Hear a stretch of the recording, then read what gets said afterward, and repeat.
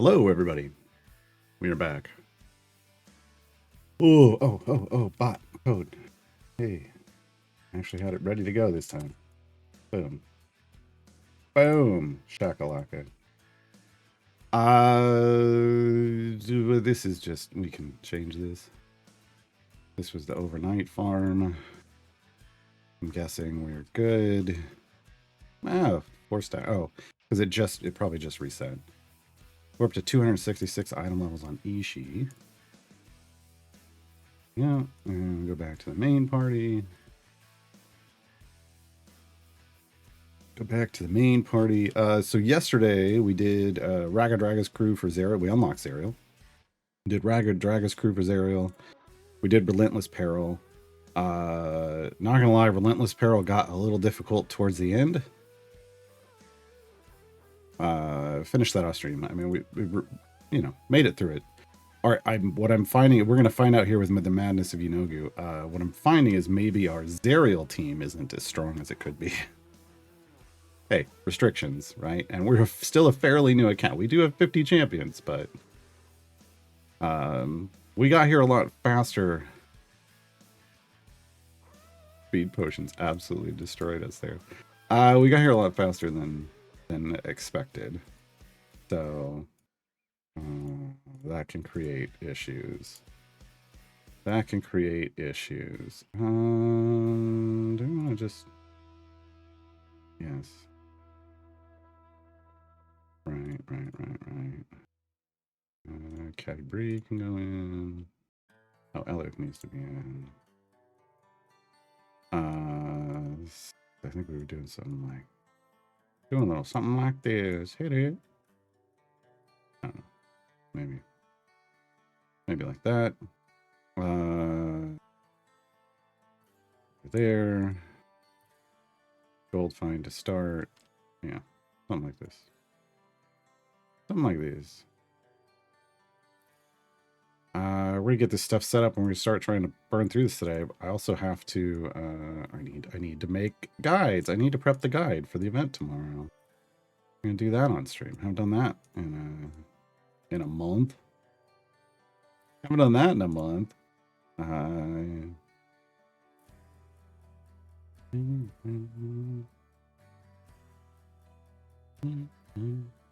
When I need to save this formation, I keep forgetting to.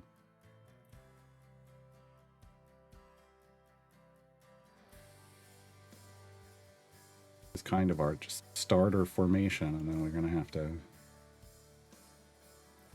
figure out a good pushing formation if we start running into issues. Especially, like, I don't know if we're going to be able to do extreme heat. We'll see. If the thing works that people were saying, where Briv is now healing off of those damage pulses, then it'll be easy, but that wasn't how it worked when it originally came out. So if they've changed that, then they've made it easier for people. You take a page from Mars and start reading your guides on stream? No.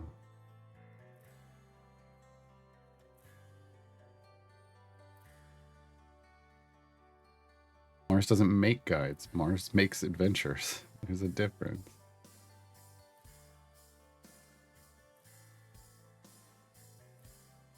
I mean, I guess if somebody wants to pay me a solid hourly wage to sit here and read guides on stream, but I do not get that kind of paycheck. Okay, we're going a ways. We're going a ways. So we're gonna do doubles. I'm gonna do doubles. I'm gonna save this, and away we go. Let's make sure it's over here for next time. Done. Reaching these kind of levels this quickly, difficulty can be expected. Yeah.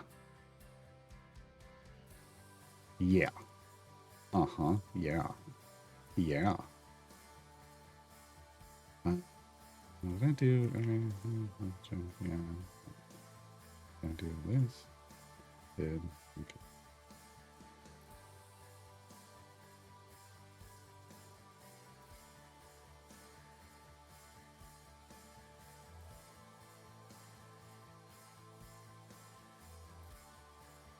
Right. Okay.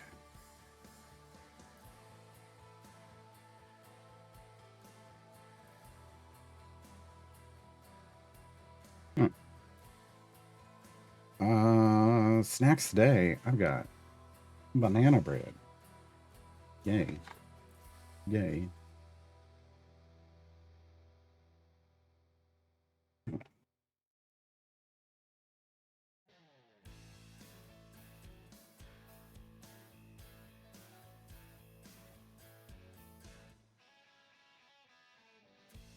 Hello, Lazier. All right, let's get some codes in.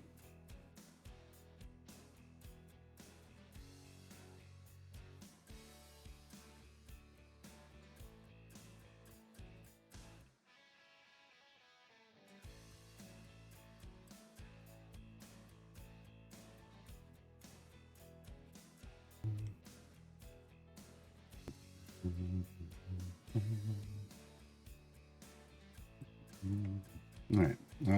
Motor component chest from, I don't remember. Oh, we bought it yesterday. Ooh, look at that directed T. Nice. And this is actually a good, or excuse me, a directed cross. That's a good directed T, though. Well, Seraphon, that's right. Need to gear up. Seraphon.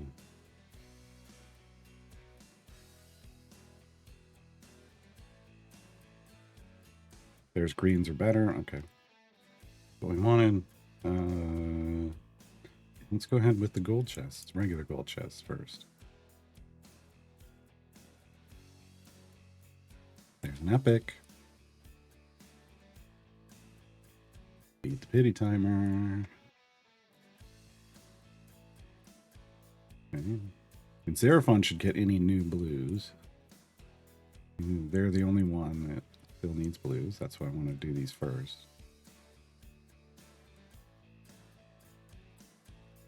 Nice. Okay.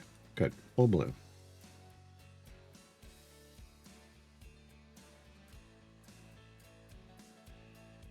Nothing. Come on. Nope. Okay. Let's do their named chests. These are just dupes. It's fine. Didn't have any other, you know, evergreens to level up anyway. All right, now electrums. Still trying to get full green on some champions.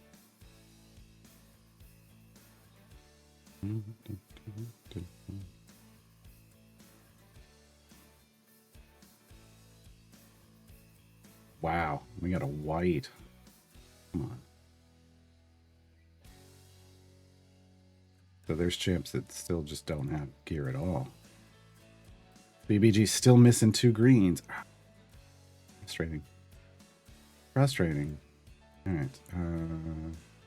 Now that's quarter greens. We just want and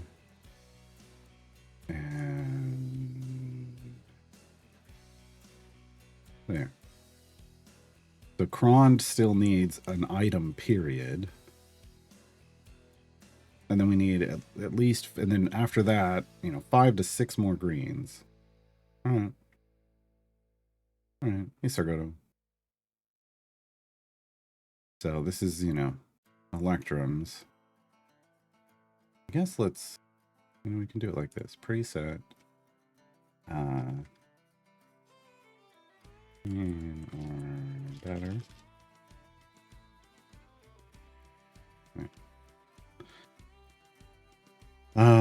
Whereas, you know, we've already got the, oh, I guess we've got our Corver Greens, which is a very small group now. And we added someone to it, but it's still 6 people that are one and done. Makos needs 2, or excuse me, Minsk needs 2, Dragonbait needs 3, and Seraphon needs all 6. All right.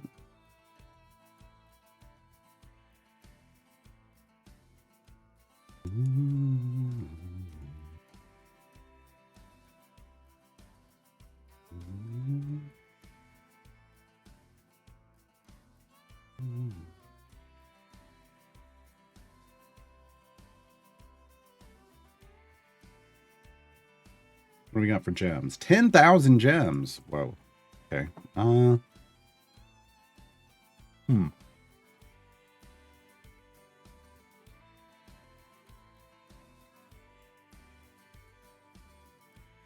Still buying gold chests. I wanted to think about it for a second, but we're doing We're doing patron variants, so the focus is still on gold chests. When we hit, I guess we're gonna go do Wild Beyond the Witchlight after this. Yeah, because we did Icewind Dale, we got Xeraphon. When we do that, then we'll save up for a 50k feat.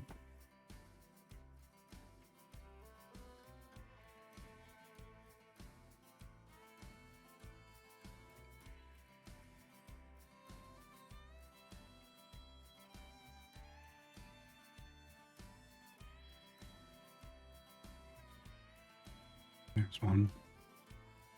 There's one.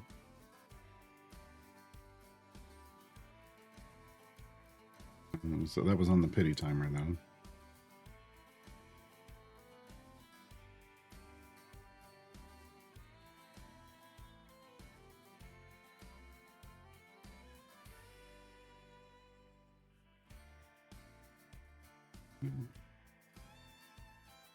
Nope.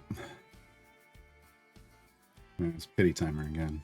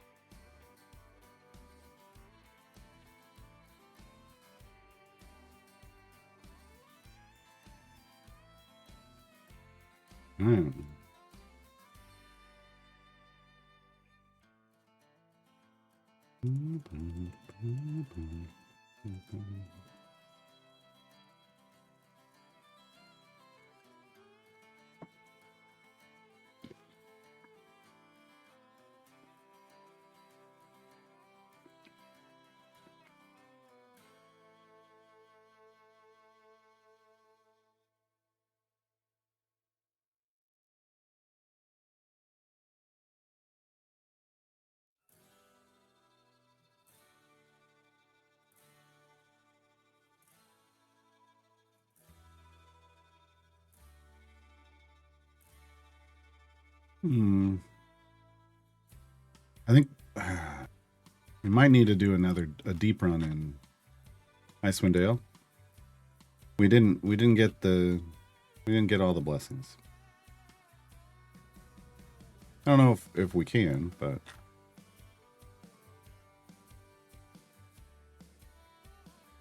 I mean this one's not bad. 5x damage. And this would be really nice to have.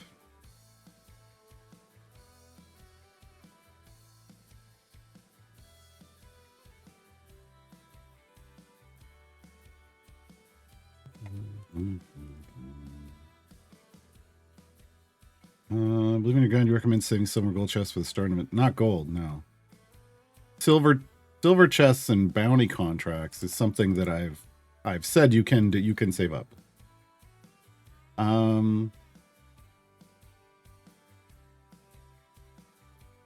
If you're brand new, it can give you a bit of an edge on your first deep run in an event. If you're not, and when I say like someone who can't like soft cap on their first run, even though it's not a lot of gold out of them, that little bit of gold can be helpful. I don't know that it's necessary nowadays. I didn't bother using it. I didn't bother doing that really at any point in this. But we also started with, you know, $30 up front and got some giveaways, right? Yeah, it's just like, it's one of those like micromanage things. If you really want like a tiny little bit of it, it used to be a bigger deal in years 1 through 3, which is, I mean, that's back when I wrote that event planning guide. That was when I figured out all those little details and wrote the original guide. It was much harder to get gold back then than it is now.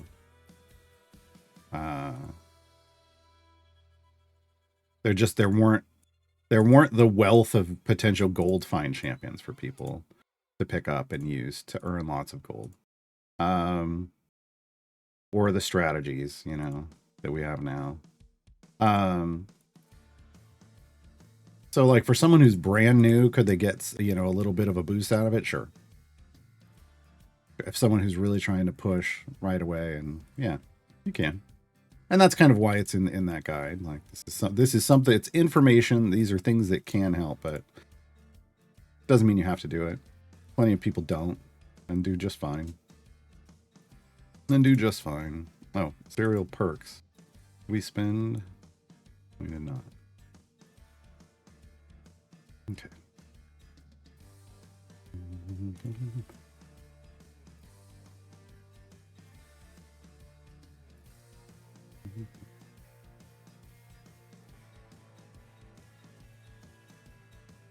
Wow. Wow. Look at this. All the way through tier 5 maxed, but like but in it via efficient spinning, we don't even have like any of the globals really. That's ridiculous. So.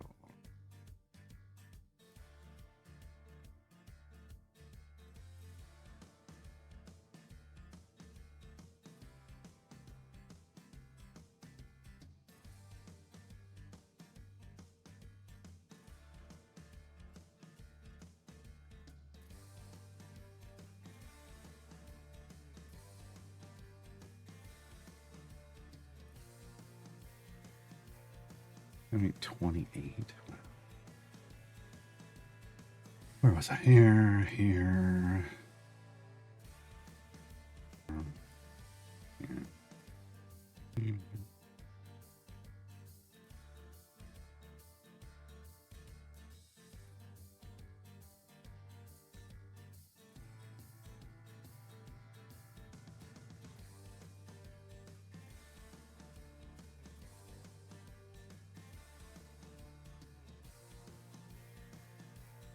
All right.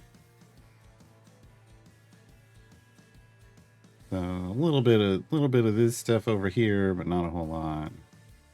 This one doesn't even matter unless you unlock Rhea, and we didn't. And we didn't. But whatever. Whatever.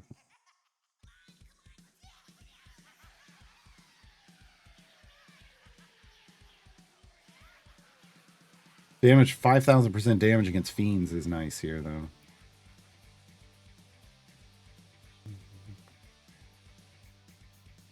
%2,000% if the area is hellish. Well, I mean, we are in hell. But yeah, this is where we kind of want increased damage of champions on a Trials of Mount Tiamat adventure, and then assault DPS provided by reaching the daily Trials of area goal increased by a percentage. Those are big, right? Trials bonuses, big deal. Yeah. All right, what did we get in the shop? Did we? I mean, we already bought those things. What did we unlock down here? Anything? No. We got down here, but we don't have the currency for it. There's a Bruenor scan, which we don't care about. Wow, there's just nothing here. Just the Coatl. We just want the baby Coatl for 50k. Yeah, Naris feet. Free, yeah, we don't care about any of this stuff.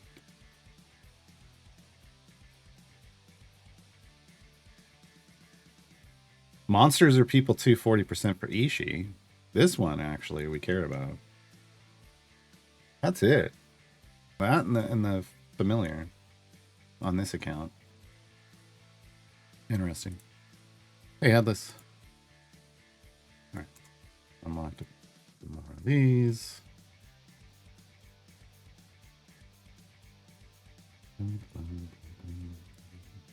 Soft capped.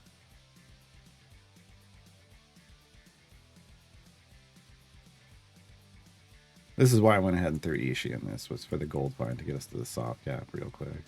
Ishii and Azaka.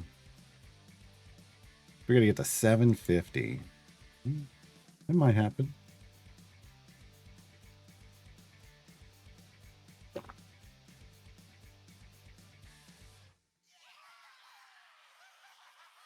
These goals are definitely pushing it with this kind of restricted group. If we go over here, we look, we can just choose like Zerial and owned, and this is what we got. And it's not the greatest detective agency. BBG is here because of one of his rules. He technically doesn't qualify. So we got Halson to swap in for damage. We got, or for buffing. We got Karlach for damage. I mean, Beetle can show up because Grim can show up, but that only matters if Grim's our DPS. Otherwise, we gotta switch to like Humon or Hitch.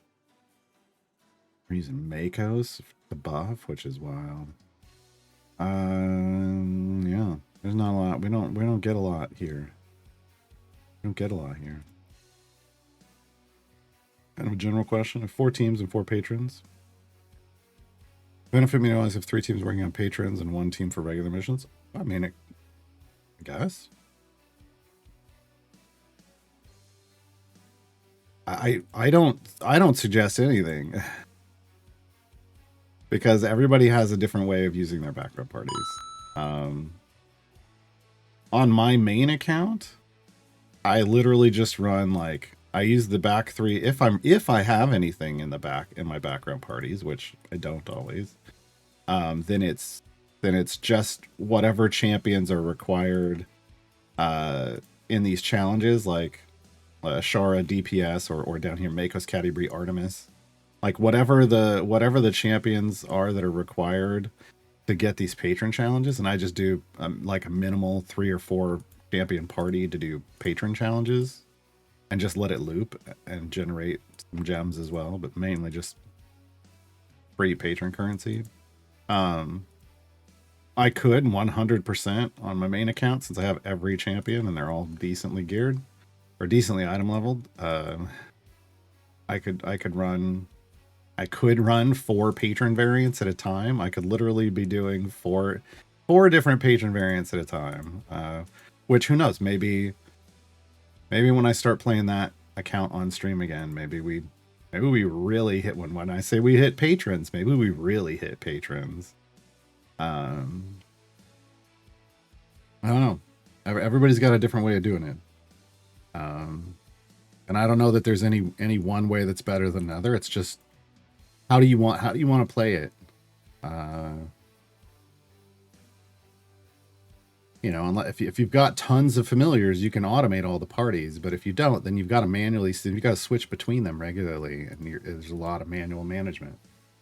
Azaton, thank you for the follow, much appreciated. Hey Tara. So yeah, I don't really recommend a specific thing. I just, like right now, I'm not even doing other content back here. It's looping, and I should go see. Didn't we do all the Mert stuff? Oh, he needs human alliance and bosses, so he can keep going. But I should probably switch it to, Baj or Straw, right?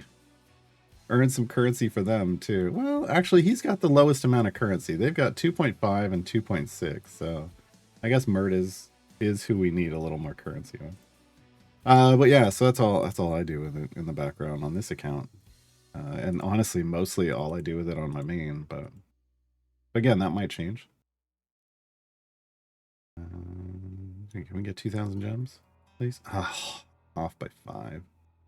Come on. Who made the money?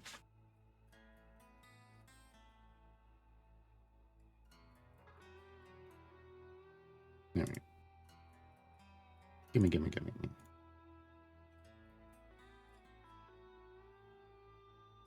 I've never taken one of these new player accounts to full epic on my Corver Greens before, so that is definitely a goal of this account. There it is. That was the pity timer, unfortunately, but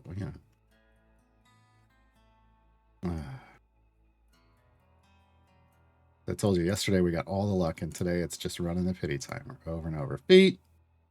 Halson, not bad. Not a bad feat for Halson. I don't know what we're using, but if we're still using his 10% one, then obviously that's going to replace it.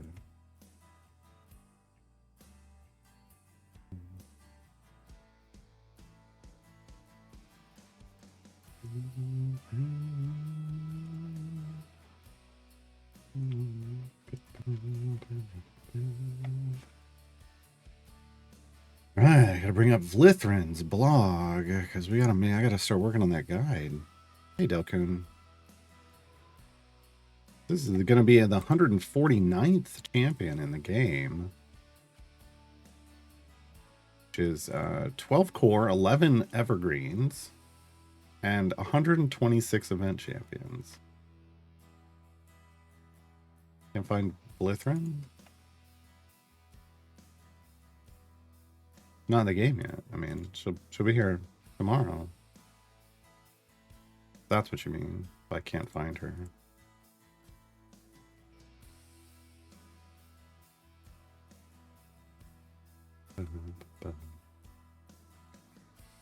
Yeah.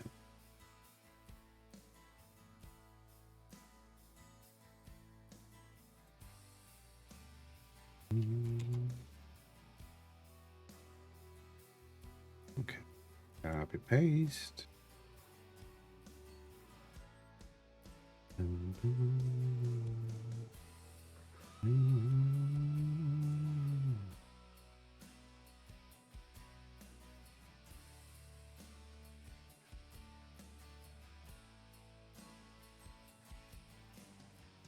That makes 189 guides.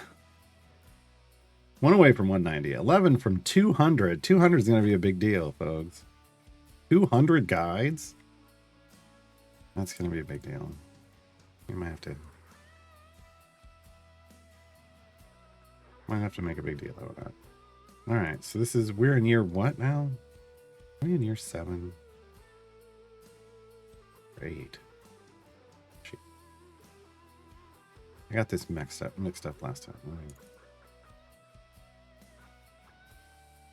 8. How do we get to 8 so quick? We're in year 8.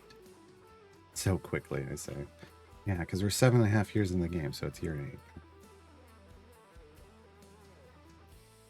8. All right.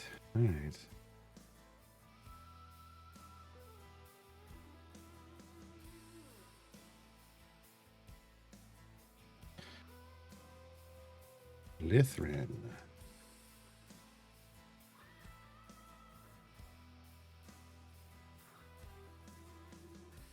Triton Cleric.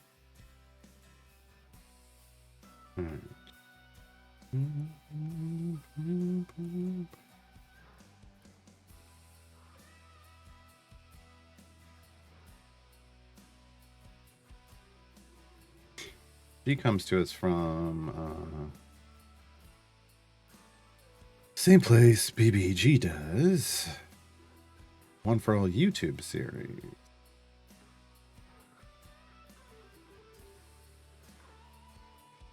Played by who?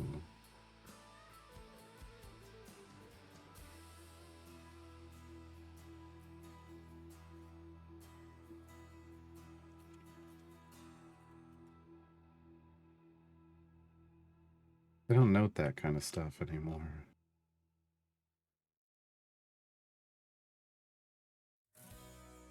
Sorry about that. Come here, girl. Stop it. Stop. Not what I wanted.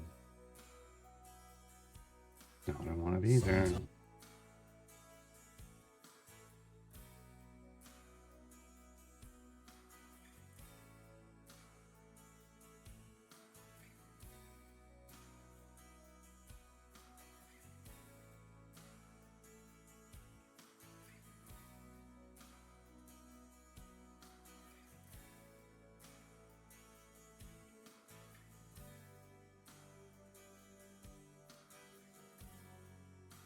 Soylent Cosplay, thank you. Okay. I have to go make sure I'm crediting things correctly. Thank you, Monastic.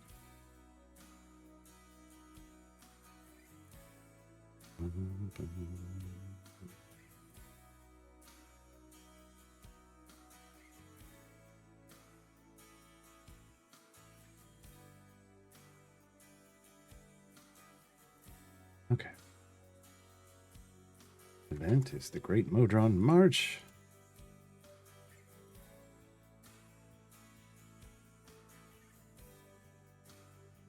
That month, oddly May.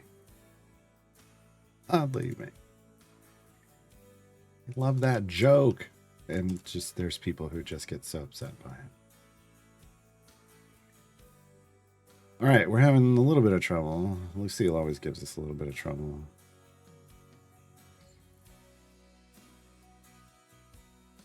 So we may have to... we have to beef things up here. Soon. Yeah. No, we're in... Yeah, okay. Okay. Where to do this? I think this is what I did.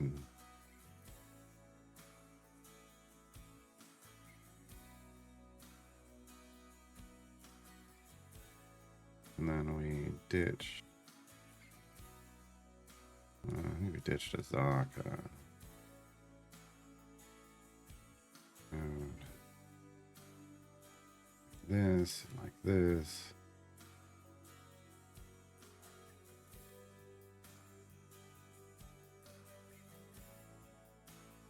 Yeah, that was way better.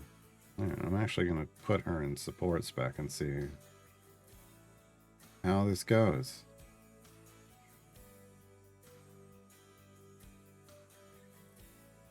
Yeah, not bad. That's not bad. Oh, hello, Bayou Shakira. Hello, Jules.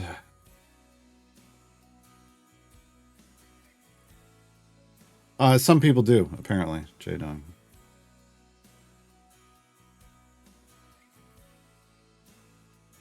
I seem to recall a video that you said in it there's a way to spawn undead. Viconia can spawn undead. Yeah, it's Viconia's favored foe mechanic and her speed mechanic. Yeah.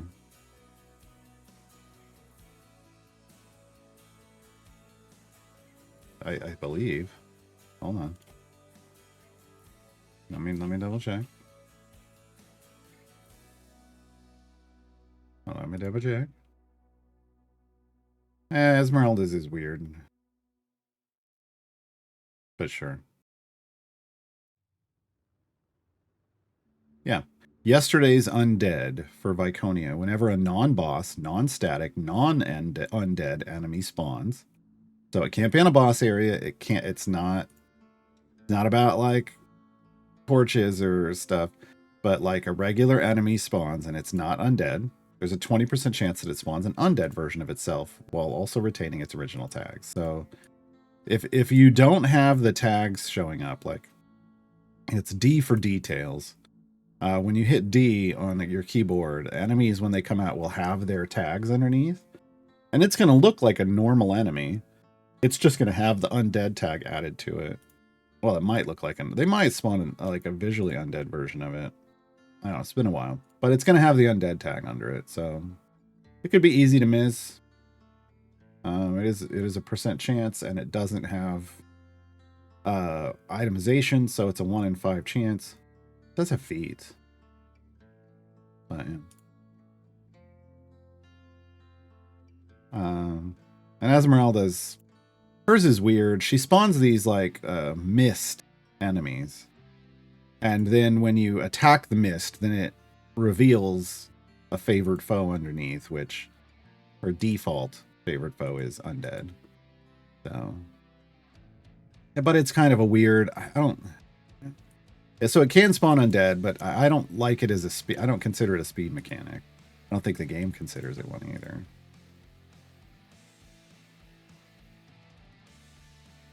Okay. What else we got going on here?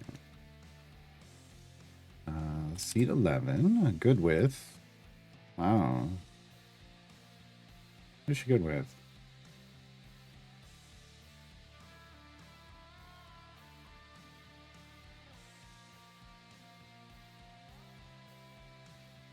Int 12 or lower.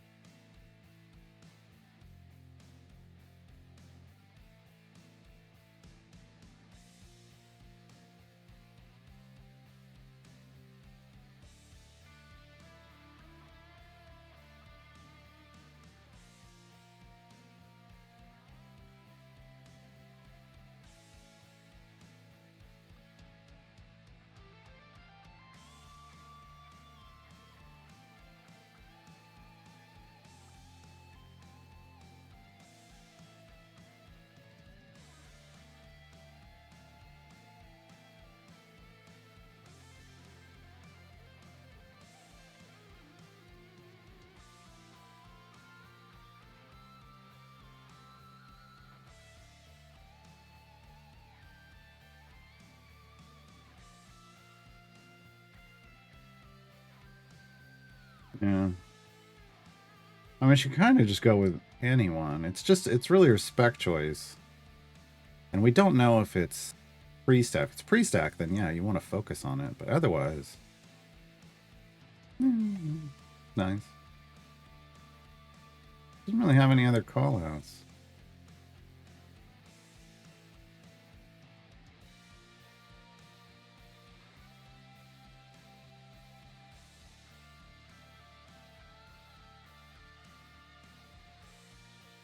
Oh, yeah, and of course the all-for-one group.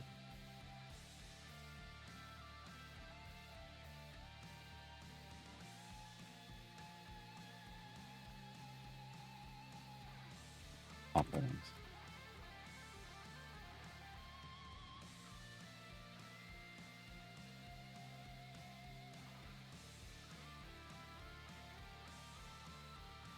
All right. Does Esmeralda have the speed tag? Oh, let me stop moving.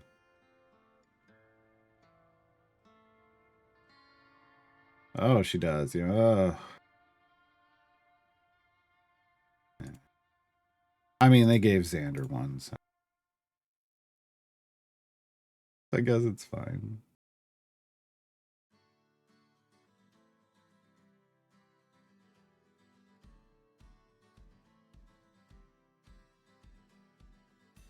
I didn't think they did, but that's fine.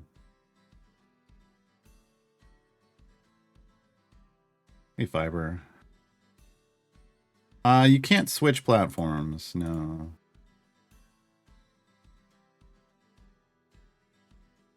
But you know, if they're on, oh she, yeah, you put a she there. If she is on Steam, I mean, I believe the dev said the next giveaway is on Steam, so she's in the right place for a giveaway.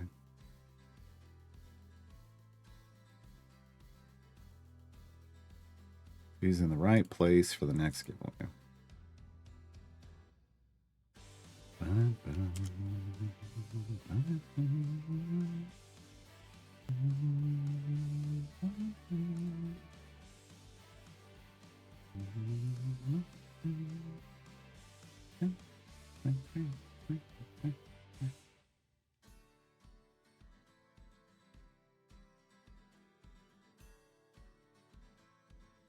Did it.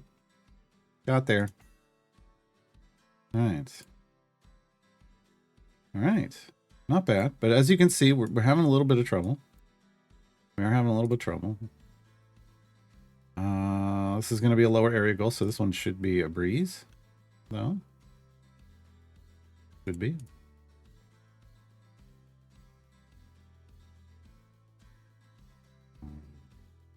So we know we've gotten to 750 and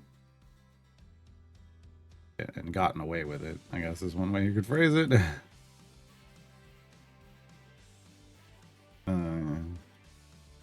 As long as we're in that neighborhood, we should be okay. The extreme heat's going to be the real question mark.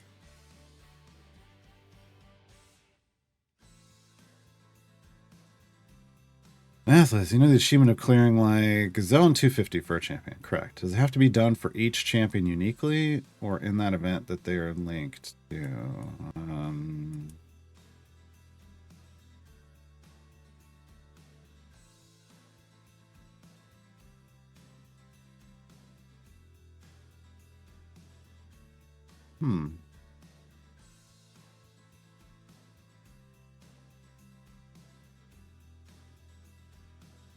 Should just be, it should just trigger now. I think the achievement reads it's like in any replay for that event. They changed, here's the thing, the reason I'm pausing is they changed it. They changed the wording. Now whether that means they changed the full functionality or not is always a good question. They changed the wording. It should just work.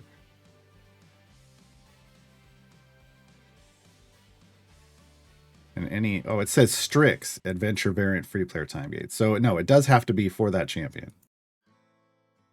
Yeah. Okay. That's what I thought. It used to read in a different way. So no, it has to be for that specific champion. You have to do that champion's adventure free play variant or time gate. Yeah. Okay. I knew they'd adjusted it.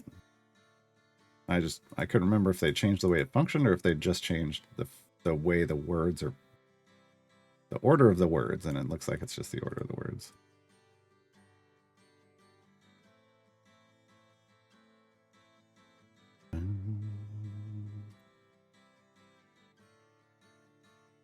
So yeah.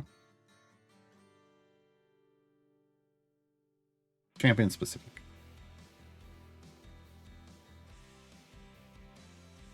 Come on, epic. Nope. Nope. All right, let's go spend our currency. Influence.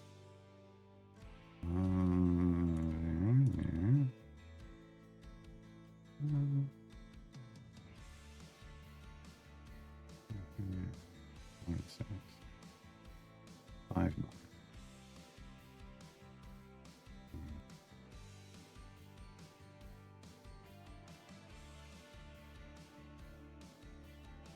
Okay, finally got that done.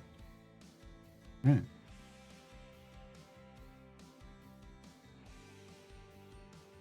There we go.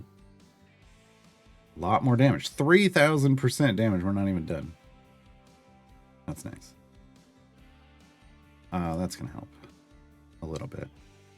Their lowest, 669. Nice. And that immediately jumped into the EO6s. Good lord. All right. Shop. What do we got? We still don't have enough for that familiar. Still don't have enough for the baby koala. That's all I want. Well, I do want this too. I do want this too.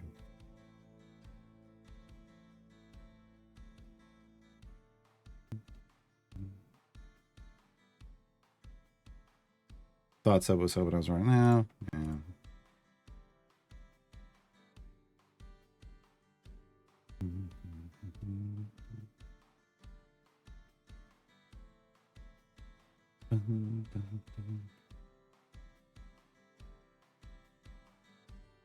For the life of me right now, I cannot remember the names of the other awful ones. Rolling through. Wow.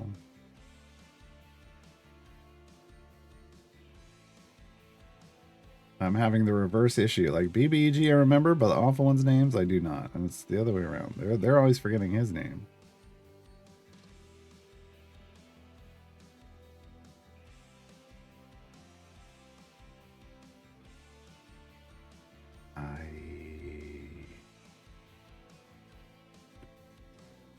Why is that not?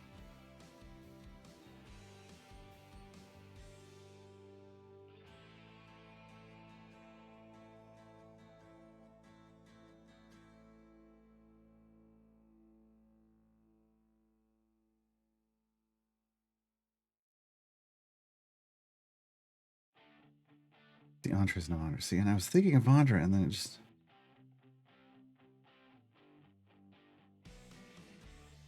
Brain just no work today. Brain no worky.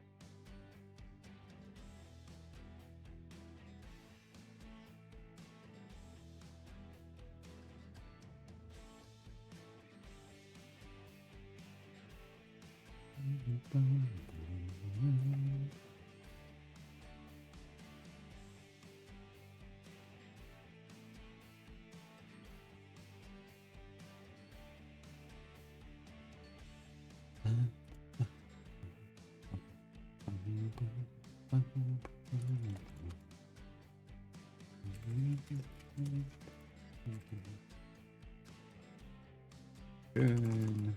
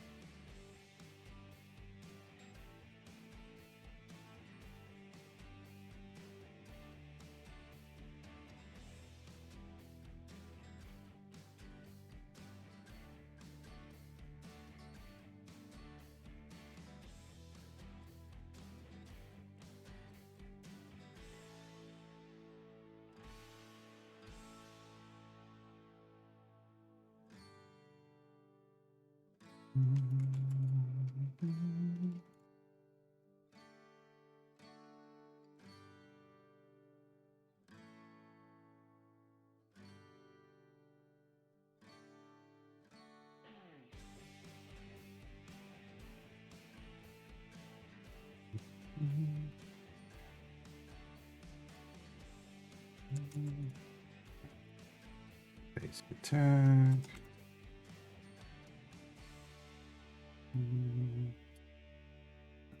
Get that yet.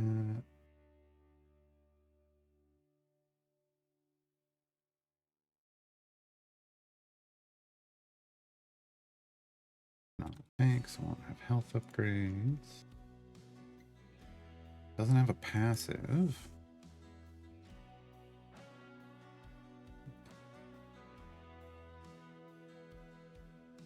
Has a bunch of abilities. All right.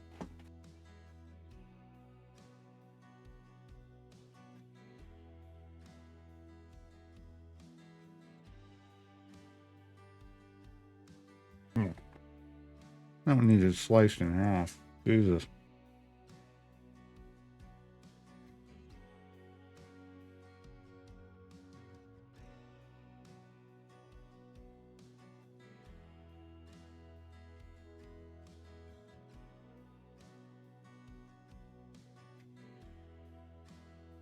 Yeah.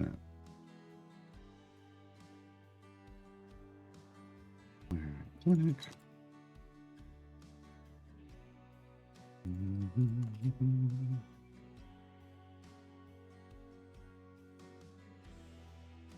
Is that even possible, 5-day 20? I've never messed with any of that stuff, so.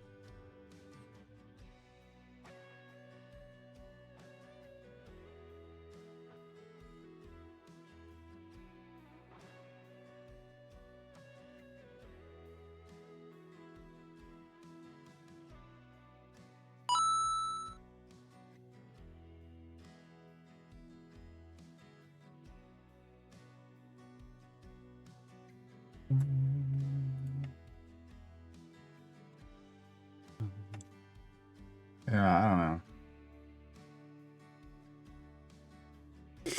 But I guess you unfollowed and followed again, but I don't know if that does. It's one of those things you might just have to Google an answer to. Because I don't know. I don't know if there will be one.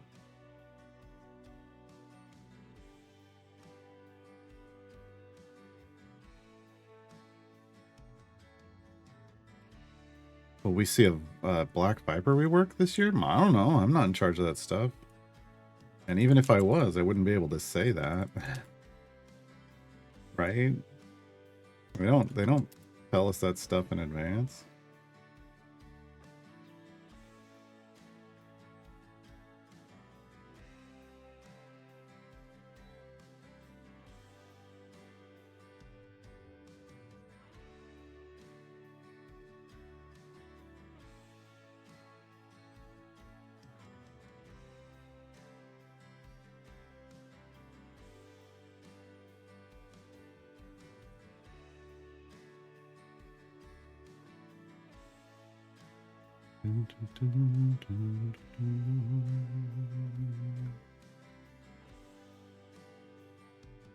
Interesting, 10 miles. Eh?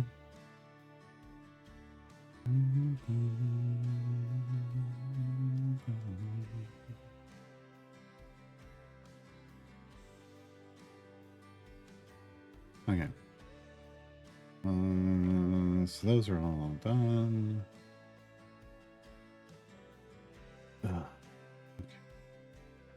Let's do this.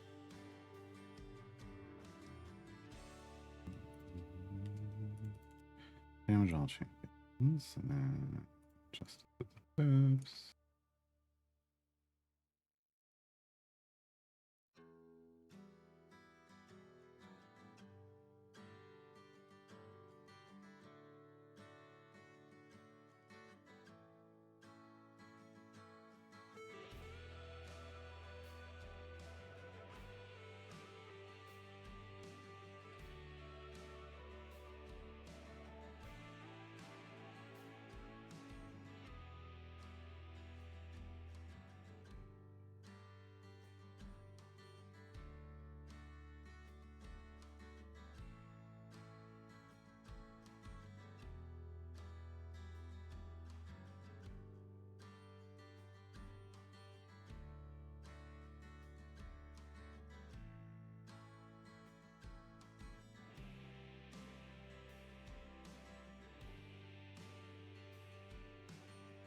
Items are set up.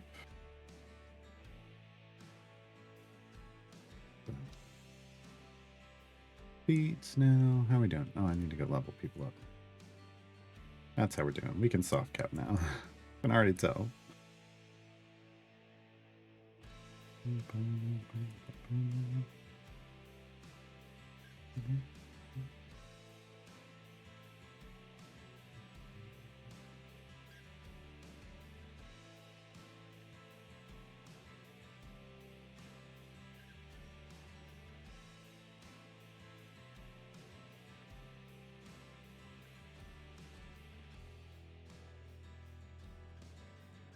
All right, 160-ish more areas to go.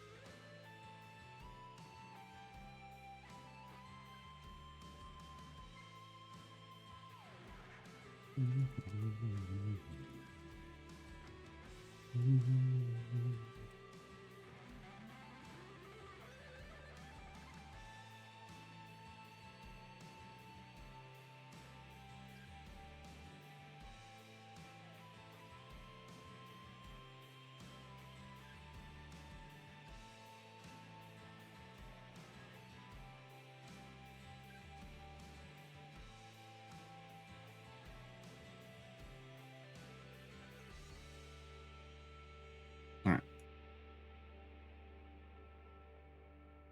All the feats are set up now.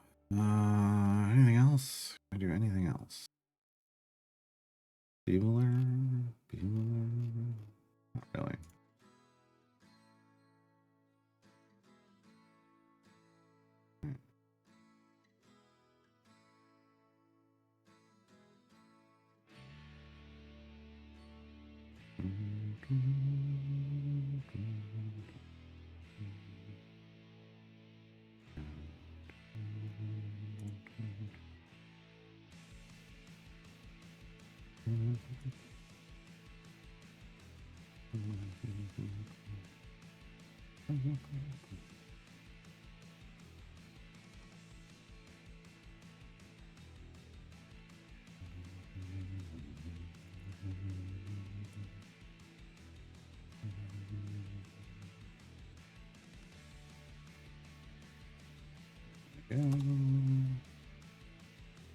That's that. One last.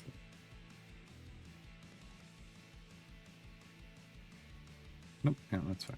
Okay. All right. Blitherin's guide is prepped.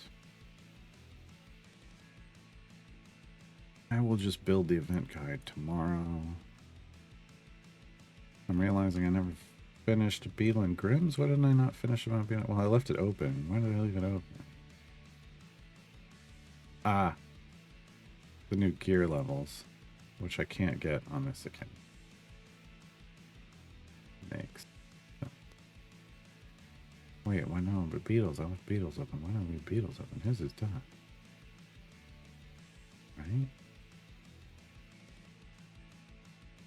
It looks done to me.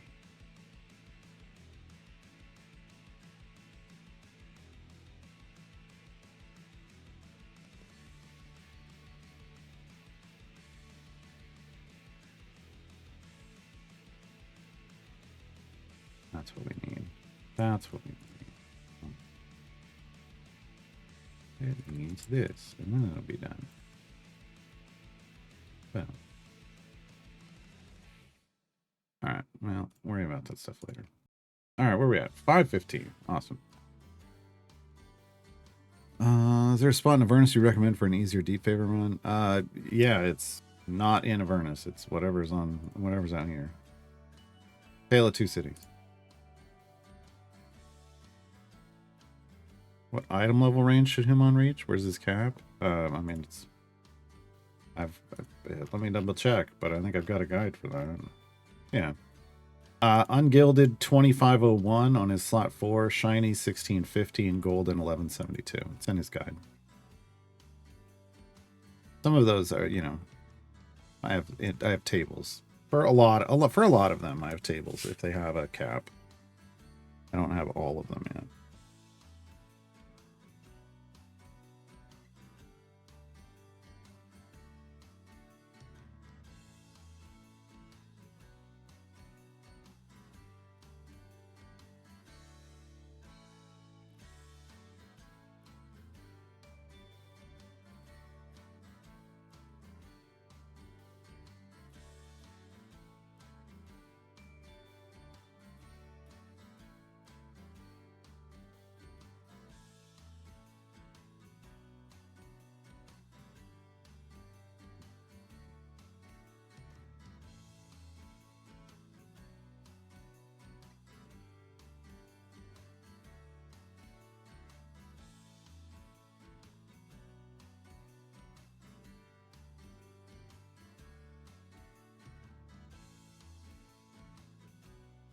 What are we doing on gems? Yeah. Good enough.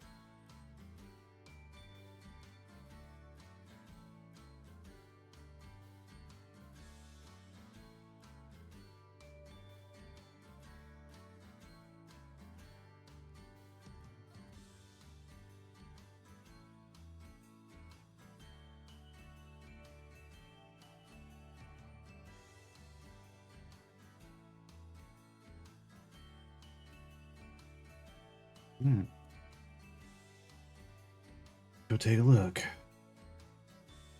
Awesome. 7 champions left. 2, 3, 4. 5 out of the, wait. Yeah, 5 out of the 7. Only have 1 left.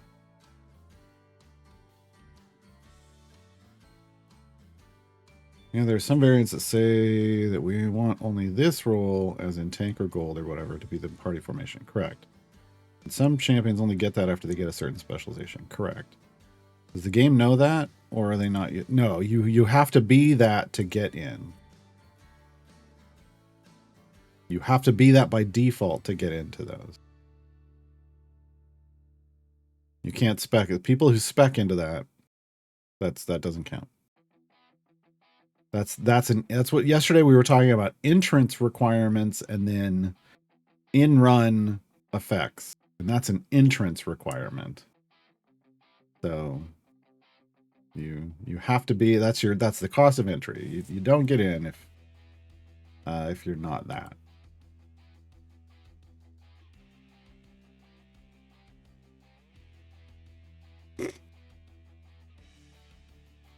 What you can do sometimes is if there's a way to pull somebody in,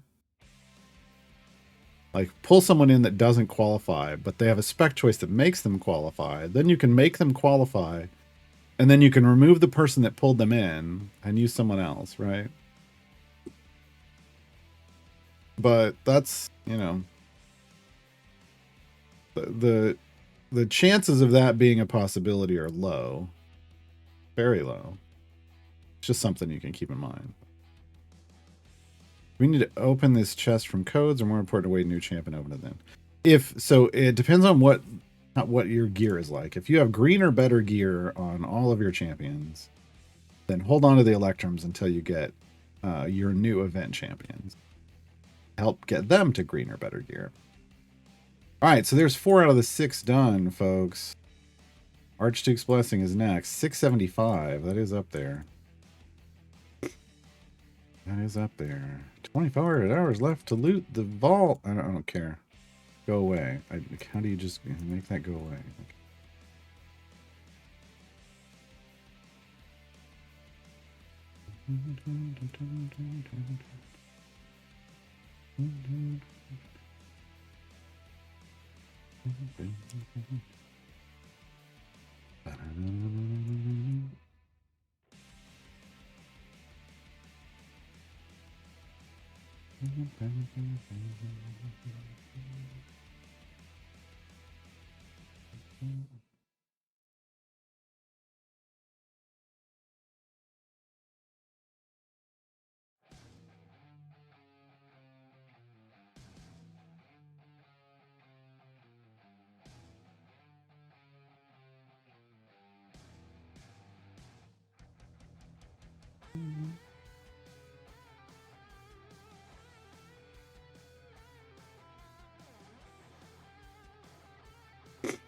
I took about 30 pieces recently, and I don't open them because I don't really understand what I can get except for +2. So, yeah, I mean, it's the point of chests to start is to help gear up your champions. They also have consumables in them that you want. Electrums have gems that you can use to buy, what you want from the shop.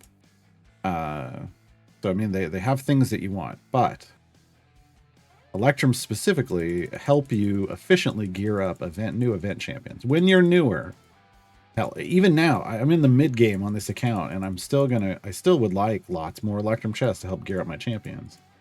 It's actually why if we come over here, I've got green or better. So this shows me who I need. It should be.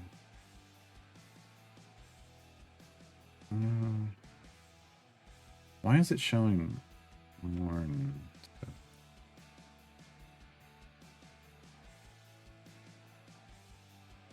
There. That's actually what I needed. I need to resave this. Okay.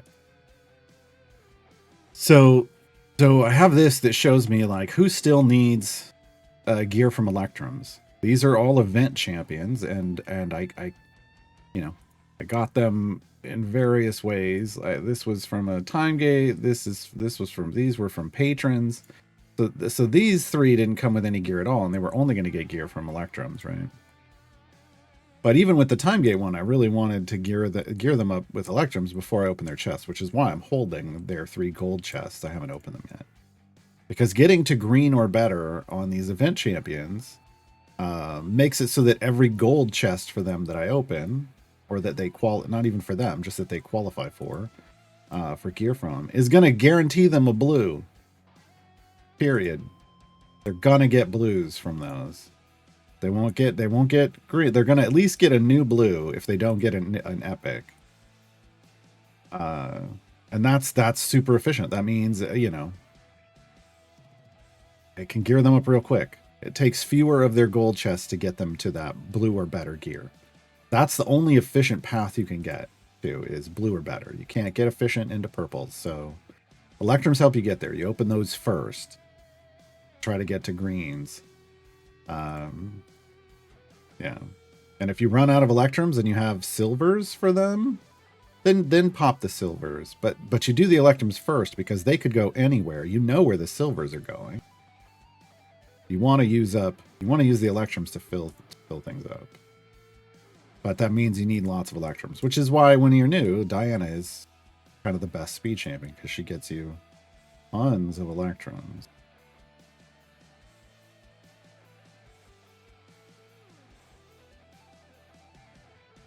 Did I make a table for Beetle's specialization? Which one is best? Sort of, yeah. It's you can't make a full table because there's a ridiculous amount of data that just doesn't. Like, Reddit would ban me. Well, they just wouldn't let me post it. So I gave some breakpoints. I gave like the numbers of like 6, 12, 18, 24, 30, 36, 42, 48, 54, and 60. Because those are kind of good breakpoints for epic equipment and shiny, right? Like gilded stuff. And then for premium gear, which is the middle one, then I gave breakpoints to show the numbers that beat the relative numbers and the stuff above. And really, you're just competing with like epic equipment. So then it goes 925, 2925, 4400, etc. There's a lot of stuff there. But it's there just to kind of give you an item, because an understanding of breakpoints. But ultimately, to truly know, you've got to do the math yourself. I can't, on a fixed guide, I can't make what really needs to happen, which is a calculator that lets you put in the data and tells you which one's best.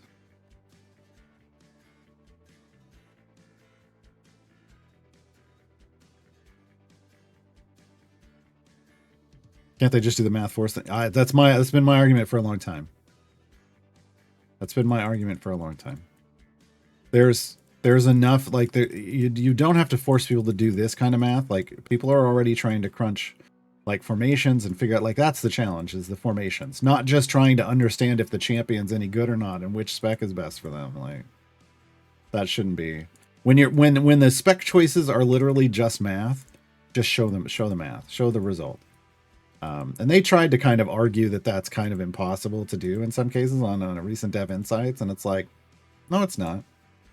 They're getting too far into the weeds into it. It's like, no, you just, whatever the current formation is, with them in the formation, you hit that button, it should show the math based off that formation. If people want to switch up the formations, then yeah, while they're looking at that, do it.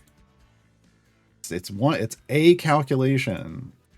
I don't understand. I don't understand how they made their game in a way that doesn't allow that to just be an easy thing. When it's already being done, the second you hit that button, it gets done in the background. Like, it gets done. So why can't it just get done right there to show you? Well, I don't know. Frustrating. Hey, Dan Sliver.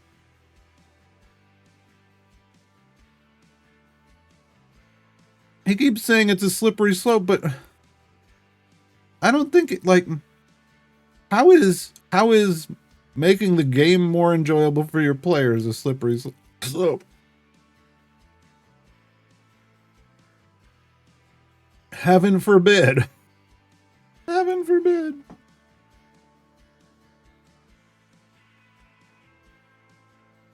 I mean, they've already got counters on champions that don't need counters. Like, they've done the opposite. They've put traps in the game for people by putting counters on champions that don't need counters.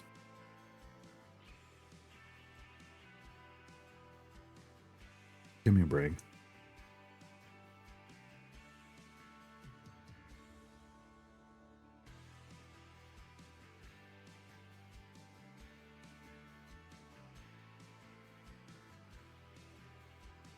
Okay. Banana bread is gone. Hmm. Hmm.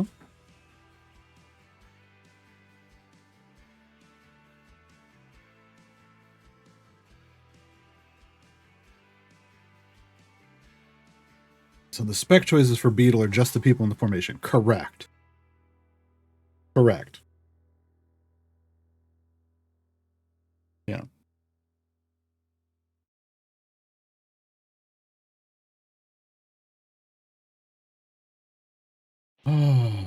Oh, I see a stretch and a hydrate. Hold on.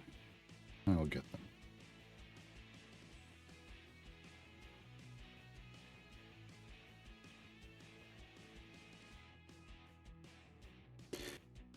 So played some more Conquest Dark last night, folks. This should not come as a surprise. Tried that endless mode again. Spent about 2 hours in one run. Just doing that, like trying to get a better version of that unkillable one. I got further. I got a couple areas further and actually died, which was a shock. And I'm not really sure now. I felt like that was pretty close to optimal. I got one more thing I want to try. And we'll see. It just gets to a point where killing things is just so slow. And this time I had the penetration, like the penetration stat, and it was definitely helping me, but still way too slow. I think there's a certain bit of luck that's involved, because there's one thing you can get, like you could collect these soul fragments, and one of them has a bonus that increases like the amount of the little experience things that drop. And man, if you don't get that, if you can get that one early, that's huge, because getting more experience obviously means you level up faster. And you can kind of you can not only level up faster and do damage faster, but you have the potential for better damage with the same amount of kills, right? Because you're getting more experience for it. And I didn't get that until late. It was frustrating.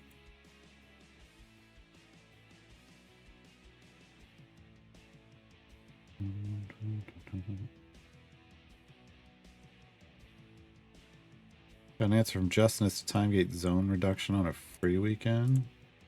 Oh, okay. Yeah, the math would have to be a lot different, Artemis, if Beetle applied to everybody. Because remember, Jarlaxle applies to everybody. He's not busted, right? It just has different math.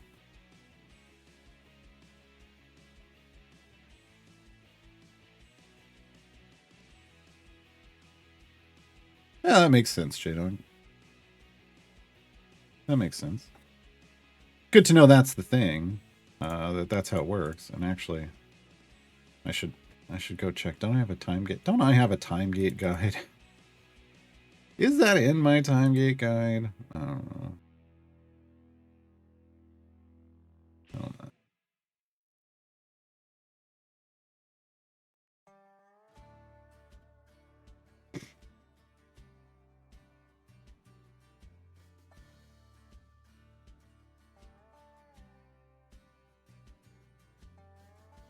Next time, I'm just hoarding information at this point. Next time I go to update, my updates list is getting huge, because anytime I find information that would help make a guide better, I'm throwing it in the updates list, but I'm not actively updating them right now.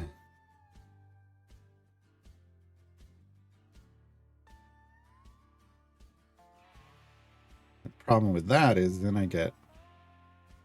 I look at the links of the update list and go, oh, it's so much work. But it's not that bad. I just can't do it while when we're doing new player account stuff, I like to be a little more present. But we are getting real deep into this. Usually the runs are shorter, so.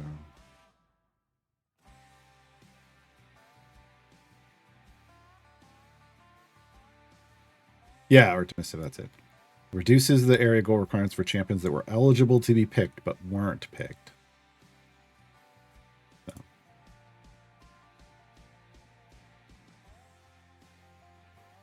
Which makes sense. It does make sense. I don't know if we ever were told that.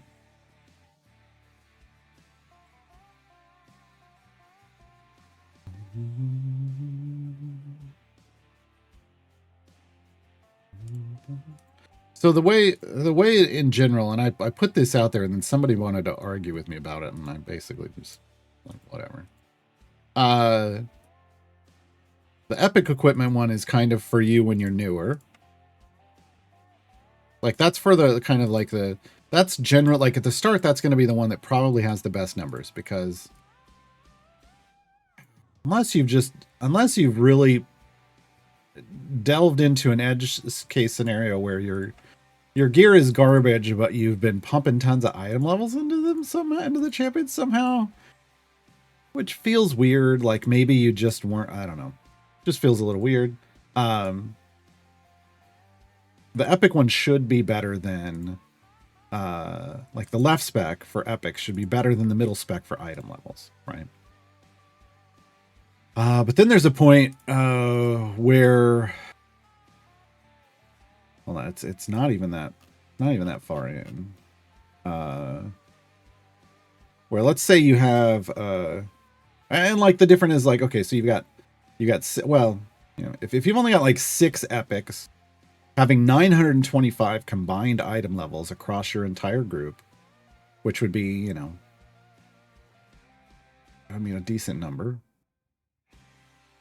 150, no, 92 total item levels, which is what, like 15 average item levels. I mean, yeah, you might be into the premium gear range if you've been getting more dupes than epics, right? But ultimately, like, once you start getting high numbers, like you get full epic on your pushing group, that's 60 epics. You then need like 15,000 item levels in your formation to beat that, right? But then you can keep going. Like it can go up even higher, right? To try to, you know, you can keep going with the item levels, right? But then there's a point where shiniest loot just is a big deal. Like shiniest loot is, you know, equal numbers. It's always going to be better than the epic in terms of scaling, but it also has really high scaling on just up to 60, right? So a full formation of them. Now, is it possible to get better item levels? No, because they if I recall correctly, they cap it. Yeah. The most any champion can contribute is 1,800 stacks, which means the most you can have total is 18,000. And yeah, so it's kind of like epic is going to be one level, and then item levels are going to be bigger if you can get to the cap, and then shiniest loot then becomes the best if you can get to the cap, right? But there's weird, you know, places in between there where you could go all over the place. So, yeah. I don't know. They didn't like that I said it's kind of epic one is kind of your early game experience, and then early to mid, and then mid to late is the item levels, and then end game is the shiniest loot. They were not happy with that, but I don't know. Fuck them. I gave them a chart. I told them how the math works. They can do it themselves. I don't know. I don't know.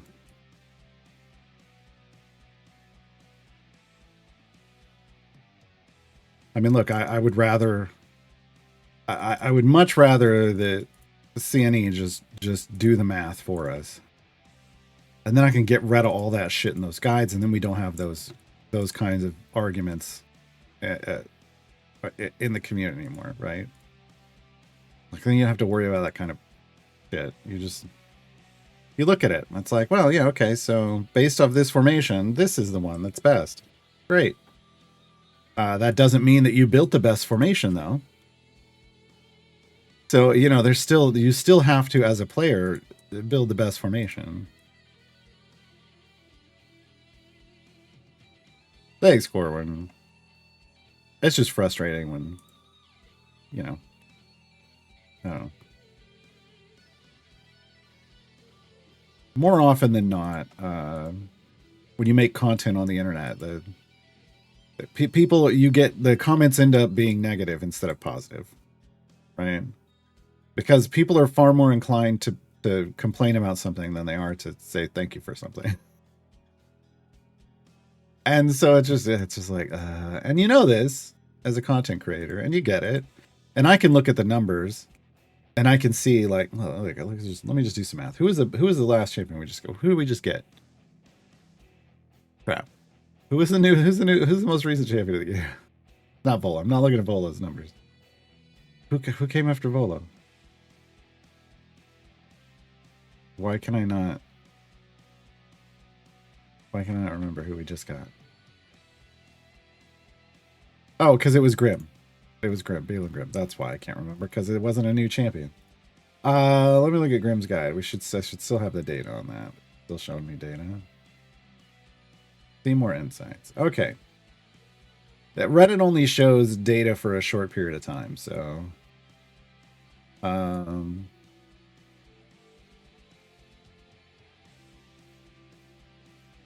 so yeah, Grim's guide got over 12,000 views since he came out. Over 12,000.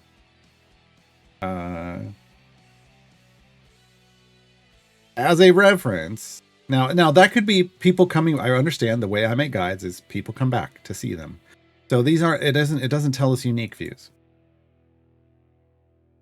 But just so you understand the scale of the difference, that had a total of 14 upvotes.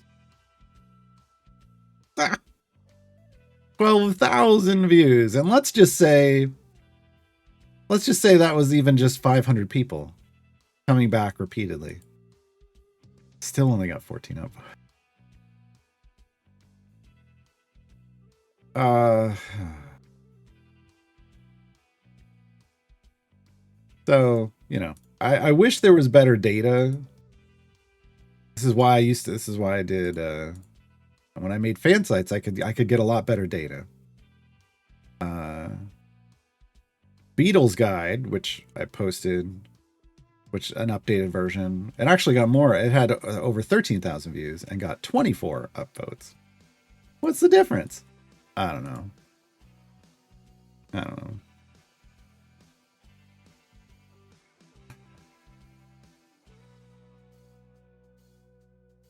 No, upvotes are. Look, I'm just mentioning upvotes because it's the one thing people can see. It's really the only way, other than commenting, that you can kind of say, "Hey, thanks for the information." Volo's guide, since it came out, so it's 2 months old. 22,000 views, 33 upvotes. And I want to be clear, the upvote ratio, the ratio of upvotes to downvotes, consistently in the 80%. So there's people that downvote it. Consistently downvote my guides every time I post one. Like, yeah. Whatever. Let me go look at, do we have data on, let me see if there's data on this. This is an old post, so it might not have the data. It doesn't. Damn. But yeah, I wish I could see my data on like my new player reference. But I can't. It's just too old. But yeah, that's why I used to like, you know, I used to be able to, you know, look at a much wider range of data that gave me better ideas of what was going on. I went from early on just, look, page hits was all I had access to for like blogs and stuff. But then, once I started building found sites, I could see a much deeper data, see like unique visitors and stuff like that. And yeah, like then you get a better idea of what's going on. And if you're getting a lot of traffic or if you're just getting the same people coming back over and over again, yeah, you can't really do that with Reddit. Are upvotes important? No, not really. I wasn't trying to say upvotes are important. I really wasn't. It's just, I don't know. Like I said, it's a very minimal bar for somebody to say, "Hey, thanks," like tossing an upvote at something. But people use it. Everybody uses it in a different way. So like it depends on the topic of the post, right? And this is the problem, is because Reddit wasn't built for guides. Reddit wasn't even built for conversations. Reddit was built for dumping information and then leaving. Like for sharing other stuff but not necessarily engaging in content. And you can see by how bad like the structure of things is, but neither here nor there. So some people use it as I agree with this commentary, right? So upvote, yeah, I agree with this, or downvote, I don't agree with it. But when it comes to a guide, then that changes, and it's not, and it becomes kind of a rating of this was helpful or this is unhelpful. And just because someone doesn't like find it helpful for them isn't the same as it's not a helpful thing. So I just accept that there's always going to be a percentage of downvotes, because there are some people who don't find my guides useful at all. But that's because they're not new players. So good. Like it wasn't made for them, right? I don't know.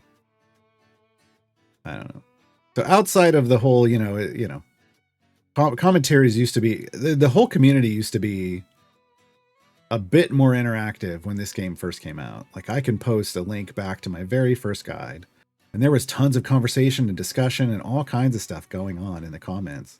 It was awesome. It was pretty great. And that was when my guides were shit back then, objectively. But we just didn't know much about the game. And we were putting whatever we could into information to help whoever we could out, and everybody was grateful for that like community collaboration.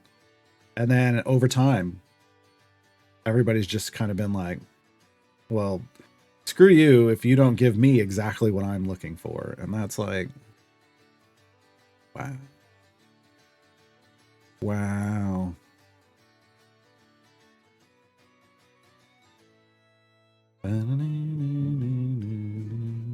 Yeah, no, people don't have to upvote. I'm just saying it's like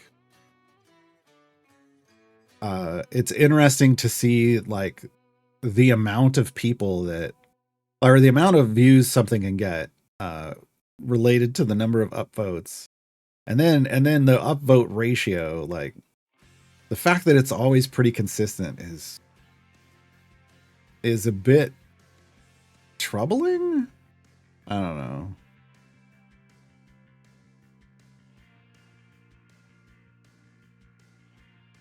Well, they're also just out like, yeah, so it's the upvotes are in different places, right?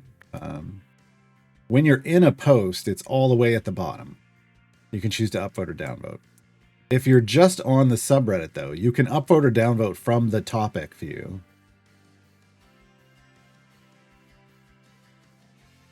So, yeah. I'm not sure what that is. Your guides have gotten so good on the negative, people feel a need to speak up. I would love to take it that way, but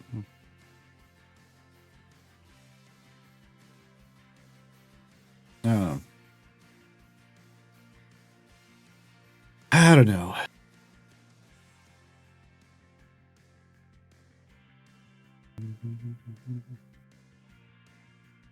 No, again, it's none of your faults. I'm not calling anyone out. I'm really not trying to like upvote shame. Look, I don't upvotes in general don't matter. If you use the guides, great. If you don't, that's fine. But if it's just not for you, what I'm saying is like for the people that I don't need that information. That's fine. That doesn't mean you need to downvote it or talk shit about it. This is really where this conversation is, right? Because it wasn't, it's okay if there's things that weren't made for you. If you're just upset that there aren't things that are made for you specifically, do what I did 15 odd years ago and start making that content yourself. Because the whole reason I make guides, the whole reason I started making guides was one day I realized, I mean, if I need this information, somebody else has to need it, right? So since I'm already collecting it for me, I might as well just organize it and post it online.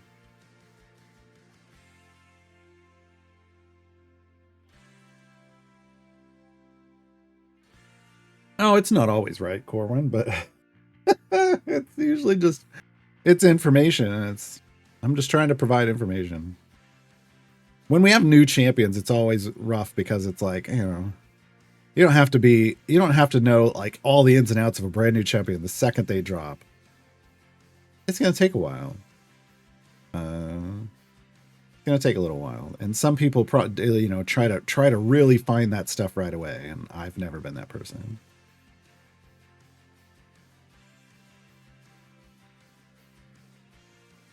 Pal, haters gonna hate. I'm just gonna shake. That's really what it comes down to. That's literally my playlist. This last few days has just been Taylor Swift on repeat. Just Taylor Swift on repeat and Conquest Dark, just endlessly killing new things in Conquest Dark. You know.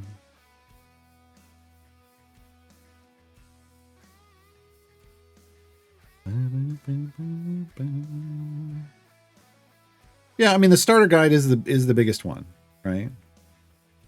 But the champion guides get made because for some reason Idle Champions doesn't want to put basic data in the game and make it available constantly for players to make decisions with.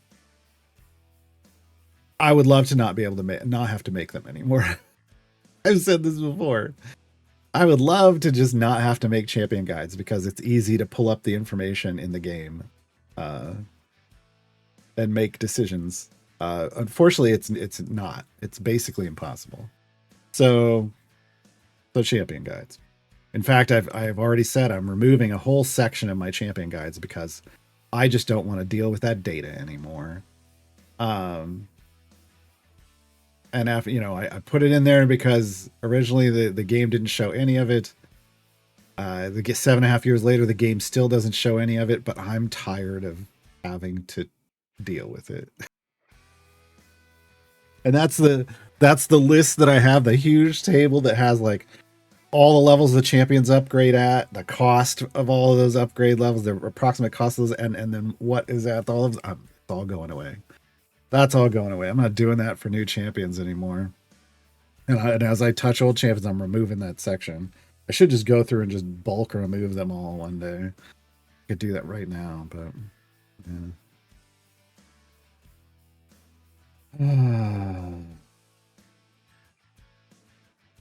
It's not even my rage. I go run rants occasionally, but this is more just, this is frustration, not rage. Rage would, if I were ever truly raging, it would be as I walked out of a community. But even then, I'm usually just like, whatever, I'm done. I generally don't treat things like I'm at an airport and departures have to be announced. I just leave. Okay.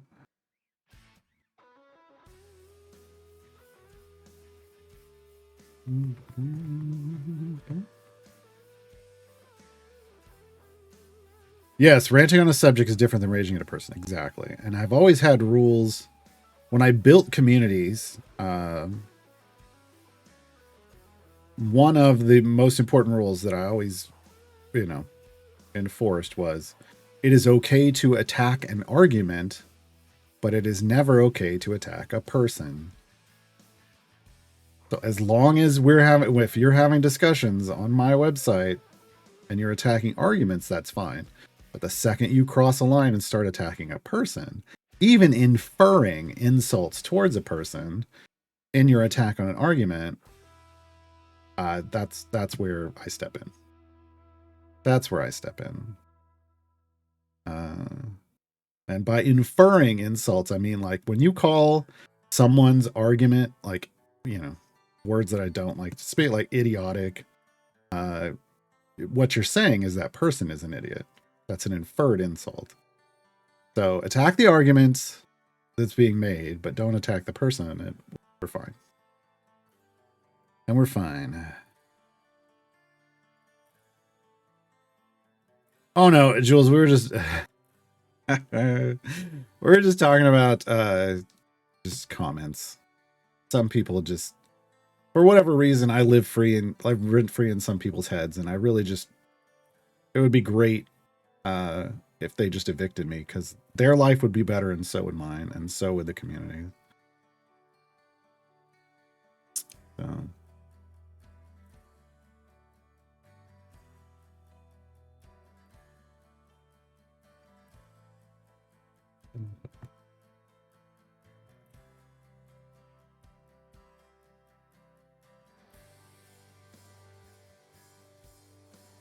I knew this was going to take longer, in part because we don't have tons of speed champions, but also because it's this, everything jumping on top of the vehicle just slows progress down. We're going to go to 675. It's going to be a while. Real close to more chests. So. Can I get it? Can I get it? Yeah. Yeah, we can. Get me.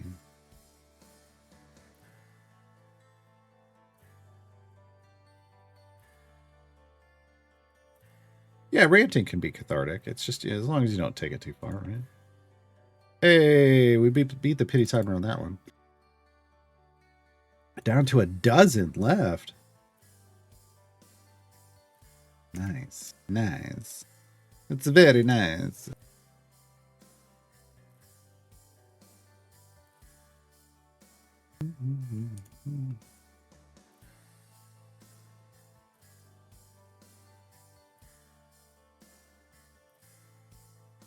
I want that calmness you get when you rage. Oh. I don't know. Last time I raged was at the gym, I threw a 20. Yeah, well, okay, so we don't want that. Destroying property is not good. So, but I don't know.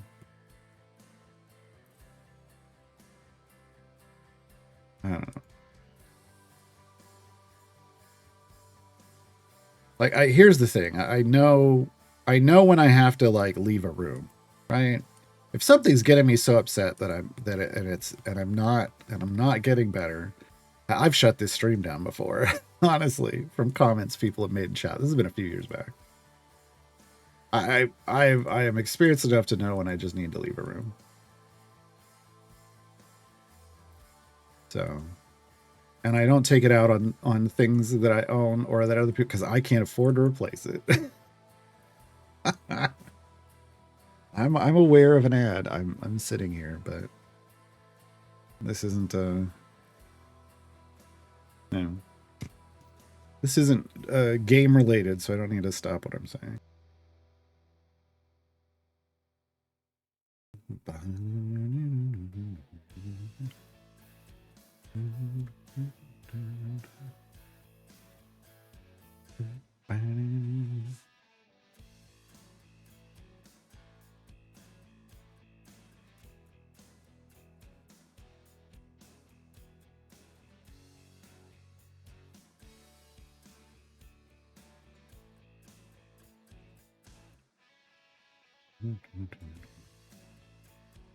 Yeah, no, you gotta, yeah. It's one of those things that you just kind of have to start being mindful that you're getting into that position and then remove yourself from that position, right? Like that's, drawing boundaries with like if it's people that are making you that angry, like walking away from them. If you gotta find something to do with it, because yeah. I remember in college a couple times, like one person on one occasion and a couple people on another, uh, just pushing my buttons just because they realized they found a button they could push. I mean, I'm sure you all know those kind of people. And I mean, the first time it happened, I just literally just it was in my dorm room, and I just turned and walked away from the conversation. Went into the bathroom, shut the door, turned the radio on, and just sat in there until I was calmer, because I knew they were just going to keep going. There wasn't a point to it. It was just because they had found a button and they were going to push it. And then another time, I think it was I don't know what got everybody so pissy, but it was something about the dishes in our dorm when we moved to the different dorms that had like a kitchen. Someone was getting real pissy about dishes, and I made a statement like, I guess this is another reason I don't like having to clarify every little detail of statements, but I was like, I don't even use the dishes as much as you guys do. Like, I think they were like, everybody's gonna do the dishes on like on a rotating schedule, and I was like, that's dumb. Everybody just do your own dishes. Because I don't want to do your dishes when I don't even use the dishes. And they're like, you're using one right now because I was drinking something out of a thing. And I was like, and it was towards the end of a long discussion, and I was just so frustrated. And I was all like, well, I don't need to clean it. It was this one of those plastic tumblers that's like, I don't know, had these ridges around it that made it real strong. Like you could chuck it up in the air and let it fall on the ground. It wasn't going to break or chip or anything. I'm like, well, I don't need it. It's empty. And I turned and I finished it and I slammed it down as hard as I could on the table, thinking it was just going to bounce off or whatever. And I shattered it. I shattered it into pieces. And I just turned around and walked out the door. I went and sat in my car, turned on the radio, and just sat out there for like a half an hour. I was so mad. Came back in to clean up my mess. It was gone. And nobody wanted to talk about the dishes anymore. And I'm not saying that was a good situation. I'm just saying, I think they learned that, look, at a certain point, there isn't a reason to push people just to push them, because that wasn't helpful to the conversation at all. Yeah. But yeah, you just kind of gotta start recognizing those things. Like I walked away every time, but I don't know.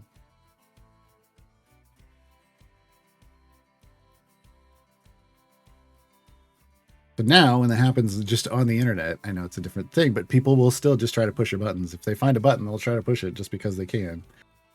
Not into that. So I've shut a stream off, or if I'm frustrated, I get through something, but I'm still frustrated, then that's when certain playlists go on, and I'll play certain games just to relax. Yeah, something to take my mind off of it. Music is super helpful.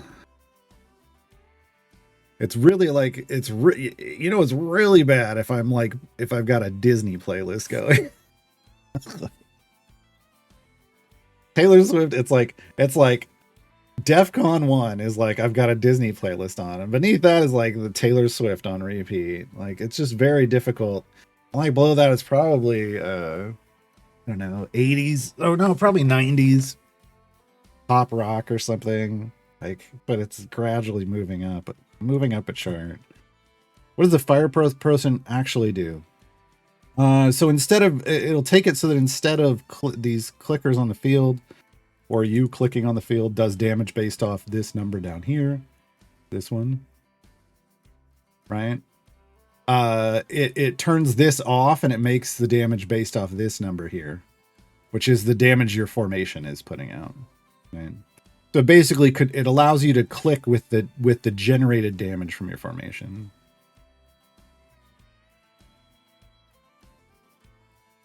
Because the game is about building formations, so they give you a way to then use that damage to get through things quicker. It's hard when someone follows you out of the room or won't respect those boundaries. Well, then, but that's yeah. But then that's one of those things. Like that's not a person that is good for you.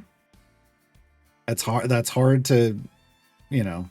I know a lot of people have issues like, cutting people out of their lives, but I've removed people like that because why do I don't need that in my life. I don't need people who cross boundaries. One of those things that's impossible to do when you're like a kid, right? But once you're an adult, you have a choice. I learned that, and I'm like, nope, I'm not going to be around those people anymore. So get why certain people get enjoyment out of pushing buttons, IRL or online. There's a lot of commentary I can make on that as somebody with a psychology degree, but I'm not going to therapize people online. We'll just say everybody's a little different.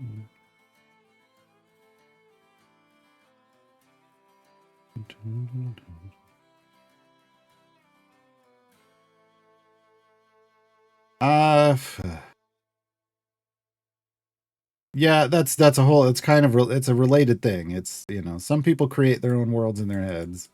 There's a whole lot that goes into. We're really getting into like human psychology.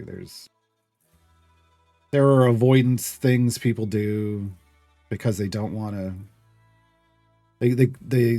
The impact recognizing the truth and processing the truth would have on them would be detrimental. So there could be a subconscious avoidance, there could be a conscious avoidance, there could be a subconscious avoidance, or it could just literally be a level at which their brain is protecting them from trauma if they were to acknowledge it. That happens a lot in for people who've been abused. And yeah, I mean, I think that a lot of the things we're seeing are trauma avoidance and the after effects of that on people who just really need therapy. I mean, one of the big things about one of the reasons I'm a big proponent of universal healthcare is I want that to include not just medical care, but dental, vision, and most importantly, mental health care. Because boy, that would solve just the mental healthcare aspect would solve so many problems. So, yeah. All right, where are we at? 6. We only got 15 areas to go. We have not swapped this formation around at all. And we're still doing okay. Okay. We're not hearing. I kind of just put that under medical, I guess.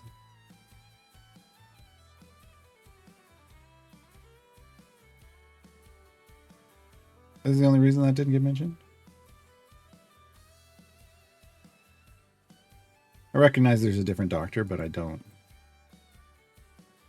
Yeah, I don't know. Yeah, sure. It wasn't an exclusion. It's just usually you have to. So here's the thing. I mean, I don't know where everybody is. In the United States, there's general medical insurance. There's separate vision insurance. There's separate dental insurance.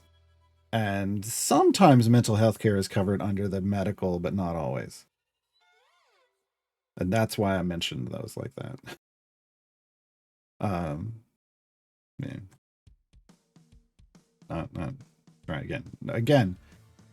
This is just because I didn't say something doesn't mean I don't think it should be included.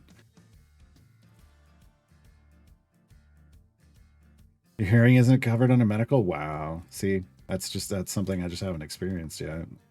Absolute bullshit, but something I haven't experienced yet. Should be. Should be.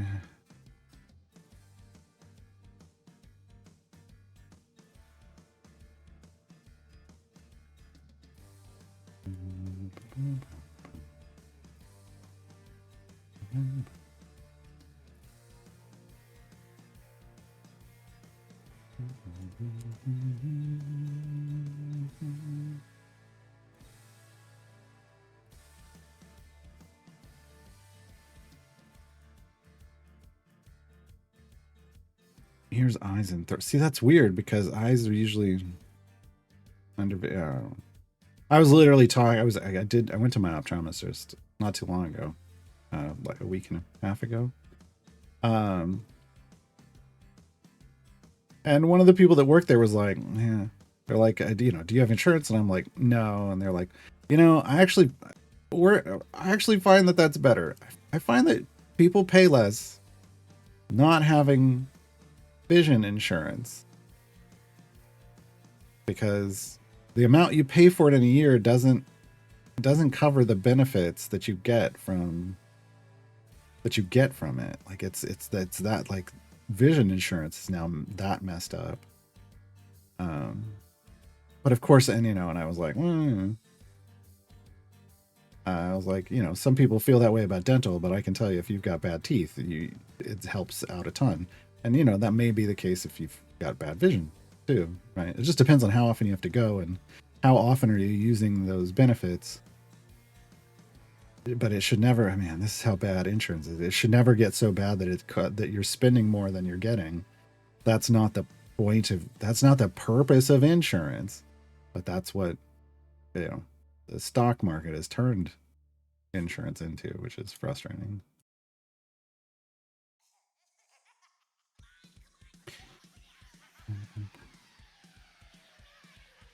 What about pets? You don't care about pets? Pets don't pay taxes.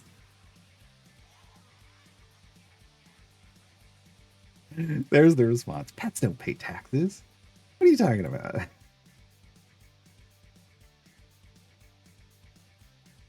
Oh god. All right. Let's see. We're gonna take a look at extreme heat here. Is it doing the thing? It's doing the thing. Hold on, it might be doing the thing. Is it?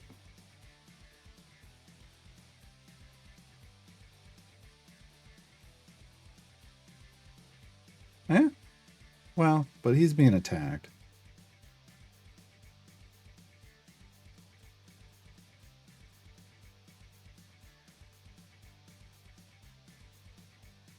Yeah, it's working now. All right. As long as you got Briv, you can exist through extreme heat. This didn't function. I don't feel like this functioned this way originally, but I'll take it.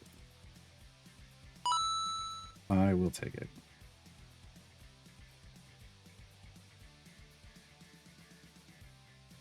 Yeah, Nathless, I have issues with that.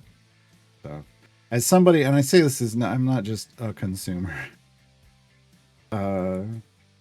I wasn't part of the healthcare insurance industry, but I was property and casualty insurance, so cars, such. Technically, property and casualty, I could have handled, cars, boats, houses, whatever. But I specifically worked in auto insurance. But you have to, when you're getting a license, you have to learn a lot about all this stuff. And you're tested on it. If you don't pass the test, you can't work in insurance. And then you have to maintain a continuing education. You have to continually refresh your knowledge and update it as you're going on to continue to work in the insurance industry. And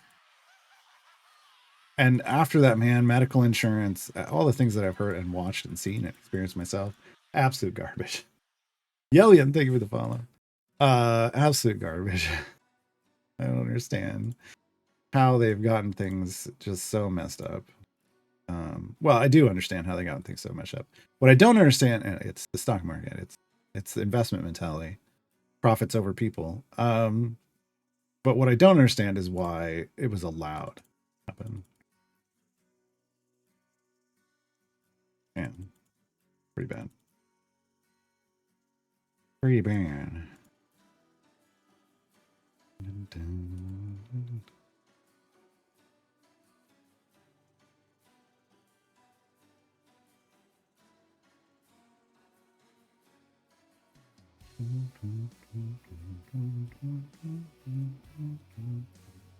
Are the new lenses? I mean, I'm wearing new contacts right now. Well, this was a trial pair. They give you a trial pair because they usually, most of the time for my prescription, they don't have that on hand. They don't have those on hand. But they'll have some trial stuff on hand, so you get a pair that you can wear for. But these are supposed to be like monthlies. But I did actually I picked up my box that I ordered. I'm still waiting on my glasses. I had to get new glasses because my old glasses are.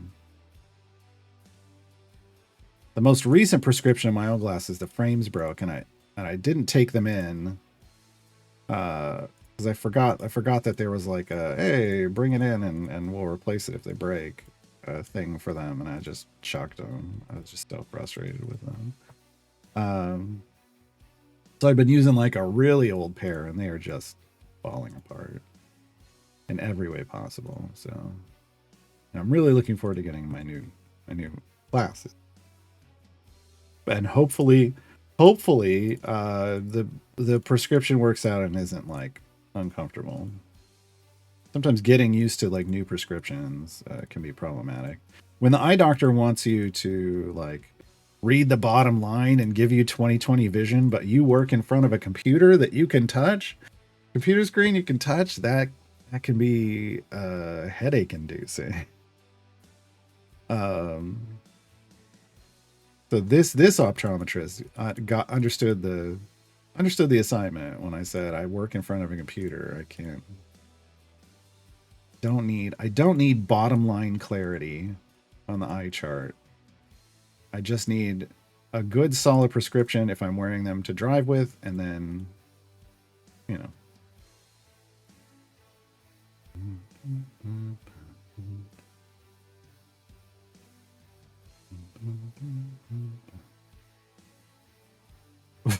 That's yeah.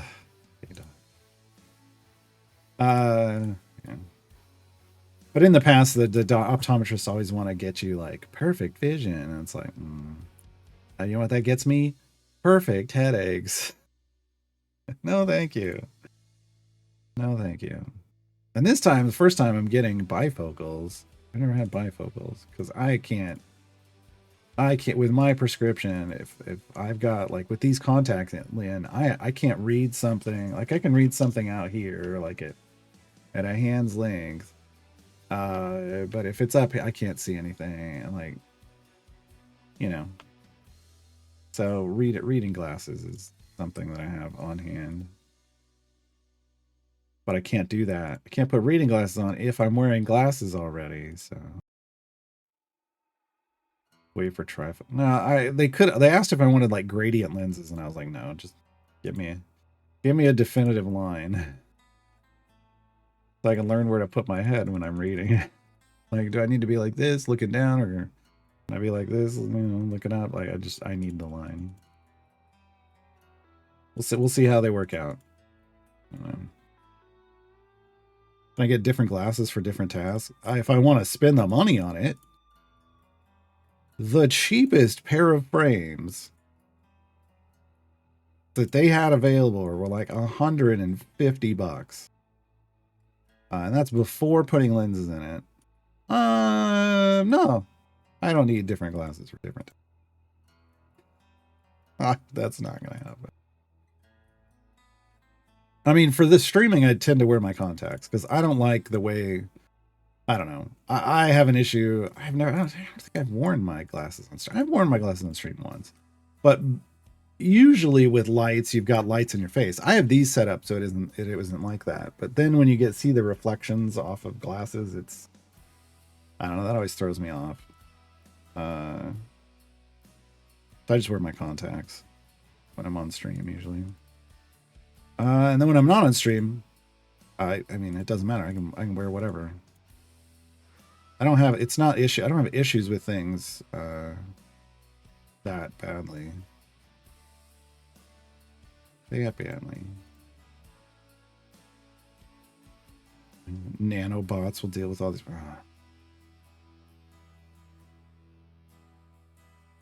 Yeah. Nanobots will deal with that for billionaires and not for the rest of us. So let's be honest.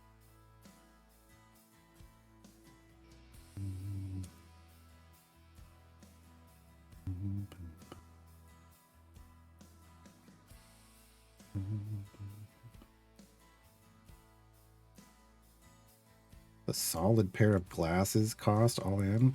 Yeah, I wish I could answer that. I mean, I guess I could. I could go get my thing, but here's what I can tell you. I went in and I got my eye exam, right? Because I had to update my prescription.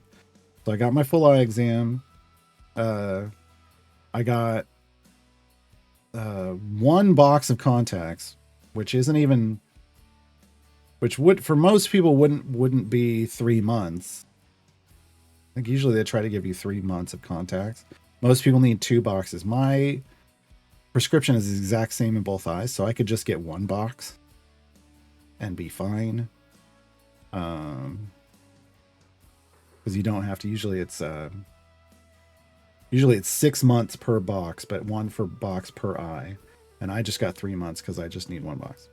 So my eye exam, one box of contacts, and a new pair of glasses, so frames and lenses. And it was $500. That was $500. So I was like, oh, thought I just paid taxes, and then taxes were way more than that, but it was rough. It was a rough expense. I was like, ugh. But yeah, frames. I saw a pair of frames that I looked at. I always look at the style and then I look at the price and then I walk away. Right. I looked at a pair of frames and I was like, oh, that's got some pretty nice style to it. I looked at the price and it was $420. I was like, blaze it, and walked away. Literally in my head, I went, oh, blaze it. And I just turned and walked away. I'm not buying those. And I guarantee you, if they'd had like a $50 pair of black plastic frames, like government issue, I would have just gone with that. Because I don't care. But if my choices are, well, here's all of these stylish choices, and then you've got to pick one, then I'm like, okay, well, I'm effort in. But I'm still looking for the cheapest, the cheapest pair. Yeah, and like the lenses matter, like which type of lens is it? And what kind of coatings do you have on it? I just like getting bifocals obviously affected it, but if I'd gotten it would have been more expensive if I wanted the progressive lenses, where it starts off at one prescription at the top and slowly changes towards the bottom. And I was like, no, I don't need that. I don't need that.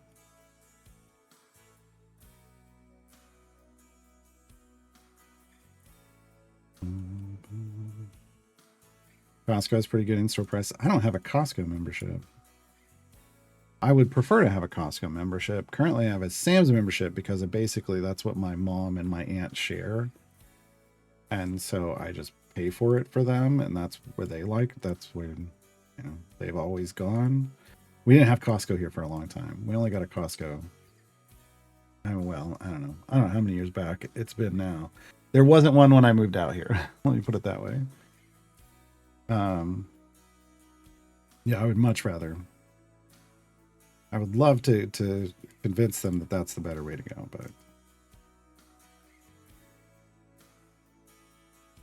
but they're, in their 70s and 80s, and they just want to go to the store that they're used to going to, or order from the store that they're used to ordering from.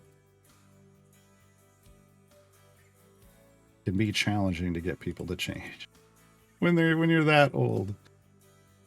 It's not a fight I want to have.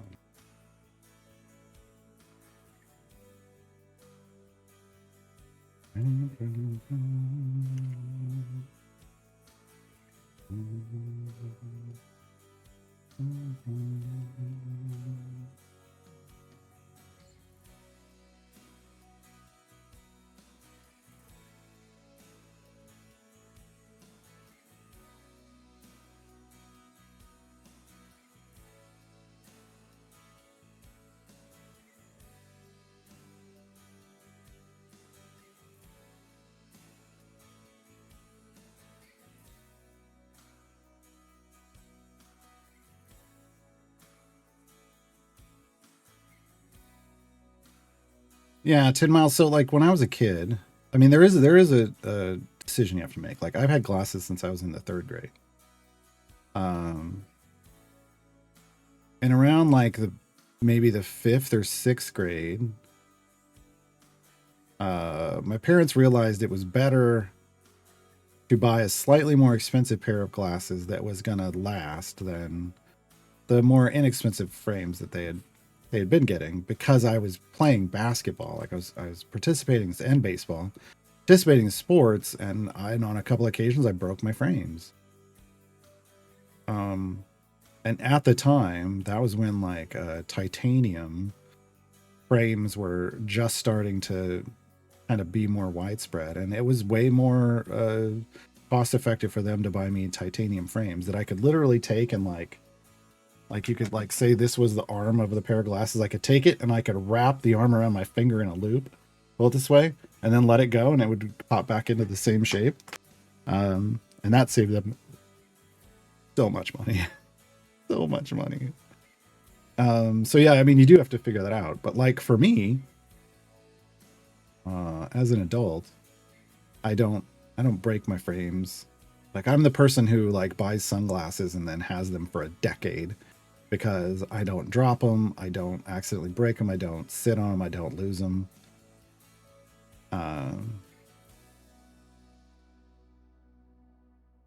So I know I could just get a cheap pair of frames and they'd be fine and they'd work. But that's, you know, that's a budget choice I make. So I used to buy expensive sunglasses because I knew I'd have them for a very long time. Like I used to wear Oakleys because I like them for like being outdoor and stuff. The way they cut the glare out. But now lately, actually right now I don't have a pair of sunglasses. I need a new pair of sunglasses because after about a decade, someone broke my pair of glasses. I didn't. I think when we took the car in for service, somebody found them and like because I used to just keep them up in for driving, and after we went in for service, I hit the thing to grab my glasses and they came out and the arm was off of them, and I'm like, someone fucked with my glasses. But I couldn't prove that, right? So, but I've just been buying like, you know, the $10 to $15 sunglasses you find on the racks because I don't need expensive stuff if I'm just wearing them when I'm driving.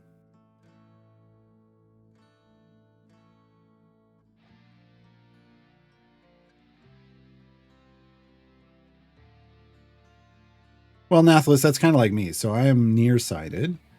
I can only see things that are close to me. But once I have my contacts in, because I'm old, I need to then put reading glasses on if I want to read something. If I want to look at like small text on something, I have to put reading glasses on. And some people need a specific, some people might need a prescription. Depends on how off the ranges are. They might actually need prescriptions after putting contacts on it for certain things. Yeah. Eyes are weird.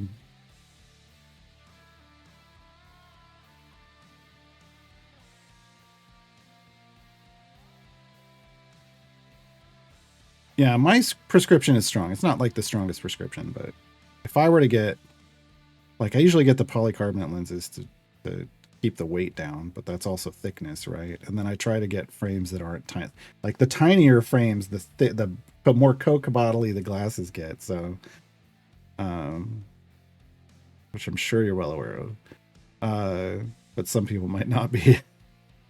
So yeah, trying to, you kind of got to pay a little bit to just not be wearing heavy, thick glasses all the time.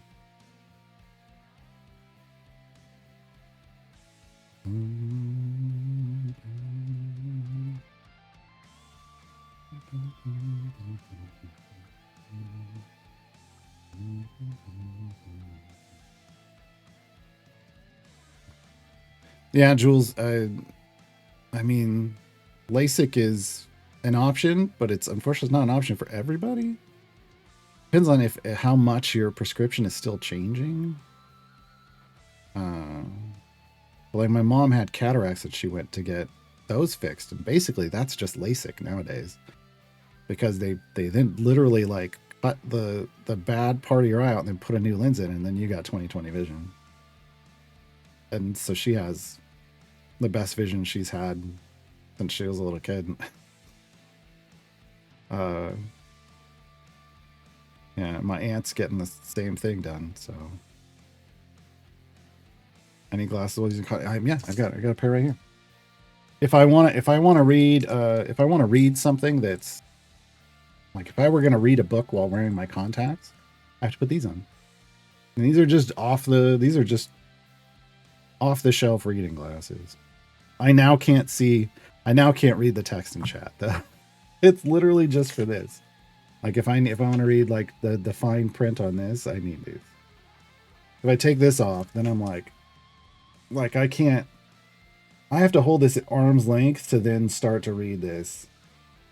Anywhere but for that, I can't read it. So I have to wear glasses.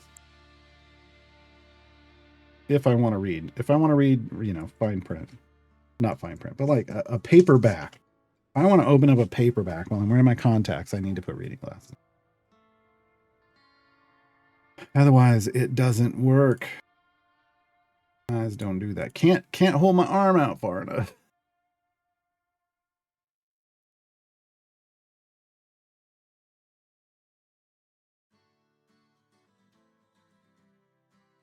Yeah, there's a I went with my mom obviously when she was getting her surgery because I had to drive her home afterwards.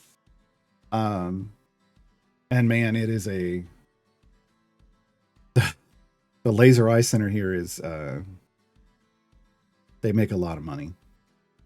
They make a lot of money. So I felt fairly confident just based off the vast number of people that were there lined up because man, they have it set up to churn and burn, like just get through as many patients as possible.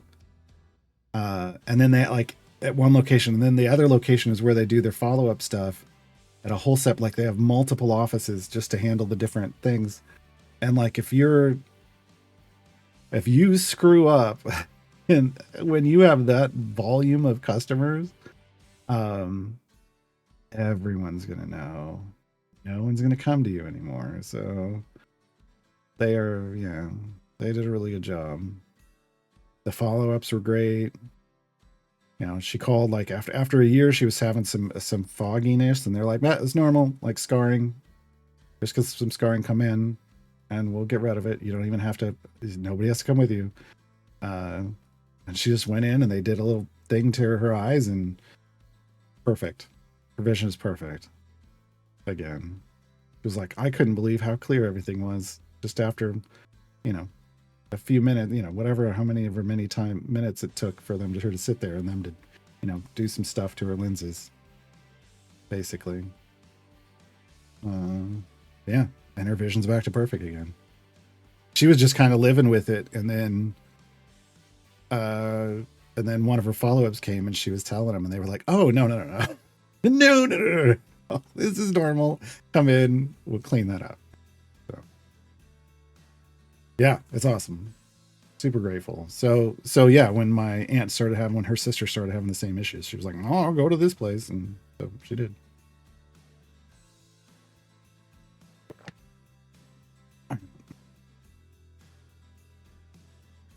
But yeah, it was like I hate this. I hate saying this, but it was kind of like a deli counter at a busy deli. I was like, everybody's got their numbers and everybody's waiting, and then everyone's in and out and in and out. Like people are in, and then they're rotating it through, and I mean that place was packed. At the beginning of the day, it was packed,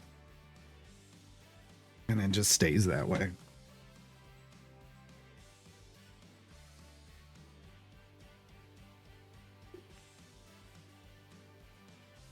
And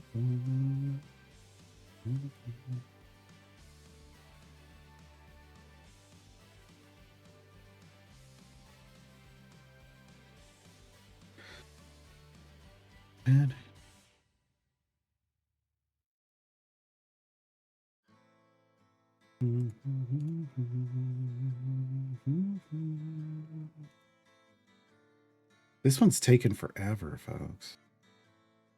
Did I just forget to put speed potions on? I know I just put some in, but did I forget at the beginning? I probably did. Because there's that legendary going, I absolutely forget to turn on potions. I like to max out the speed.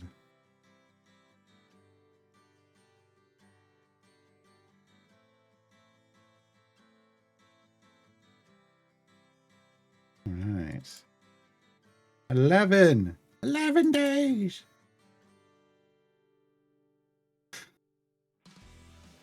All right, there we go.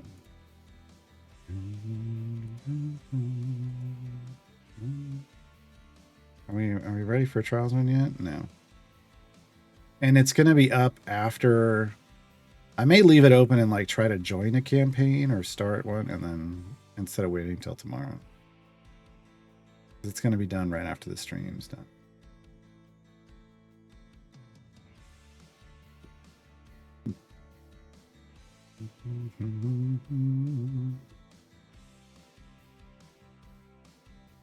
So after we finish this, we'll be done with Zariel. For now.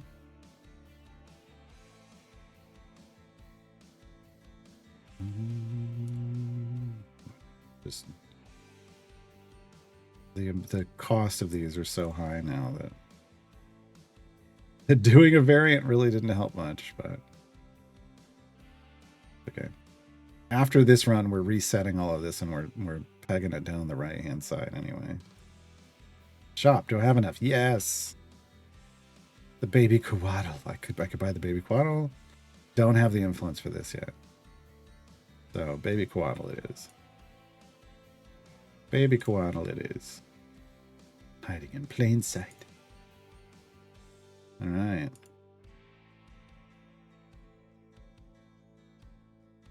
And we still got plenty of influence left over. I mean, currency left over.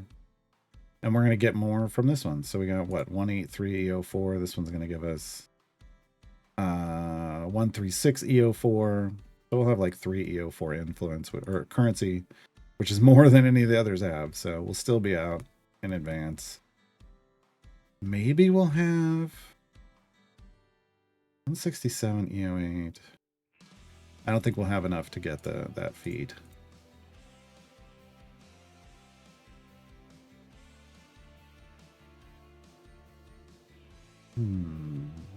Also, we did Icewind Dale Base Adventures, but they have a set of variants as well for patrons. We did not do those. I guess the question is, I want to do those or just move to Wild Beyond the Witchlight.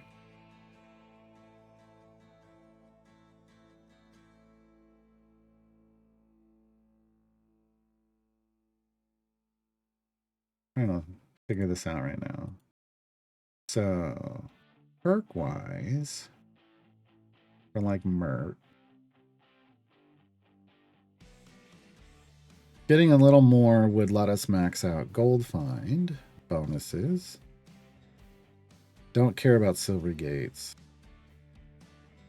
For Vajra, damaged Golden Gifts is nice. It's better doing the chase we're doing now to try to get full Corver Green FX, but I feel like we're gonna be there without needing this. So don't necessarily care about that. Don't necessarily care about this. So it really comes down to Zariel. It comes down to trials bonuses for Zariel, which are nice, but we're not at a point where we need them yet, right? Like this is kind of the stuff you want to have when you're pushing the higher tiers, like 7 and up. And we're only on tier 2. We did a tier 2, and I don't have enough vials to go to tier 3. I don't think. So I think we just go to Wild Beyond the Witchlight, where there will also be 3 more variants, and if we have the power to like finish coasting to the finish, I don't know if we do. That's area 1,000 with patrons. That one variant gives so much influence that it would fill up those things we were looking at for perks. That's kind of the holy grail, is coasting to the finish. The holy grail of efficient variants, but area 1,000 it's also the highest area goal. That's a lot. Because remember, then Mert adds what, like 100, and then everybody's goes up a bit. That's a lot. It's a lot.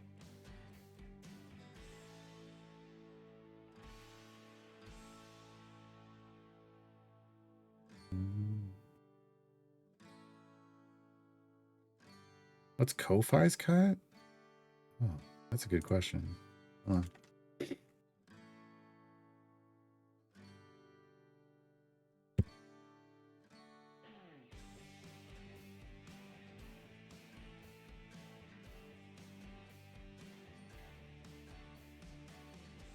Okay.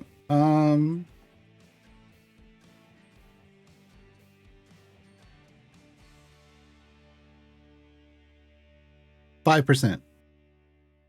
So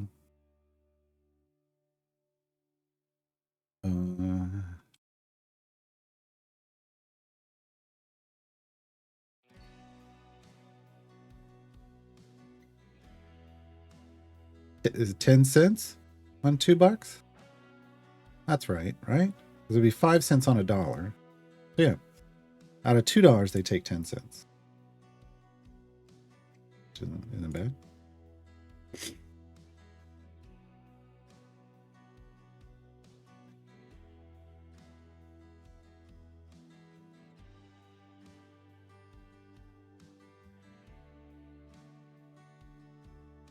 As compared to like I don't know what bits are on Twitch. I haven't looked that up in a while, but like a sub, like a $5 sub, the like a normal person, get 250 basically. But then are they all like that? Is it all 50%? Hold on.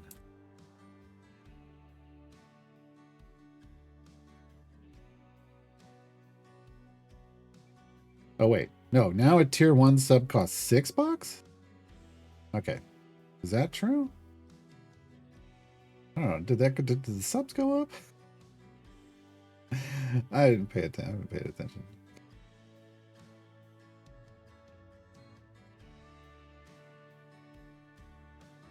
No, it's $5 a month. Yeah.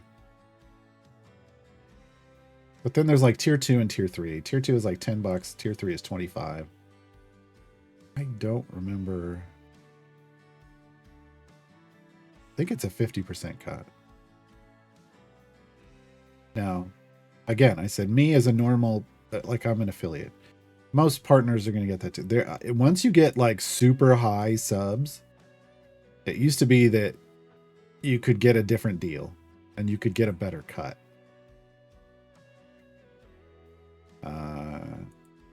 I'm not that person. Your sub cost is showing $5.99. Okay, so maybe it's different. Oh, it's regional now. Okay, there you go.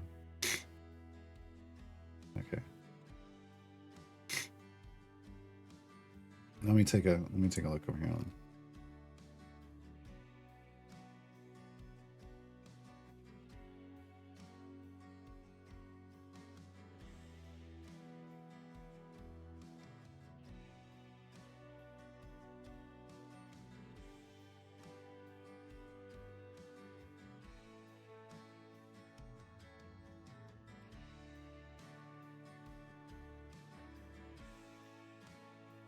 Yeah, I don't know. Let me see. There's a thing on bits here though.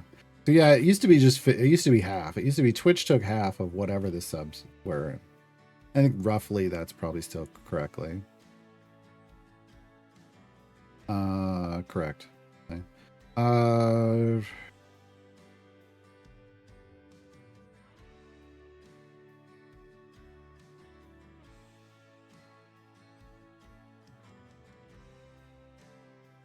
for bits.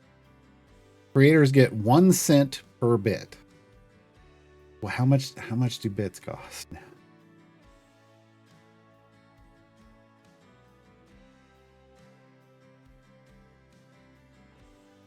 Uh, 100 bits is $1.40. So I get $1 and Twitch gets 40 cents. If at 100 bits. But there's how you know what you're getting. If you give somebody 100 bits, you're giving them $1. You have probably paid more than $1 for that. Yeah. All right, we finished this. I don't know, Jay. I'm just saying. I mean, I'm seeing. I know there's regional pricing involved, but I don't know what. I haven't looked at a sub price for a while.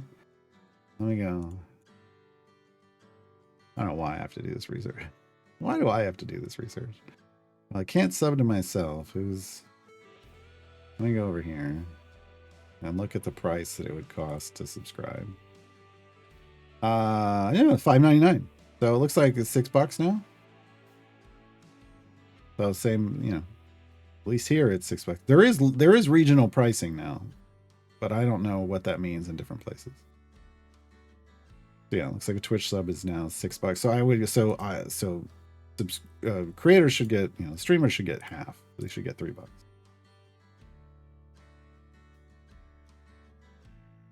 But sub costs could vary. That's why, per region now.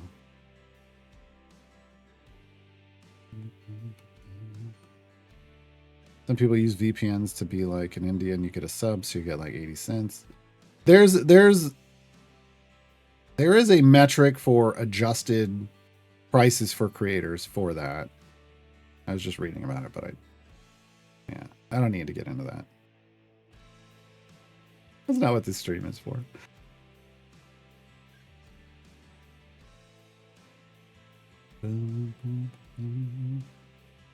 Yeah, bits get cheaper the more you buy. All right, we're going to we're gonna tell some tall tales.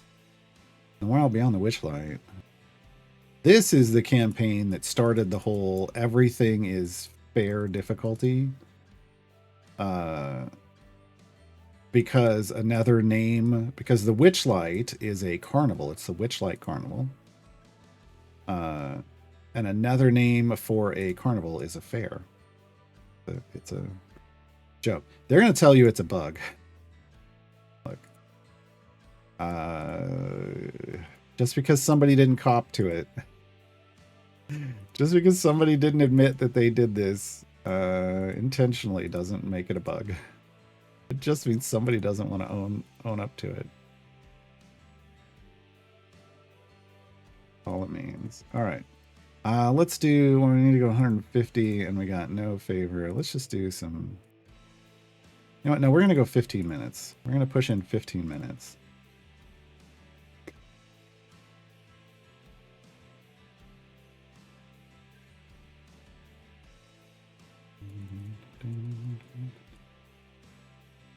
All right, what do we get? We got another 1,000 over here. Yeah, the bug is what happened after this when it started propagating out to other campaigns. And honestly, I don't even think that's a bug. I think I don't know.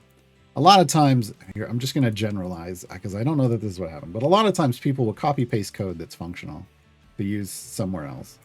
And it feels like they copy pasted the code that reads the ratings when they were making this, and they accidentally started taking it from the Witchlight campaign.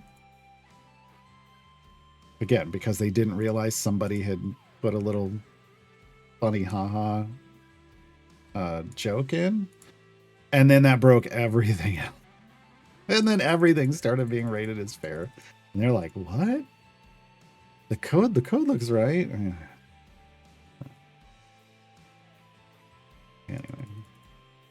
Who knows though? I don't think that's a thing they ever need to fix. Honestly. Not for Witchlight. They need to fix it for everywhere else. What do I think of the Dark Urge as a DPS? I would rather use anybody else. Not anybody else, but they are someone I pull out when I need to do a variant and I don't have a DPS available, but they're available everywhere. Then I will use the Dark Urge. Otherwise, I would rather use just about anybody else personally. Some people swear by the Dark Urge, though. They absolutely love the Dark Urge, and that's totally fine. There's nothing wrong with that.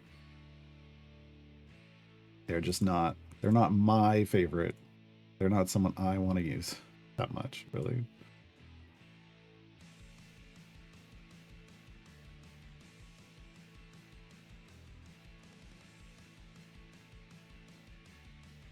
But, you know, 148 champions in the game. Everybody can, 149 tomorrow. Everybody can use whoever they want to. Plenty of options to go around.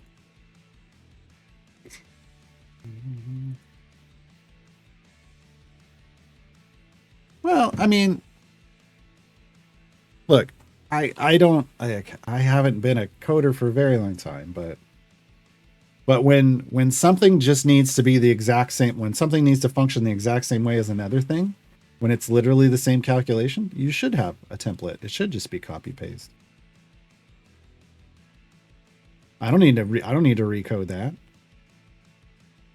Right? Like with my guides, I have templates for everything. I fill in the blanks. I put little things in there to remind me to fill in all the blanks, and then I just go in and fill in all the blanks.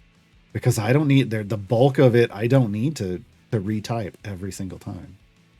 And there's a lot of code that's the same way. If you're having it do the same thing.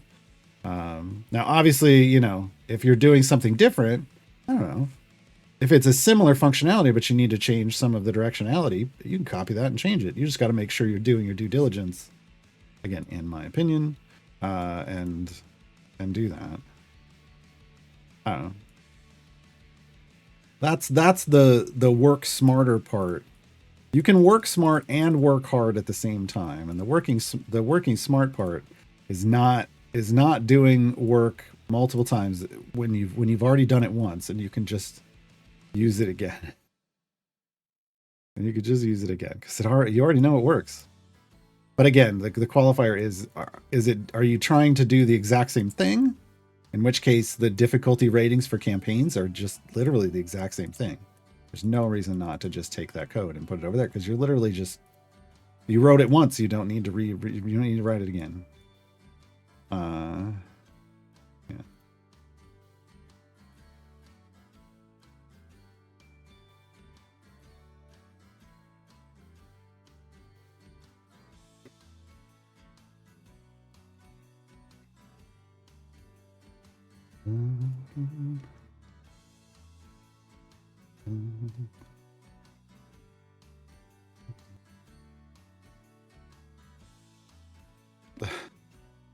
Jeez, Lurking Rider.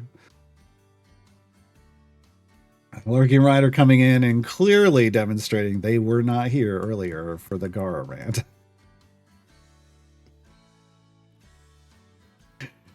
Lurking Rider, if you go back and watch this stream, you're going to be like, oh, okay.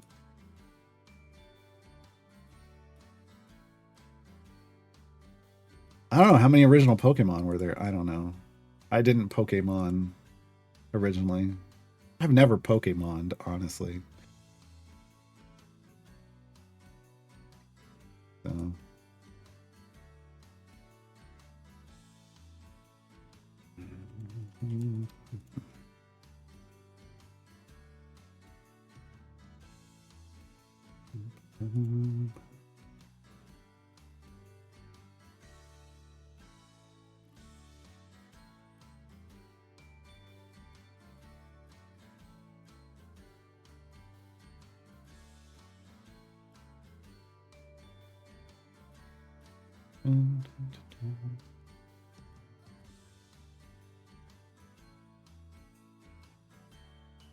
$151 or $152. Okay.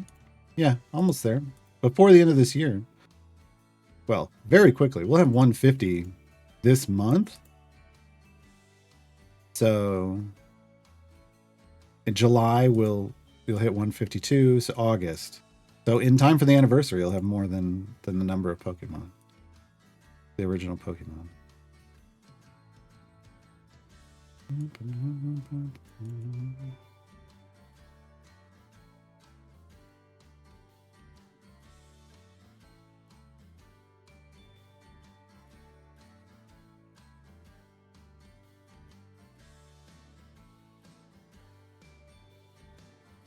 Yeah, but I've showed this before. Hold on, let me pull this up.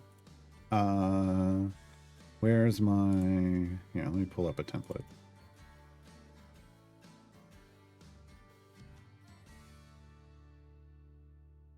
So here is, I use Notepad++, and here's my event champion template. Like, there's no reason, all this stuff at the top is roughly the same, and if I ever need to update anything, I update it in the template, and then propagate it out to everything else. But like, I have like the champion information. If it's just X's, that means it's I only have to enter it here. If it's in brackets, then this is a Control F, replace all situation. So I don't have to keep putting the champion name in everywhere. It's just I've put this everywhere, right? I did that kind of here. I should have bracketed this, but I know I also do that here. Yeah, so all this stuff is just fill in the blank. But it's the same, the stuff that's, always the same is always the same. Everything else gets filled in or deleted. Like, it's going to have maybe a little too much information in some cases, so I'll delete what I don't need. But it saves me all of this. Saves me all of this work. Right? And even down here for champion adventure information, I've got that over here in an item copy pasta, in my copy pasta. So all the different events have all their champion information. I just go over here and copy it. And even over here, I've started making more copy pasta stuff. Like, this is all this whole long scroll thing here is all the variations of ultimate cooldown reduction they've put in the game so far. So I can just copy paste. This block these are the only values they ever give to items that aren't ultimate cooldown reduction. It's just those 5. It's some combination of those 5. So, yeah. And I've started keeping the tables that I make, so I don't have to make them over and over again. So anything to reduce the workload, because it's a lot of work. It's a lot of work. All right, why did we die? I'm guessing there was a segmented health enemy and it shoot through us because we don't have any health in this party. This was just speed. This was just gotta go fast. To break out the evergreen template soon. I have one. Yeah, I could pull that up too. I got one of those. Hold on. Hold on.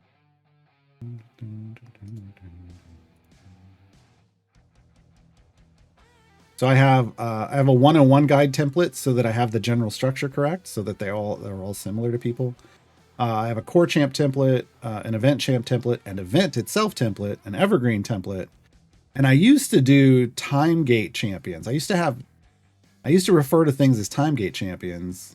That was when they retired out of events, but now with events 2.0, that's not a thing anymore. I changed the guide a bit if they were only available in time gates. And then I have my copy pasta thing. So here's my evergreen one, right? Similar. It's kind of the same thing, except it's referencing evergreens, the campaign it's in. Yeah, but it's a lot of the same. It's just kind of the same stuff. It just doesn't have the same at the end.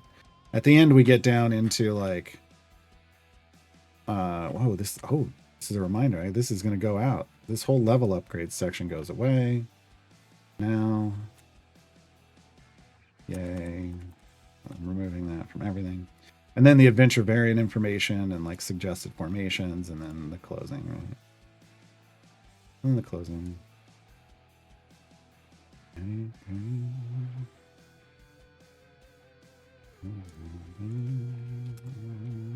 We need a tank. Clearly. Yeah. Okay. Dragon bait.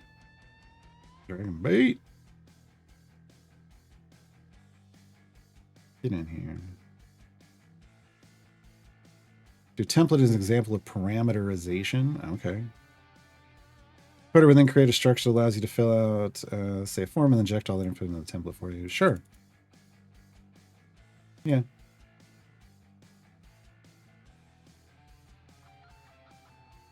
It's like, I mean, it's basically, I started doing that kind of stuff because I was building fan sites, right? And I'd build out my page and then I'd have a JSON file that would just have the data in it and it would populate the pages. So that all the pages were the same, right? The structure of the pages were the same, but the data it was pulling was from different files, but it all ended up looking the same way. Right? I just call it a template.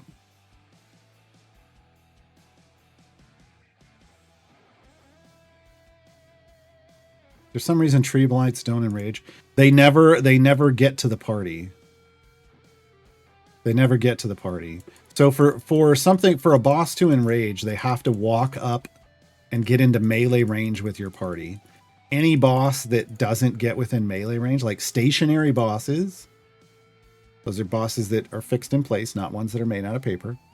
Stationary bosses, they never enrage because they never walk up into melee range with the party. Or it doesn't have to be melee range. It's like the closest they're going to get to the party. They just have to be moving bosses.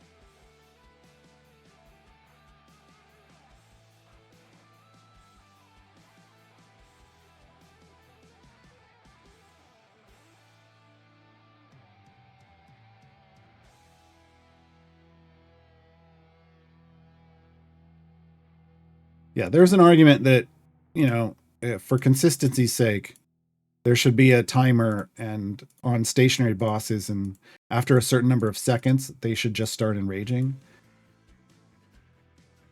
But, that would probably require them to change every adventure that has one. It's probably not an easy fix, right? Like you would think that would be a rule that's like a parameter that's applied externally, but it's probably manually coded into every single adventure. Oh. Can you Diana them close? No, a stationary boss can't be moved. They're fixed in place. Hence the term stationary. You can Diana a ranged boss right up into melee. Oh, it's all good, Corin. It's a different way of looking at things, right? Like you're looking at it from a coding perspective, but I'm not looking at it from a coding perspective, even though I've done a little bit of coding. I'm looking at it from a time-saving mechanic perspective. So just with different terms for similar mechanics. Like some saving time and effort overall, and still coming out with and also creating consistency, right? That's another thing. Like I specifically made my guides with these kind of templates because when I wanted people long term, when they open up my guides, to know exactly the format it's going to be in, have it be familiar, to know where they need to go for the information they need, to get whatever piece of information they need, and then bounce. Like it should look the exact same way every single time. So, and that's just, ease of use, quality of life, whatever you want to call it for everybody. Well, but to me, I'm using copy paste to mean I'm taking, I'm copy pasting my template into a new document and then filling it in, copy pasting. I'm using a template, whatever, parameterization, whatever. I'm still doing the same thing. Right, like if I had built a fan site for this game instead of just using Reddit, that template that I use would basically be my page information, right? And then it would just be pulling, and then I just create a JSON file for every champion, and it would just, and all I'd have to do is enter in the data for the file, and the page would auto populate on my website, and everything would be super easy. It would be way easier than Reddit, but Reddit was an easy solution when I really didn't. How do I put this? I wasn't sure how long Idle Champions was going to last as a video game. And I'd been burned on my last two fan sites by putting a ton of work into building fan sites or games that were in basically beta, early access, and then them never launching, which just hurts. It hurts. And so Reddit was the easy way for me to do community stuff for the game without a financial investment into a game that I didn't know if it would go anywhere.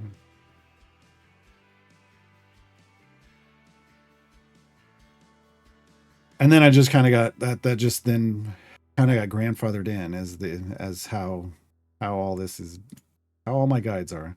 Because now trying to make a fan site and then getting people to go to a fan site, man, like it's hard enough just to get people to go to a subreddit, but then to get them to click to from a subreddit to another site. Yeah. I know that data from working a community. It's the engagement rate drops the further away from the original engagement you get.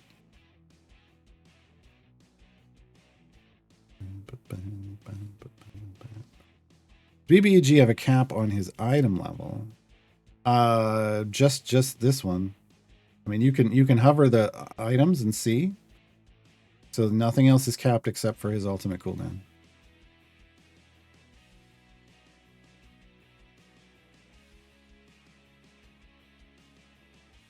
I don't know, Lurking Rider. I think you got it correct with copy and paste. Like I think that sums it all up right there. Is, you know, with the typo.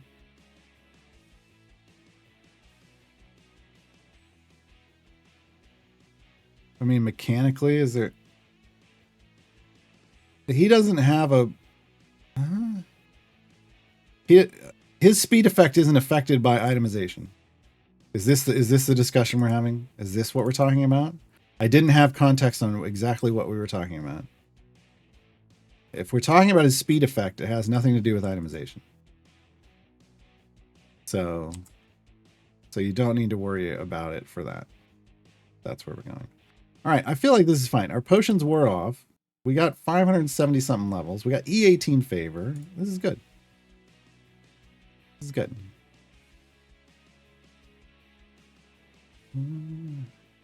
All right, next up is the Witchlight Carnival. Now, here's where I need to do a check. Hold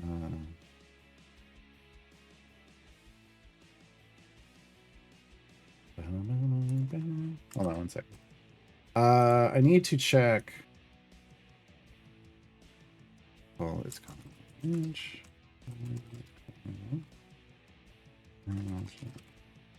I need to see if this has armored enemies or not. No, it does not. Okay, so that's great. It has a hit based, but not armored. That's what I want. That's what I want to know. So the Witchlight Carnival is going to be our deep push.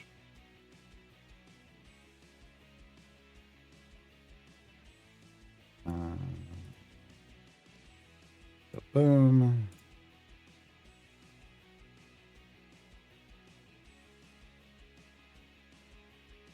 Oh. Who did I? Oh. Her. Like, who did I need to take out? There we go. Yeah, Sheila's just going to have to scavenge overnight now.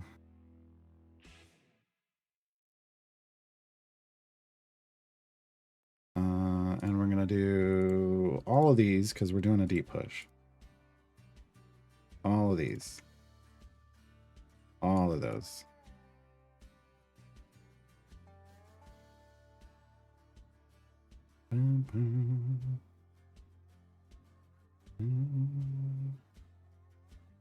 But yeah, BBEG specifically, one of the reasons I chose him first was he doesn't need item levels for speed effect. He just has a feat that he wants. It's 50k. And we're at the place where we can do that. He also wants you to have an okay speed team before you pick him up. He isn't your first speed champion. Because his speed effect functions off the speed of your formation, right? It's interesting. Look at that. We had 4 out of 5 gem cards. That's wonderful.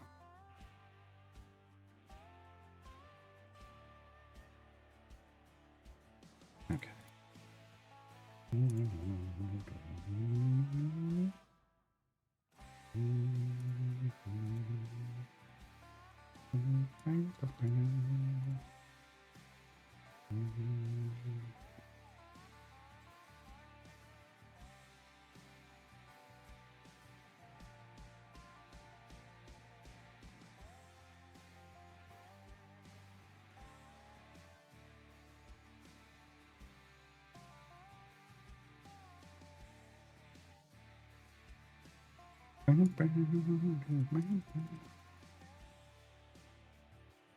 Ah.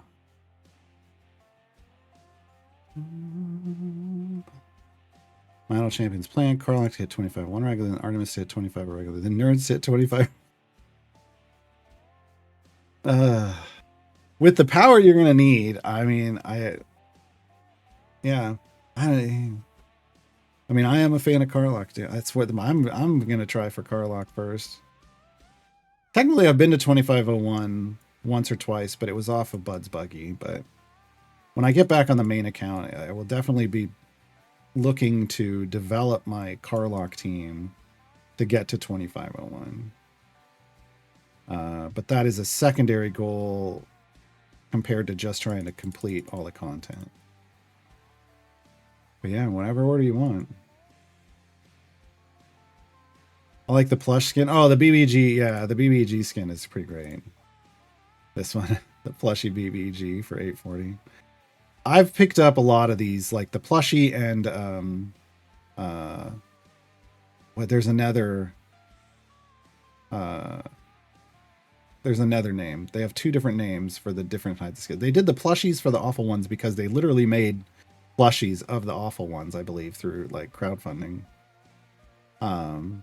Chibi are the other ones, yeah. So I do have that for some of them. I just obviously don't have it on this account because this isn't the main account. I don't bother with that kind of stuff on this account.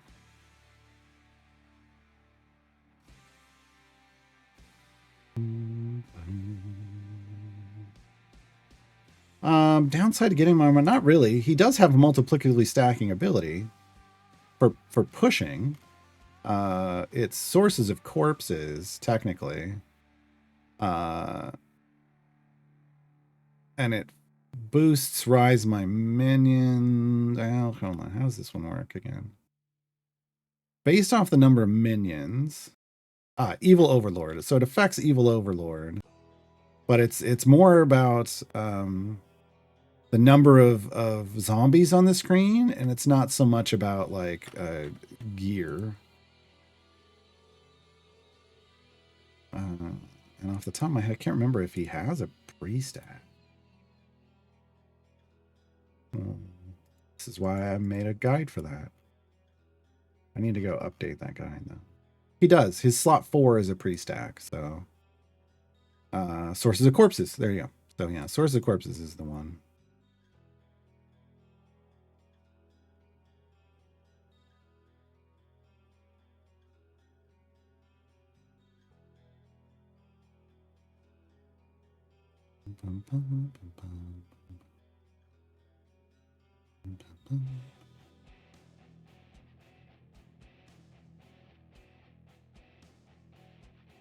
Okay, so we're just going to do the Witchlight. We're going to save patron stuff for the future. I need to do... Oh, oops. Yeah, kind of. I really liked this, like, the art here is super colorful in the Wild Beyond the Witchlight, but especially this specific adventure, because you're at the carnival itself. They just did a really good job of making it, like, fun.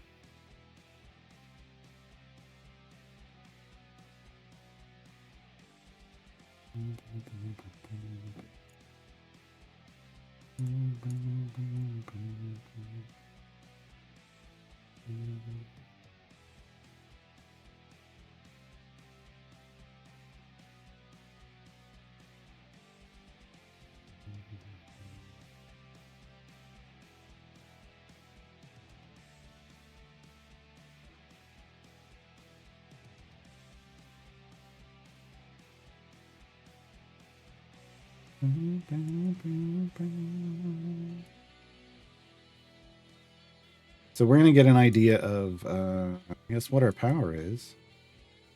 Because we haven't done a deep push since, well, I guess, I mean, since the beginning of Icewind Dale, which I guess wasn't that long ago. I don't know that it's going to end up that different. Where did we... E32? And we still, I mean, we still need to do another one there. I feel like we can get into the 40s there. I mean, if we got into the 40s in Tiamat's favor, we can do it for orals as well. What are we looking at for blessings here? Oh, I guess I can buy some. Nope, I can't. Jeez, that's right. E18, I can't even buy the tier 1 global. Oh, boy. All right. Damage all champions, please. They want front, and they either want you to deal damage from the tank column or from the very back column. Interesting. We're going to go here first. I guess we can do all these. Druids, Rangers, and Barbarians. No. Base attacks and melee champions? Yes. Damage of all champions without an affiliation? Sure. That's more important. So what, we're going to get the normal tier 1. All champions damage for each familiar unlocked. All right, whatever. That's the one where people are like, well, familiars are pay to win. And it's like,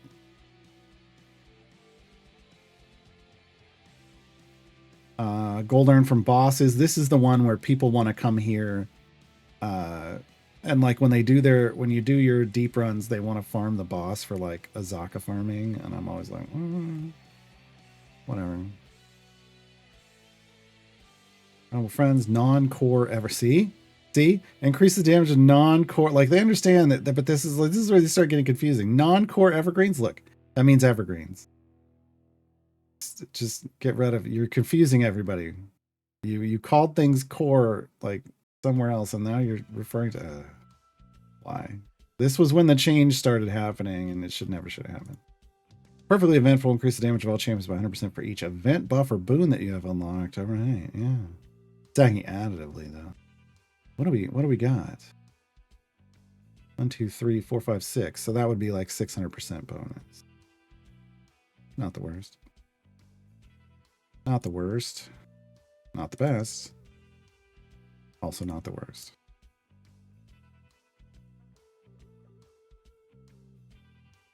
Witchlight, this campaign has some frustrating bosses in it.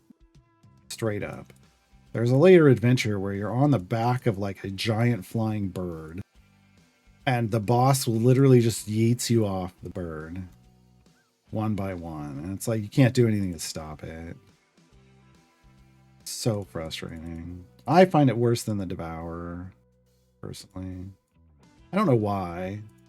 It's a similar mechanic. The Devourer just eats you, and this boss eats you. I mean, in the same ballpark. I don't know. Super annoying. Maybe just with the way it's presented is more annoying to me.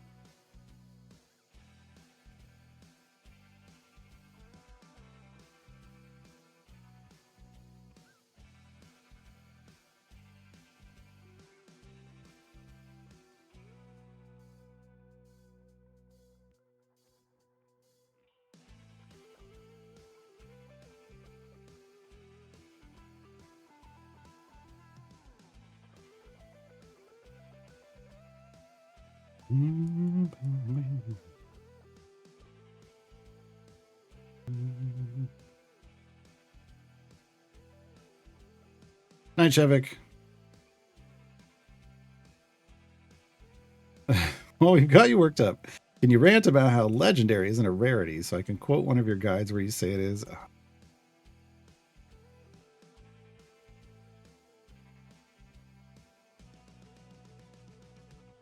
What I can do is I can make a note here to change that guide so that I don't say that.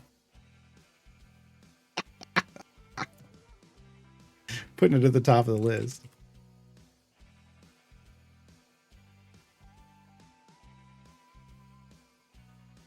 I'm guessing it's the items 101 guide. I could be wrong. Is it items 101 or is it in trials? I'll double check them both.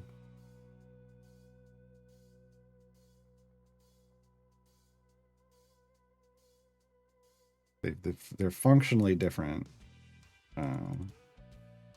Legendary, and then all the others are just functionally different. One of those things where like they added something as if it was one thing, but then they had to come back and be like and clarify. It confused people enough that they had to clarify. No, it's not the same thing. And it's like, well, then you shouldn't have presented it that way. Trials, okay. Yeah, I got a note to fix that. I'll be honest, I haven't touched the trials guides in a long time because like I released that I had that guide prepped for launch day because I was in the beta for it. And then like a few months after it came out, the people were like, "Oh, when are you going to update this stuff?" And I was like, "Well, they've said they're going to change some things." And it's like here we are years and years later and they've never gotten around to really change. I did update it once after they made some minor changes. Technically, we're in Trials 2.0. Or at least 1.5. We're in like probably 1.5 actually. So and then I've just been waiting on Trials 2.0 for so long. Yeah.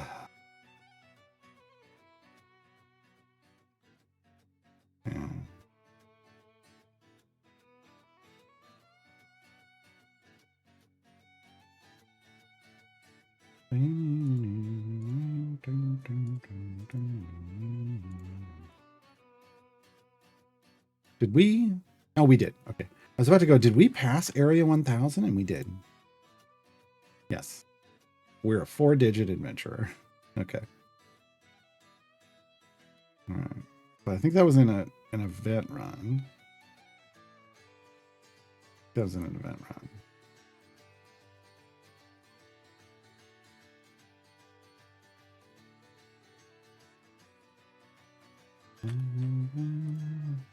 Interesting that there's achievements here for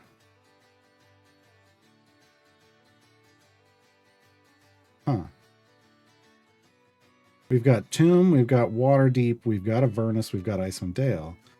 We don't have one for we won't have the Wild for well wait, did they capstone Wild Beyond the Witchlight, or is that this year? I think that's this year. And then we'll get the capstone achievement. That's probably this year. I feel like they could put it in there and just, well, here's the thing. People don't like it when there's achievements they can't earn. So they don't want to put it in. We got all the gear achievements though, folks. Look at us. Well, no, we don't. We need to get a piece of gear to 1,000 and then to 5,000. Never mind. They're all at least almost all of them. Wow, who's at 7? That's got to be 772 has to be like Carlock, right? I wish it showed you who it was. I'm gonna click. We haven't looked at. We haven't done this. Oh, yeah, I need a lot more gold. Clearly, highest gold we earn is E153. All right.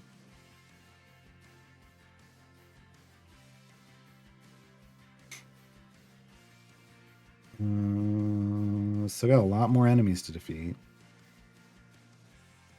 Okay. Bosses is done though.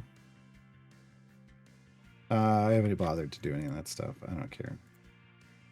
What do we got on feats left? Purchase 20 feats using gems and then 80 feats using gems. Now, discover 40 in chests. That'll work on. The other one, no. Patrons, they want lots of variants. Yeah. Currency one will happen pretty soon. Purchasing items isn't going to happen anytime soon. And variants won't happen anytime soon. We could make this one happen if we cared. If we cared. But I don't. Modern automation use 500 potions now. Leveling up a core, obtaining more, getting to epic. Yeah, I mean, this stuff matters. Most of this is worth it, but except for this one. Potion. Potion through it. I get it. Get it.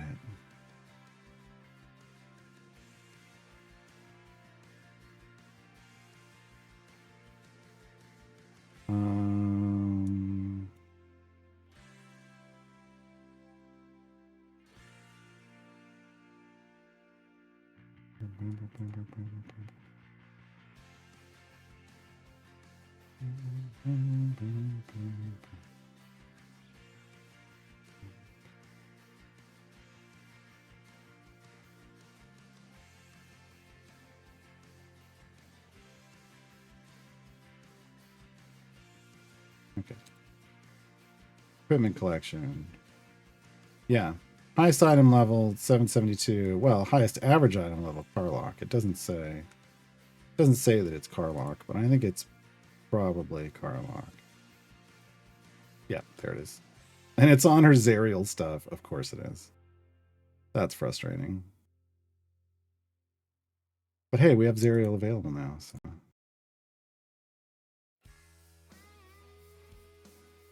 And we're earning lots of gems.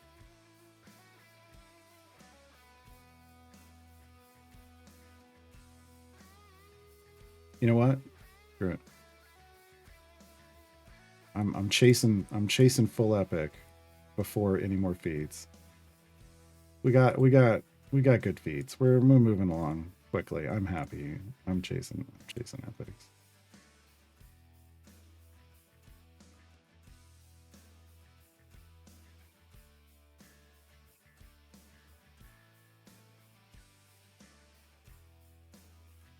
All the way to the pity timer with this one. There it is. You gotta be so complicated. All right. For Xeraphon's first epic.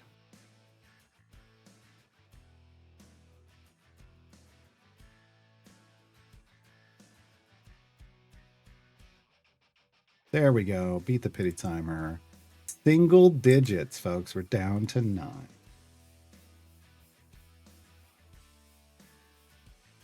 Down to 9. Diana pulled us an Electrum. Yeah, got us a green for Regis. That's one off the list. Yeah, so just 3 champions that need stuff out of Electrums now. Good. That's good.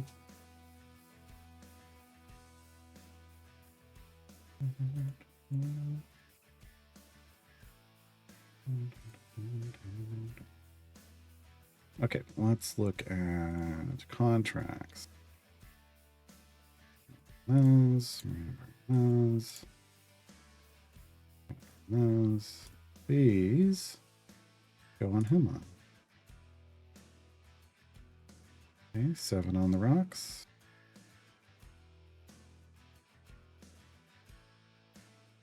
8 on the rocks. Nice.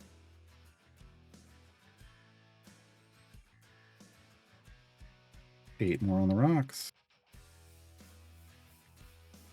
And this puts them at 100 average item levels. 109 on the rocks. 100 average item levels overall.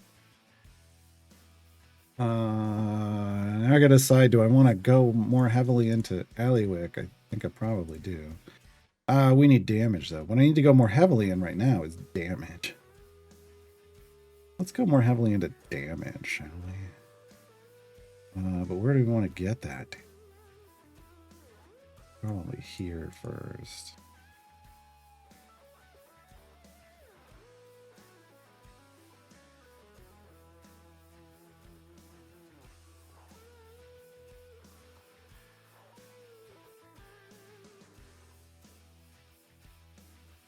You know what?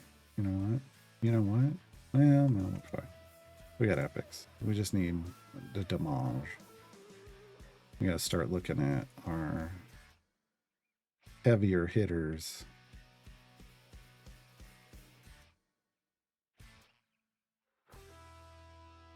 The Vola's gonna need to come in. Astarion's gonna need to come in.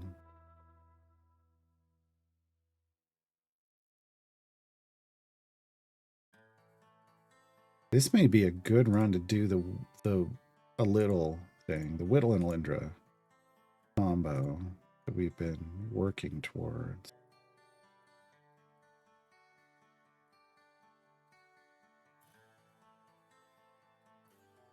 She would need to go right here.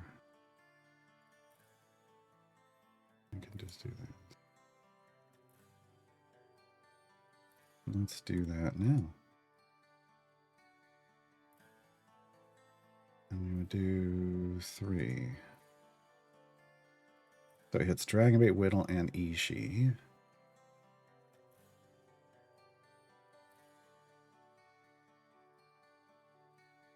And we can start getting Ishii her stronger, faster, harder, stronger stacks.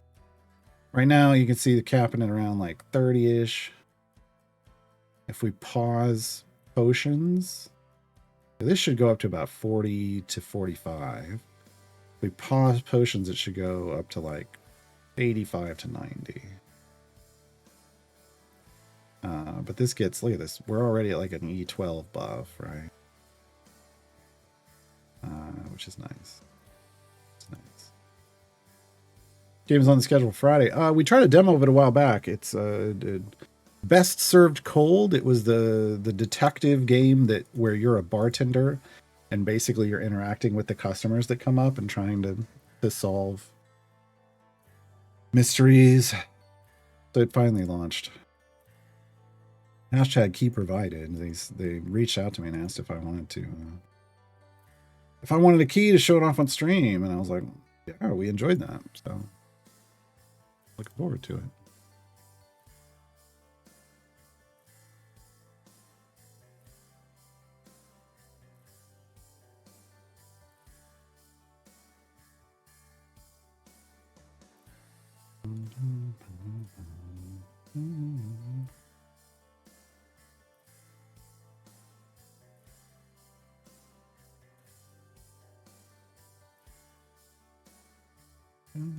Okay, let's see if we... Yeah, 30, 35s, 36s. Now, I'm going to come over here and I'm going to pause the speed bonus.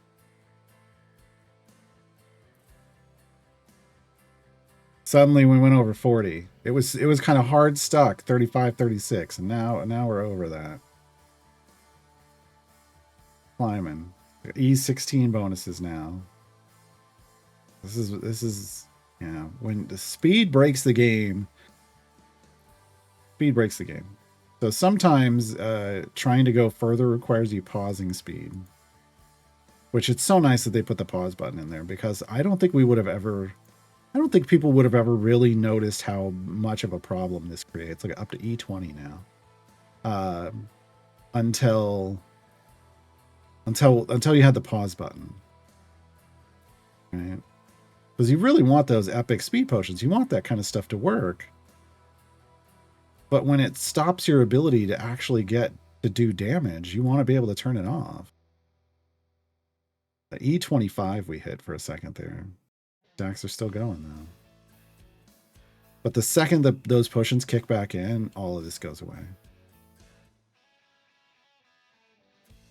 So frustrating. So frustrating. What is a Lego in this case? We're talking about legendary effects. So putting a legendary, like these oranges. We just call those Legos. kind of got carried over from the raid community where they call their legendary champions Legos.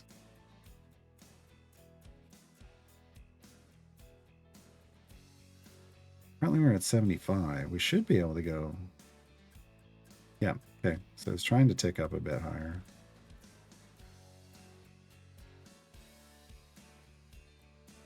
E25, E26. Come on.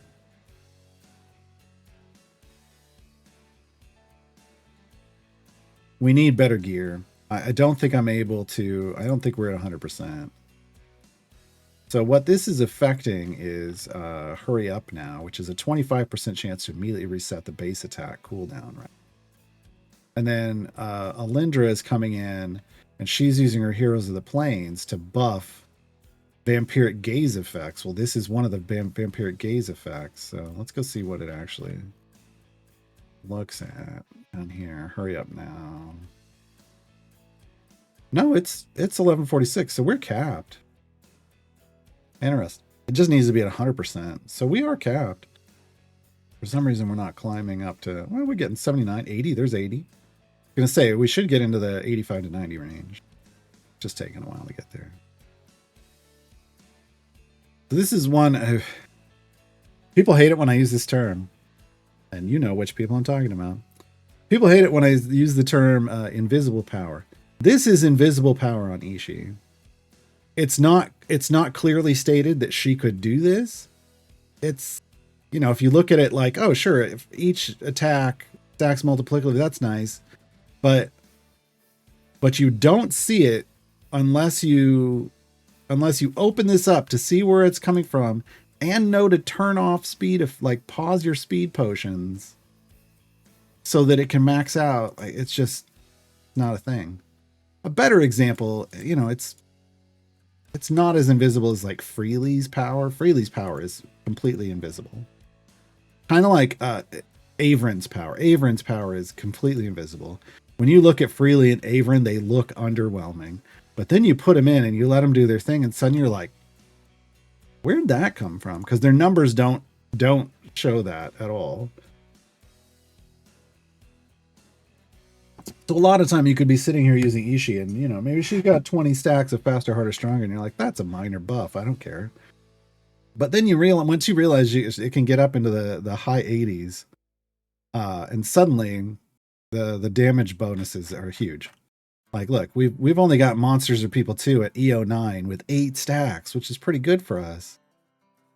What else? Friend of the Familiar is giving us an E4. So this is better than any of her other buffs.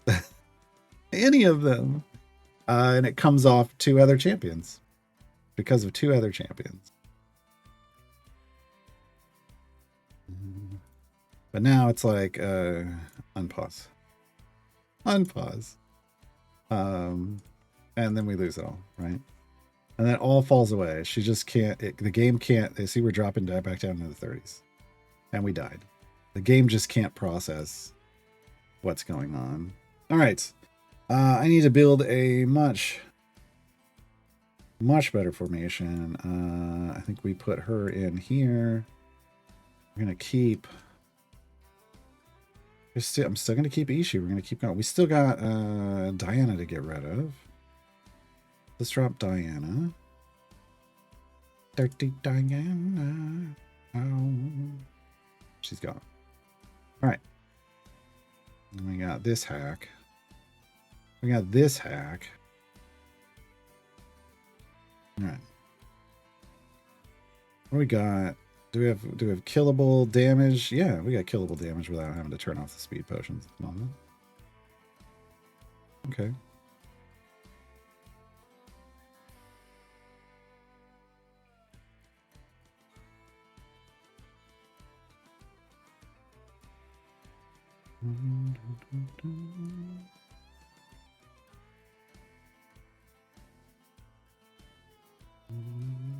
What is that? Oh, screw that guy.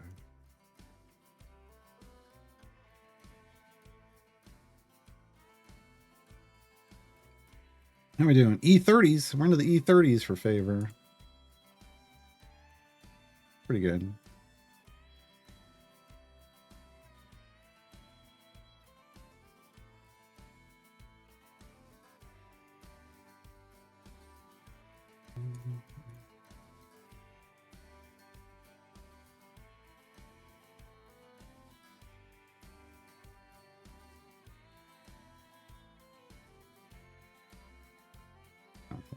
Alright. Alright.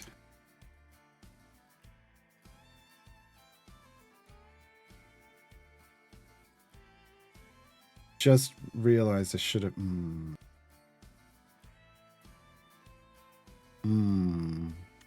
Okay. I gotta change this formation. Alendra is going to extra judgy. And she's gonna sit back here. And we're gonna get maximum judge. We're gonna get maximum judgy. Okay, maximum judgy up in this. We're gonna move this around. And this is gonna prep us to bring in Astarion. Look at Ishii attacking. Look at Ishii. Just a blur of motion.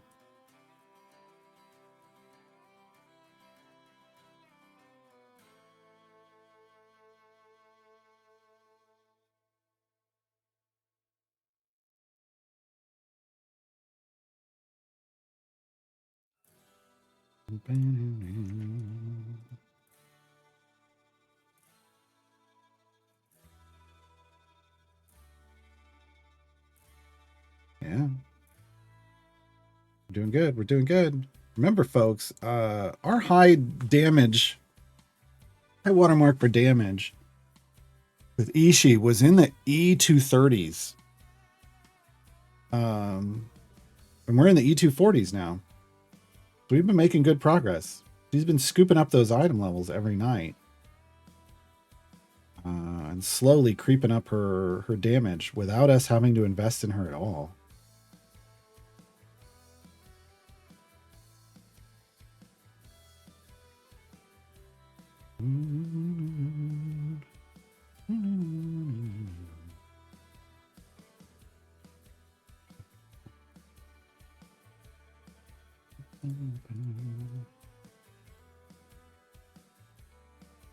Into the 800s. Yeah, the gold stopped.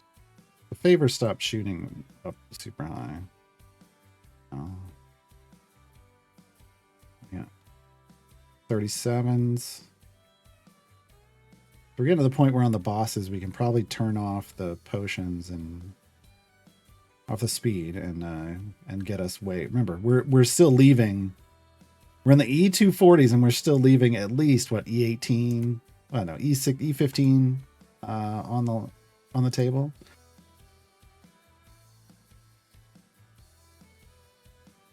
So our Ishii is finally realizing her power.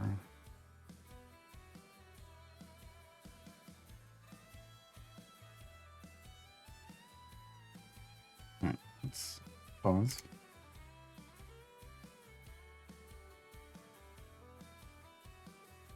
Just watch this tick up.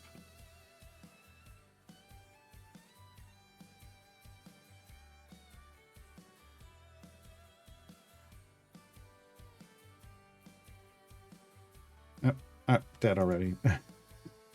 Dead already. E250s. So we got a new higher watermark for Ishii, and it's still rising. Still rising.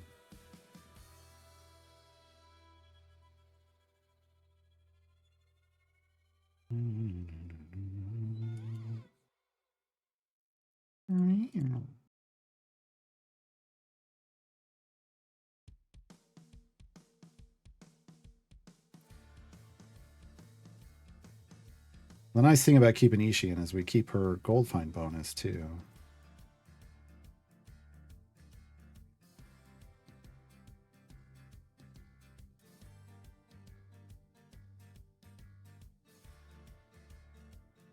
Now's the time if we're gonna go all in.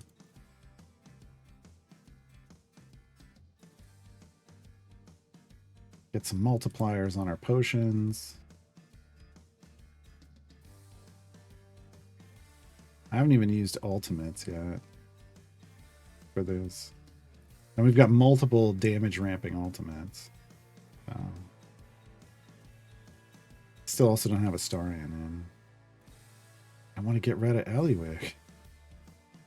Alright, we're gonna let's get the damage really going.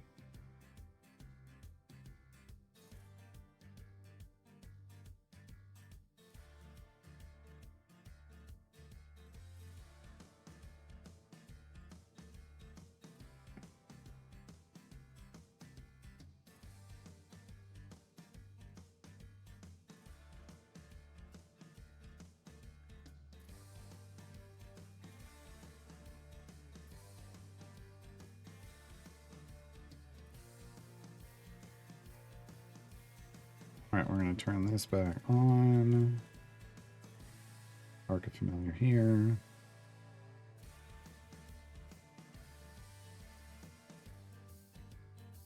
He'll give us some scaling damage with our ultimates, and then we can keep pushing.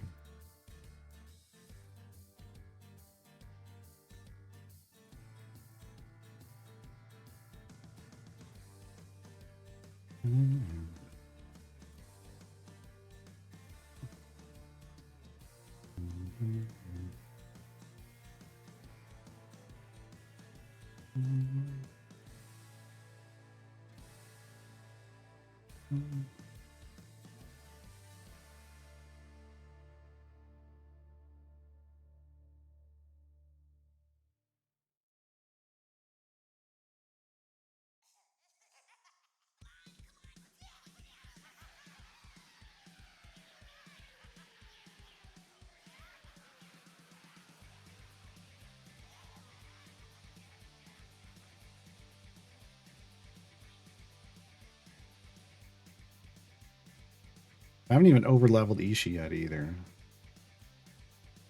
This is nice. E32.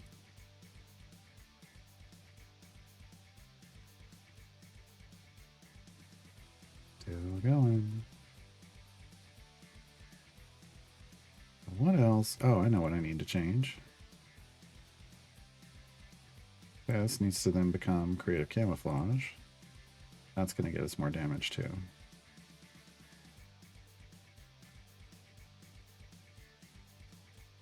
Also, swap from Halson to Gale, but they're fairly comparable on item levels.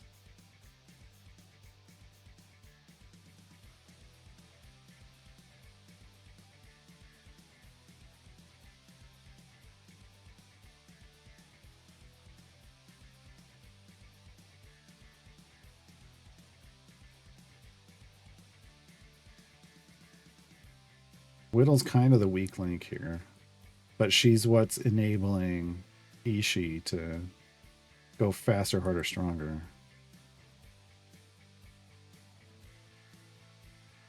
Mm-hmm.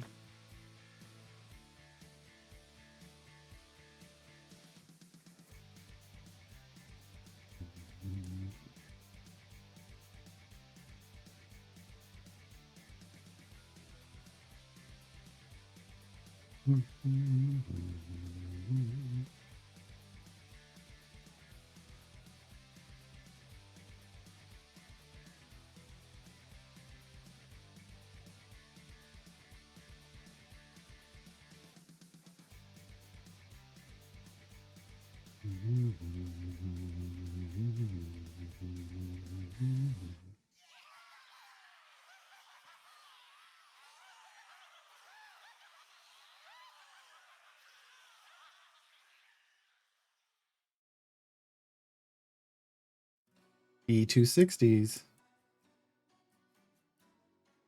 E260s.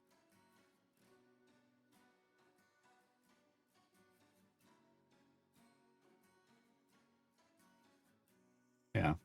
This is huge. This is a huge jump for Ishii.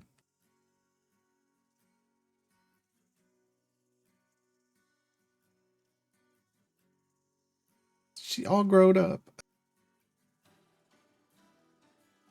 Okay, now we're reaching some of the end. We're still a ways away from level 5 on this. Level 5 will get us this speed effect, which is enemy spawn speed, which we're getting from Deacon and Whittle, but it'll always be active, which will be nice.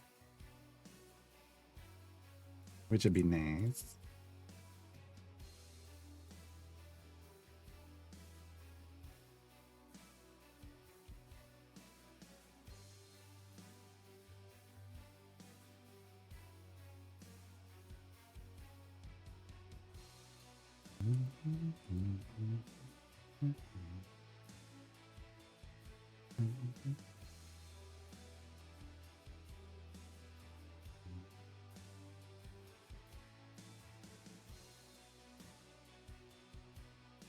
Right now, I don't need to build a dirty gold find team because Astarian's just blowing the gold out of the water here with Ishii.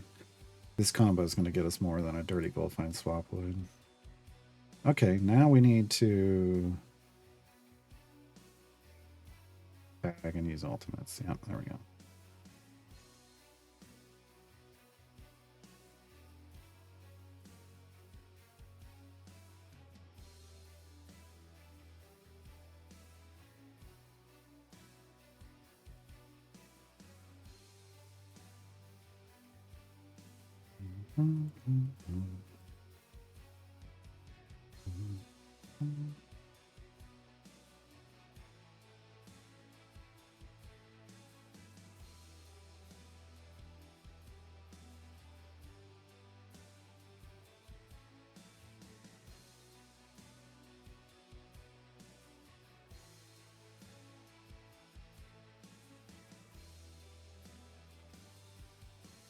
Yeah.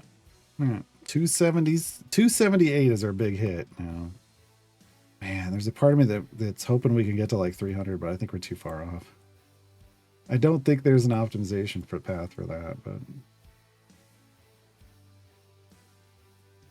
we're real close. And that's Ishii with 4 blues and 2 purples. This is what I said. Like, blue gear is fully operational. It's nice that we have epics and lots of item levels and stuff. That's definitely helping, but I mean, we were hitting the E300s with Carlock with blues and on a lot of people. Last account. Look at that. 280. 280. How would I'm like, if I swap Galen, where would he go?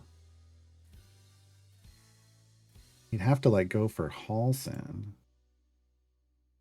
Yeah, what's Halson's buff? E14. And we get some heals. E14 with some heals. Okay. So we've got a comparison number.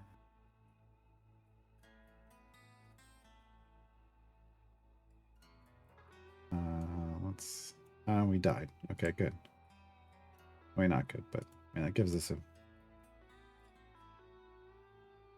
chance to really look at this.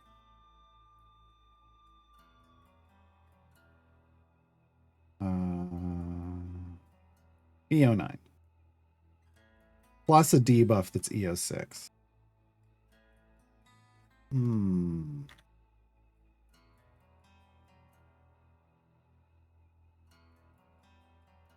The no healing is hurting survivability a little bit.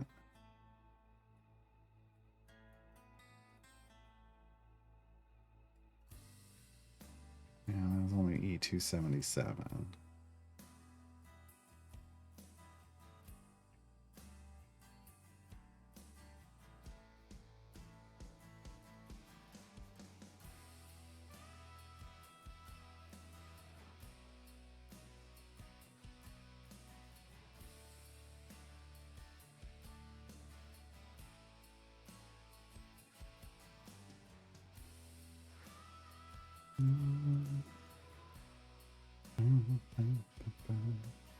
Well, he can like it in the back, but he can't go in the back in this formation. So. Yeah, for Mars's blue crew, he goes in and does dev powers and gives himself all blue gear.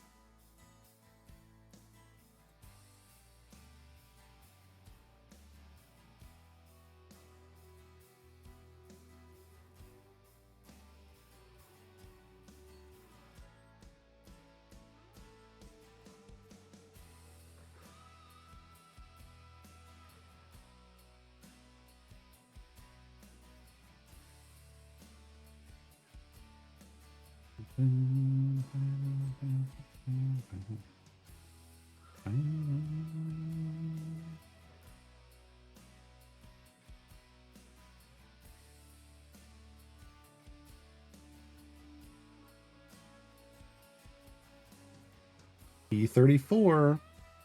So we got more than we got when we were in Icewind Dale, our first deep run. So we have definitely improved.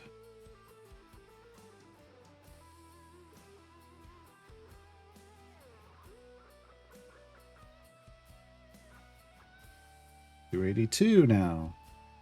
283 is the high hit.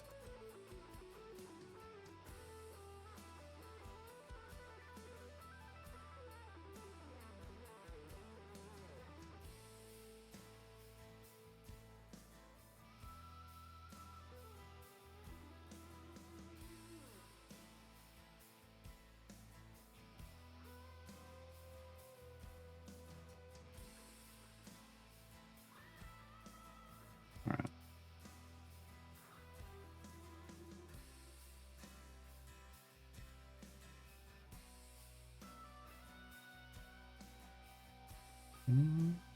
So what do we need here? E285.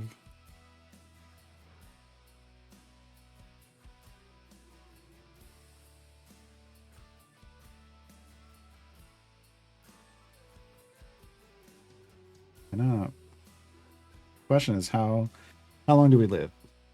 Can we live long enough? I don't understand how Caterbriote can be so great. She's getting me unstuck consistently when all other ults fail me. Because she gives her crit chance and crit damage modifiers to everyone attacking the targets hit by her ultimate.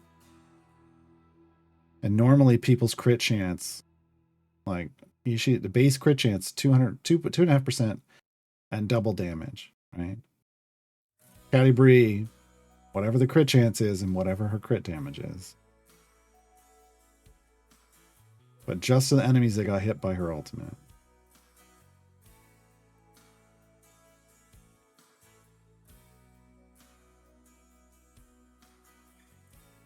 It's nice. It's just nice.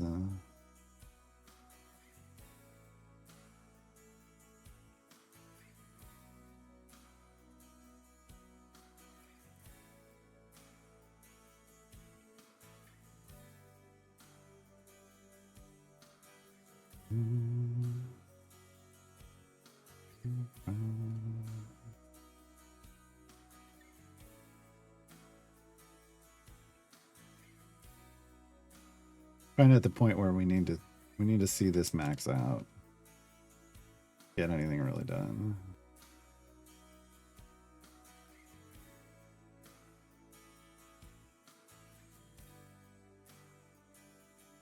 Should be more than 74. I don't know why we're getting stuck on 74.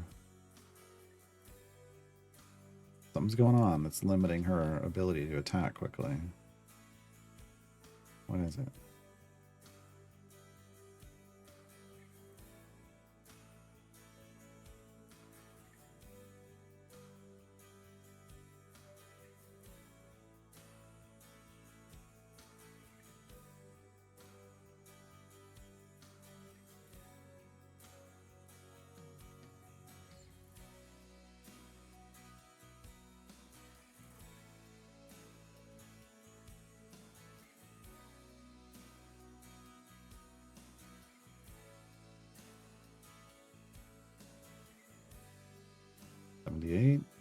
Okay. A little better. And then it stopped. She's still attacking, so why is it not going higher?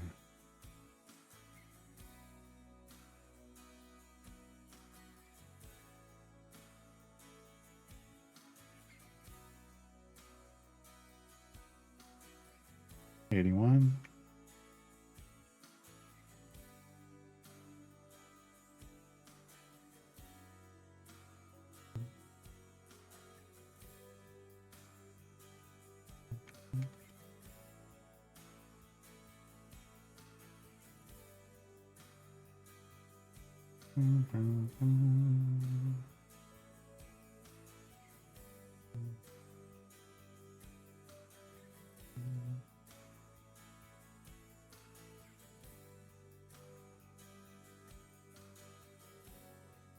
There we go. Look at that E29 boost.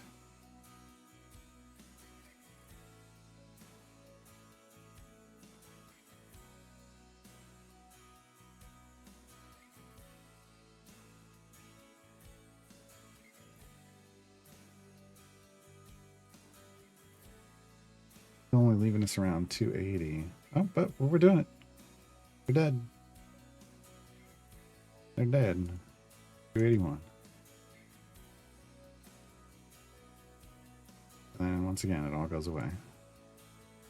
We're kind of at the end of her rope, I feel like.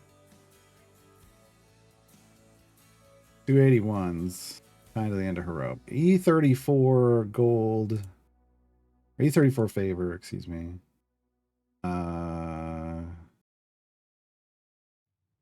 We could try a Carlock swap.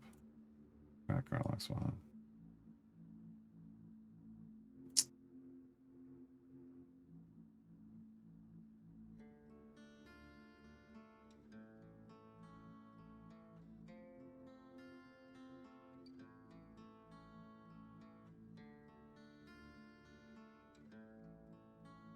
Carlock's gonna stack up a rage so fast. Yeah, there we go. Yeah, so still Carlock's still smash. Now, to be fair, Carlock does have like 600 item levels, but Carlock still smash. Yeah, and then once we pop that, we're up into the 290s. Yeah. Yeah. Okay. The problem is now we're not earning as much favor. We're not earning as much gold, so our favor is going to change because we've lost the gold find off of Ishii. So at a certain point, it doesn't matter that she can go. Carla can go further if you're not doing a dirty gold farm that's on a parallel with the amount of favor that was being created, or the gold that was being created with Ishii. You know what I mean?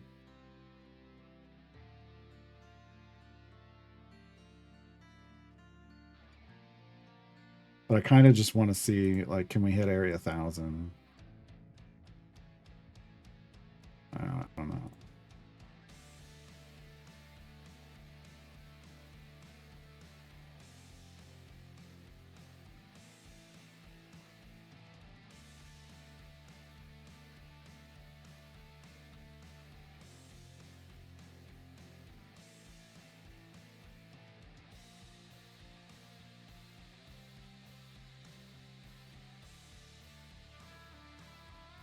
There's E29. Oh, Carlock's gonna smash E300, folks.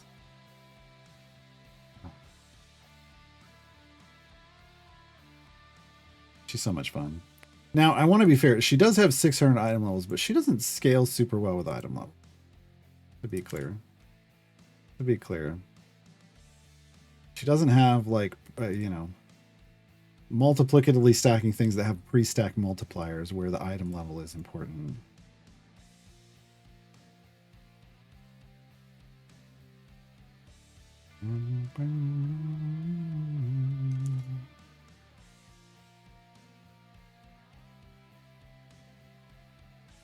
$297.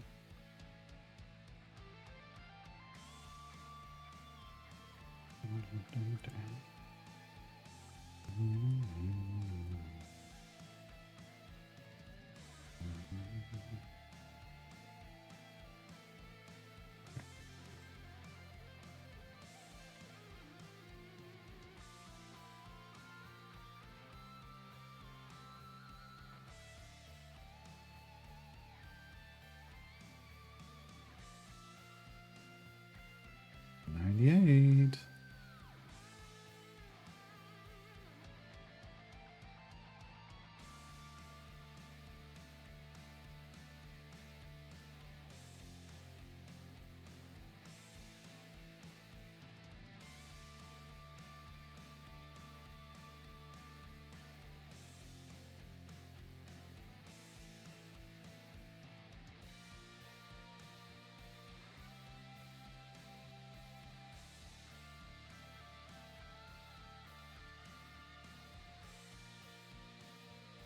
And we died. It did.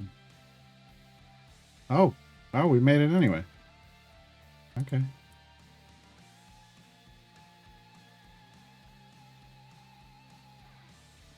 Can't beat this guy. It did not smash like it was supposed to. There it goes. $2.99. We're even at one at a time.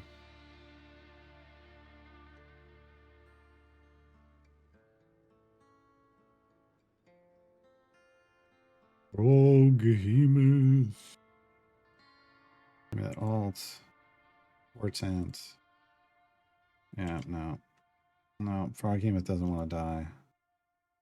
He's got E301 HP. That's part of the problem. But here's, you can see him. He's a monstrosity. Do it again.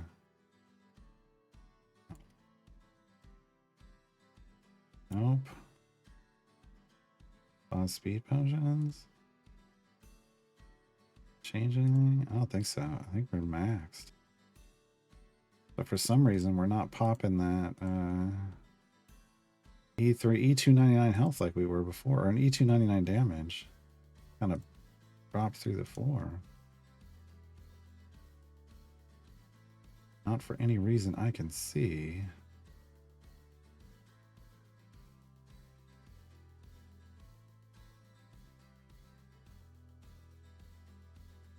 Yeah. I don't know.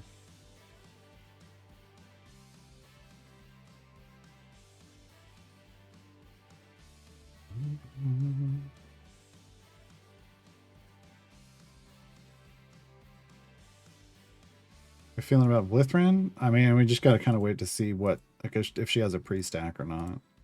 Got a couple potential, and there it went. She's got a couple potential spots for one. But is she going to get one? I don't know. It is nice to finally have a Triton in, but if they're not useful, then it's just kind of just nice to have a Triton in. The thing about the awful ones is they're like Entreus is solid. Entreus is pretty strong. Avandra was solid. Nixie was solid. BBG I think is pretty strong. So like if Blithrin could come in and be pretty strong, then that makes them far more viable. All right, we're out of here. We got our favor run, E34. E34. All right. Notice, even though we have tons of favor, still says fair. That's the joke. All right, we go back to just doing speed stuff. We go back to doing speed, folks.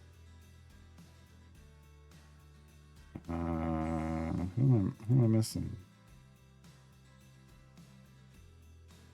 Was it? Is it Ishii? It's just Ishii. Okay.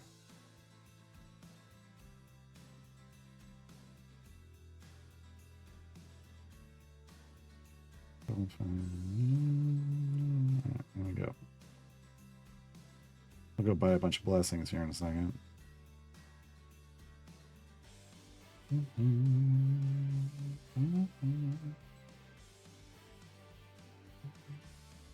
But yeah, I think she's got, so she has like one ability that's got a pre-stack, and then her specs, or has a multiplicative stack, and then her specs could multiplicatively stack. Both have fairly limited numbers. So I feel like you could do both of them as pre-stack and it wouldn't get too outrageous. I think one of them might be based around all for like the awful ones, which there aren't that many of, so super limited numbers. And then spec choices, of course, is the number of people in the party, so feels like they could make both of those pre-stack and she wouldn't be ridiculous.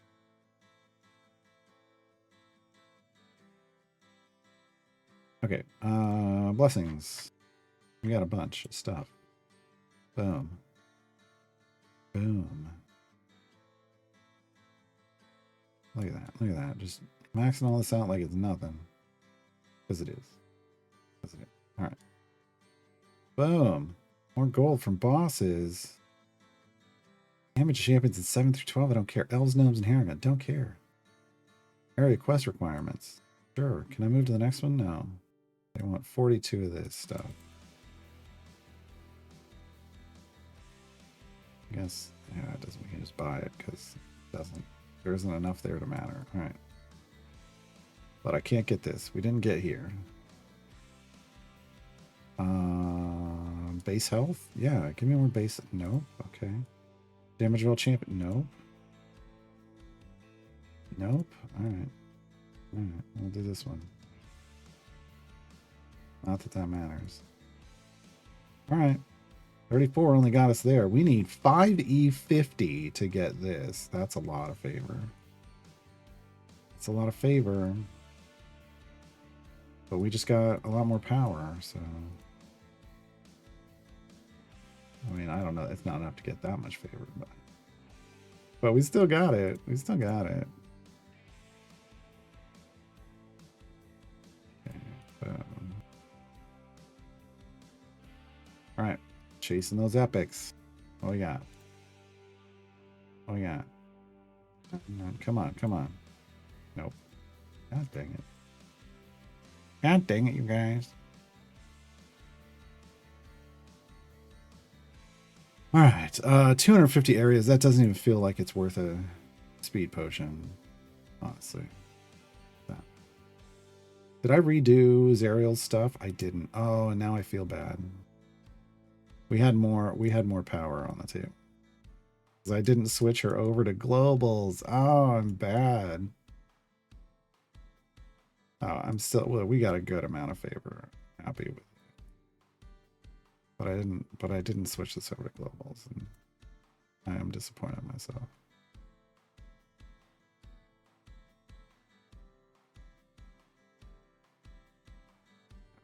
Care about being efficient. Okay.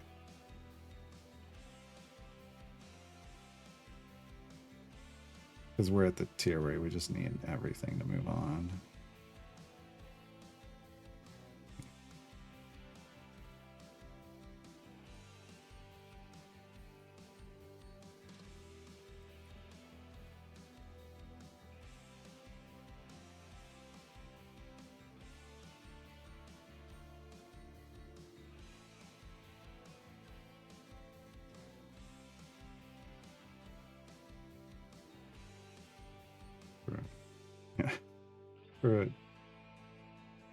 Right. Okay. Wouldn't have changed. It wouldn't have changed much. It wouldn't have changed too much. What did I want? I wanted this feat for Ishii. We did get there. 375 EO8. And we only have 182 EO8. That's fine. None of the others are. I'm not interested in any others.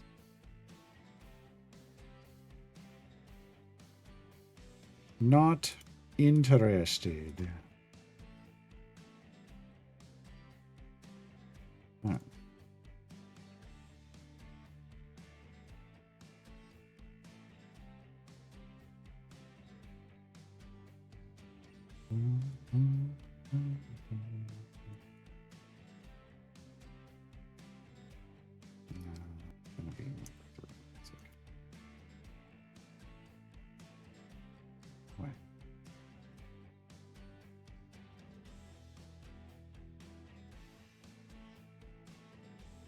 Am I doing in clan versus clan? 2 million to 1.7 million. Not bad. Not bad. What's their plan? One person not around. One person not around. We probably have a lot of people who haven't participated yet. Yeah. 6 people who haven't participated yet. Someone's been gone for 4 days. That's not good. That's not good. Actually have decent contribution too.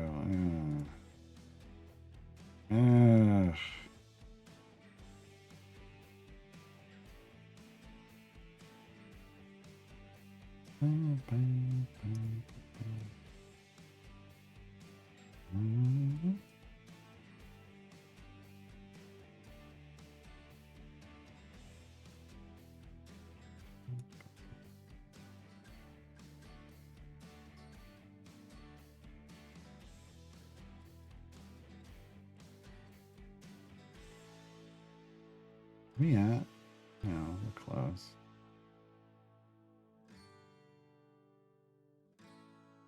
We go faster with the speed potion, but it would be like for these areas we'd be using the time like the smallest ones just to complete a little quicker. And it's like, I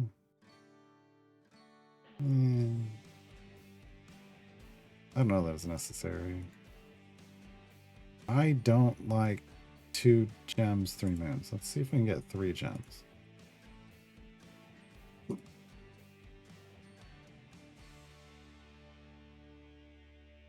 Looking good. Looking good. Still got 2 more. There it is. There's 3 gems.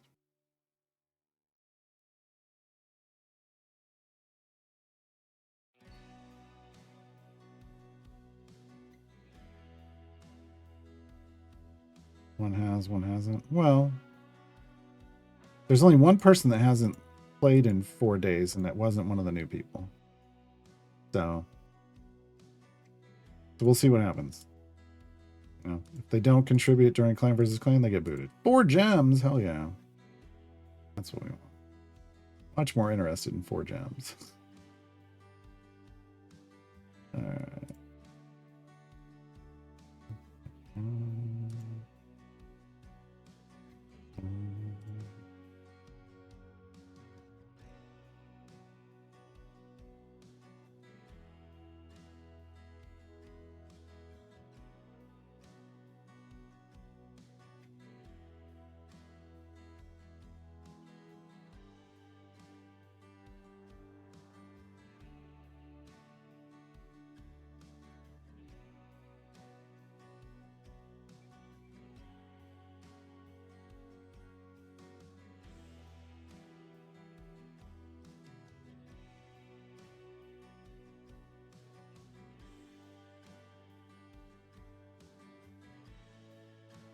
Sweet.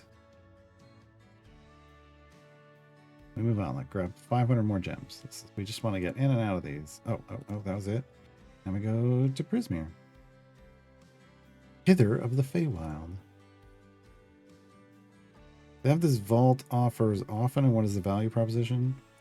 They seem to have vaults in between events.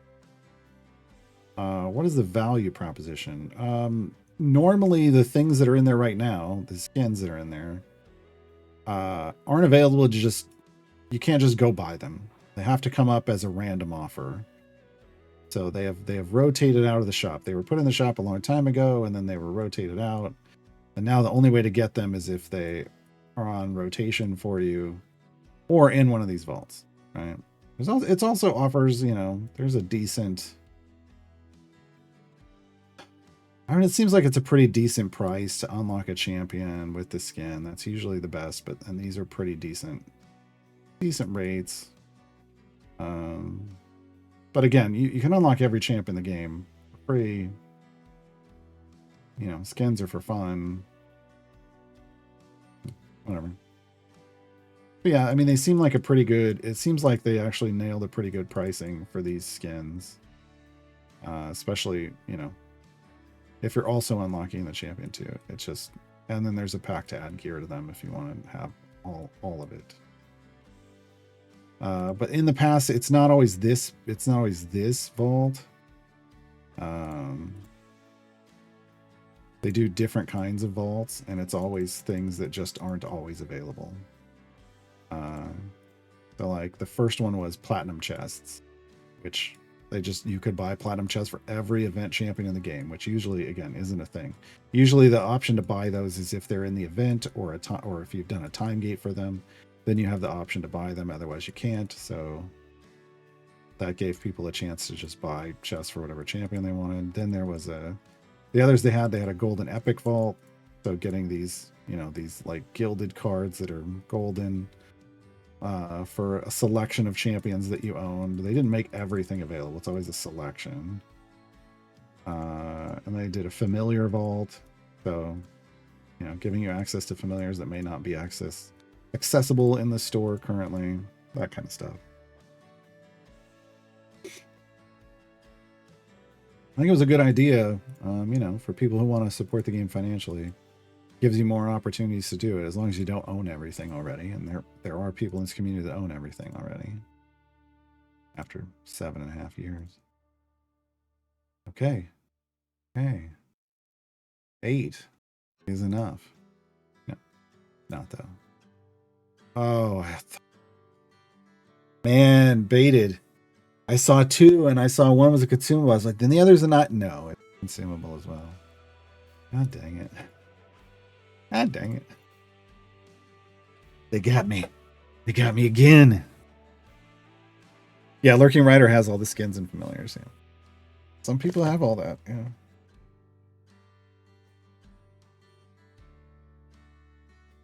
And honestly, I mean, for a time, I was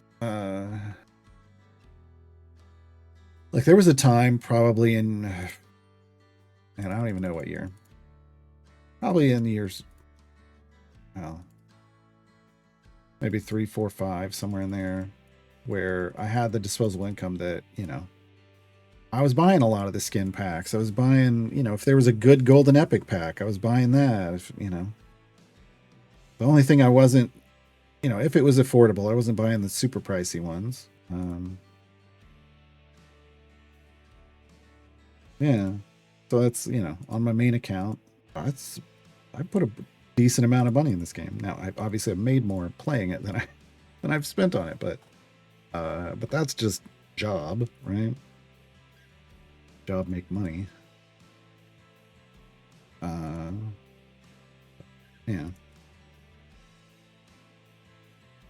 Yeah, Bayushi Kira's like, wait, there are other kinds of vault besides chest vaults? If they have one of these vaults, but you own everything, you just get chests over and over and over again. They don't have anything to offer you. They don't have anything to offer you.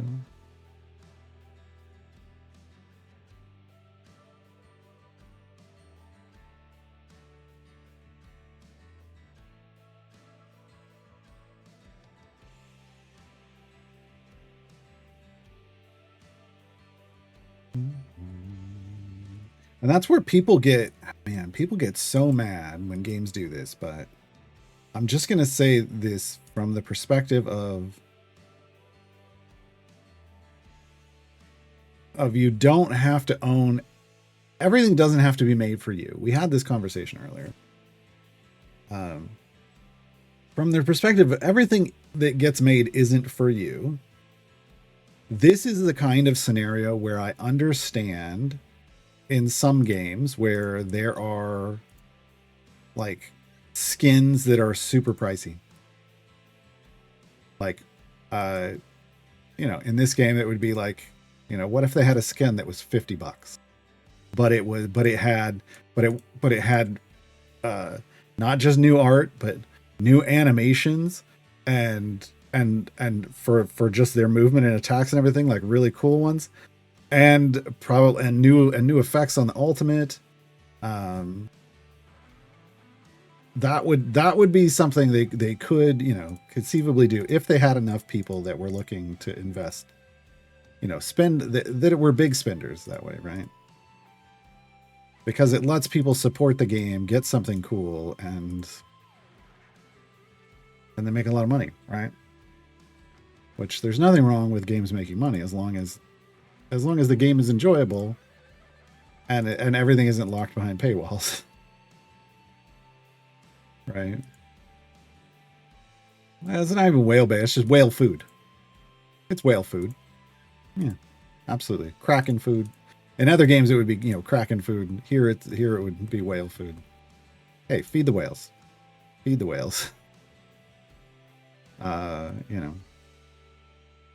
Like a single whale can make it so that the game can be free to play for a lot of people. So there's nothing wrong with feeding the whales every now and then. The problem is when that's all that's available, right? Or if the only way you can be competitive in a game that has PvP is if you're whaling, you got problems. But yet there's plenty of games that exist with that business model and make tons of money. Not a game I necessarily want to. I guess I'm playing Raid, but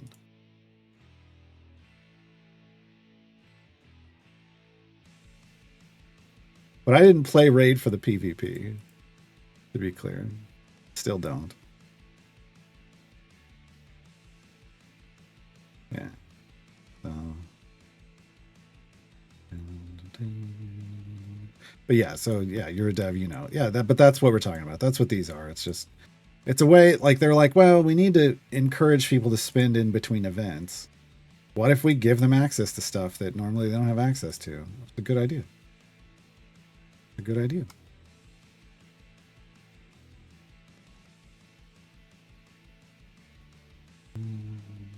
And I love getting back into this phase where it's like churn and burn. Like, all right, did a variant, on to the next variant. Did an adventure, on to the next adventure. Did an adventure, on to the next adventure. And it's just, you fly through it. Love it, love it, love it.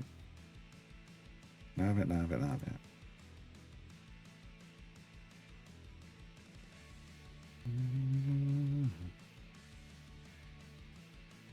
Someone gifted me a game, which is an idolish game with PvP components.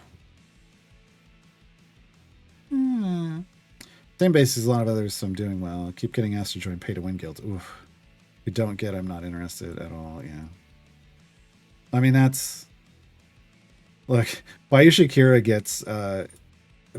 other clans in Raid try to poach Bayushi Kira and a couple other of our top people. I don't even know. I'm just going to say it's all the time. It's probably all the time.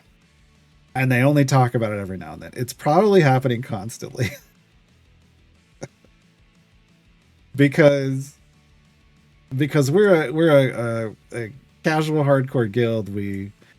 Everybody can join. You know, we do have some power requirements now. We've had to slowly creep up power requirements because the way Raid works, it would not be enjoyable for new players to join our clan. They would get nothing out of it. It's not even just that it wouldn't help us. It's that it wouldn't help them, and they wouldn't be able to catch up to us. Getting people at the bottom into the curve to catch up is challenging.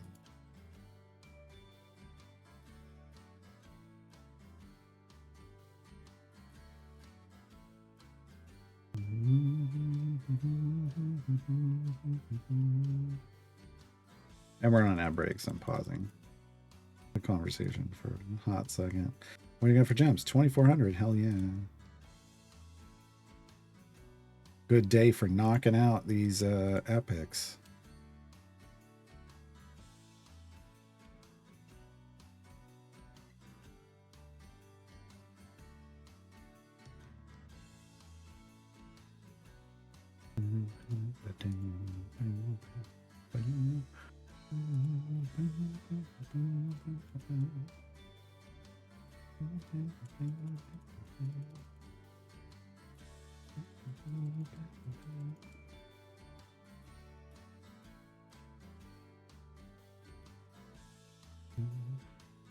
I think I want to start putting these back on Eliwick.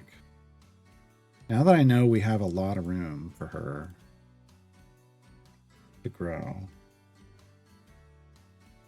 I was worried I was going to put too many and we're kind of going to waste them, but now I know that's not the case. So these are all going on her now. We're going to chase that 100%. All right, we're back. So yeah, seeing how, I guess, you know, cash stuff is handled in Raid seriously makes you realize how different Idle Champions is. Yeah, I like it. It's kind of a, it's a, you know, I don't want to, I hesitate to call it a palate cleanser, but basically it's a perspective shifter, right? If all you're looking at is Raid, then you start feeling like, oh God, they're always putting ads up. They're always trying to make us, but then you go play Raid and you realize what it actually is to play a game that is constantly pushing the cash shop on you and prioritizing it over, honestly, your enjoyment of the game. It does that. It definitely does that. You have to train yourself to ignore it because they've gotten real good at temptation and offering like good prices for you. And they'll the less you buy, the better the prices get, like the lower the prices get and the better the deals get.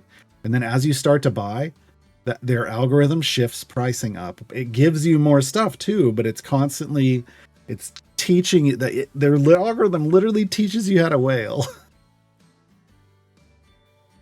Oh, it's rough. So you just kind of got to learn to ignore it. I support all kinds of in-game purchases as long as they don't have mechanical impacts. It's pretty much free to play single player. I don't mind it. Yeah, that's the thing. I don't mind to buy, like, I don't mind to pay to progress faster. In a game like this where it's just constant progression, not a big deal. I kind of look at it in like solo, like RPGs and stuff, when they have like cash shops. I'm like, cosmetics, sure, but why are you selling me weapons and shit and armor? Like, that feels bad to me. That feels bad, but everybody has a line, right? Yeah.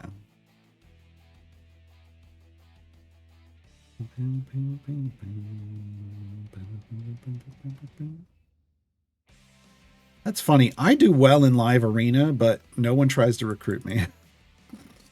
Like Akira.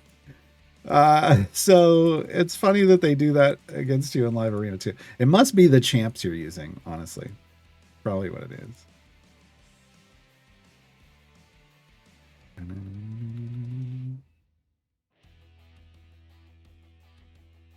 LA stands for live arena. LA stands for live arena.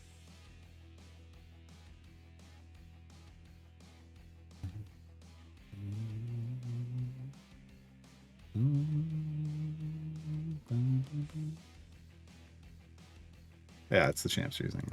That's the thing. There's they introduced mythical champions and also like faction champions, and they made them very difficult to get unless you're a spender. And they introduced like mythical gear too, and again, very difficult to get unless you're a spender. There's paths to get these things free to play, but the chances are pretty low. So if you have a lot of those, it's like, oh, either you're the luckiest person in the world, or you've paid to play the game.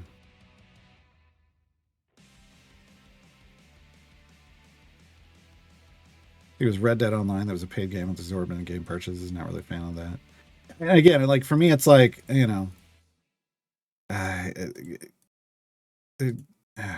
studios are trying to experiment with ways to make games financially make sense. Like really like AAA games. But part of the reality is AAA games don't make financial sense. I was just seeing that like a whole conversation about this the other day. For the same amount of money, you could take a lot more swings with other games and new IPs and potentially get a lot more home runs, and employ a lot more people consistently. But that's not really, again, this goes back to the stock market. That's not really what the stock market rewards. So that just doesn't happen.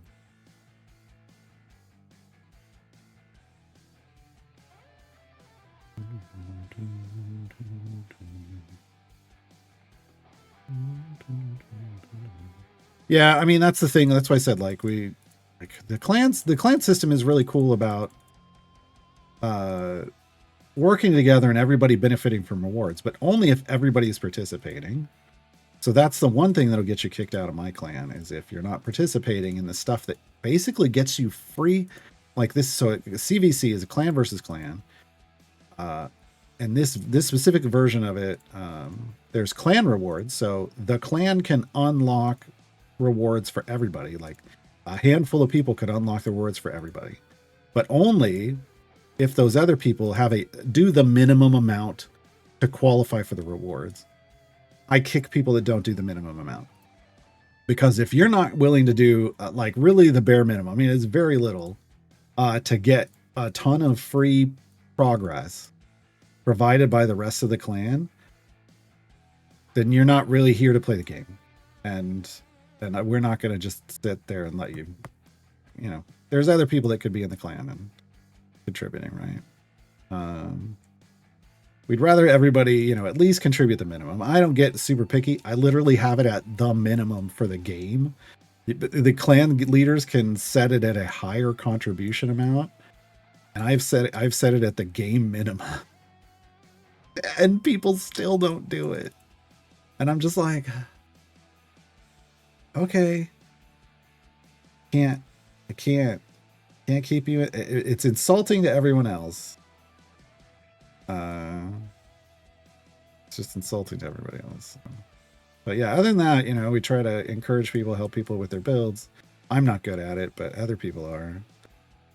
Like figuring out some of the content stuff. It's one of those games where it's even worse than Idle Champions, like in terms of it's very subjective to who you have in your gear, because it isn't just flat gear like this. It's like, you know, this champion has this gear. It's the gear is separate from the champions, so combinations matter, and then there's leveling that up, and then ascending it, and all this. They've added all these layers to it, all these layers of grind to it. And it can be a lot. Okay, we need some fire breath potions. That's new. That's new. Fortunately, they don't take much to make. I just need some 5-minuters. 5-minuters. But yeah, in a like a single player game, like I'm gonna refer to. I understand that Baldur's Gate 3 has multiplayer, but it's effectively a single player game because there's no PvP, right? So in that kind of RPG game, cosmetics seem fine to me. Horse armor. I know everybody. I remember when everybody had a freaking lost their mind over horse armor. Cosmetics seem fine. I get it is a little weird if people are paying for power, but again, it's their game. They want it, you know, whatever they want their experience to be, that's fine. What I don't like is if the only way you can complete the content is if you're spending cash. Now that is different from buying DLC. I'm 100% behind. Yes, please add more content to the games I enjoy. Why would I want to pay you for me to be able to play more of this game? For example, see Dave the Diver. I will pay more for more Dave content. Yeah. But, you know, what I don't like is, hey, you just played the first part of a game. To get to the second part, you have to pay this fee. Like, it's not even DLC. It's just, this is how the game is designed. I'm like, no. Are there any members of Raid Clan who don't currently or never played Idle Champions? Now there are, yeah. It used to be, I literally had, when we first started playing Raid, I had 3 clans full, basically, of people who were from Idle Champions. Because it was a sponsored stream. Now we're down to 1 clan, and I'd say a third of it, at least a third of it, has probably never played Idle Champions. Third to half.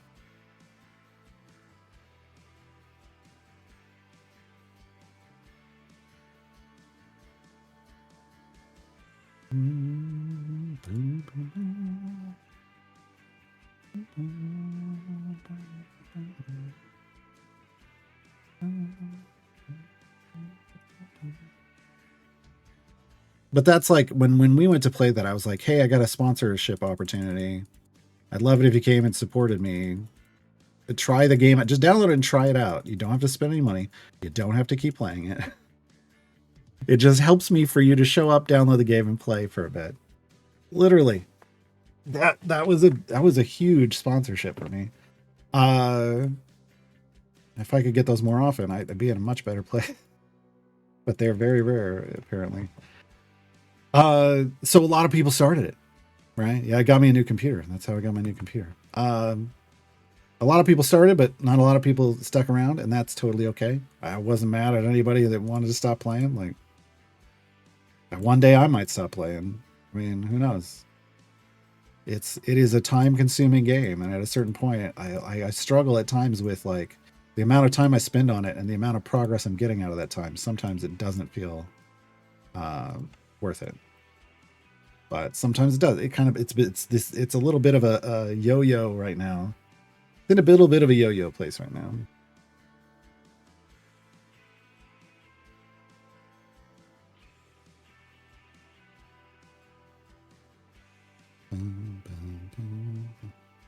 Do you remember Venge saying he was going to be away in game chat? Okay, I don't. I didn't see it.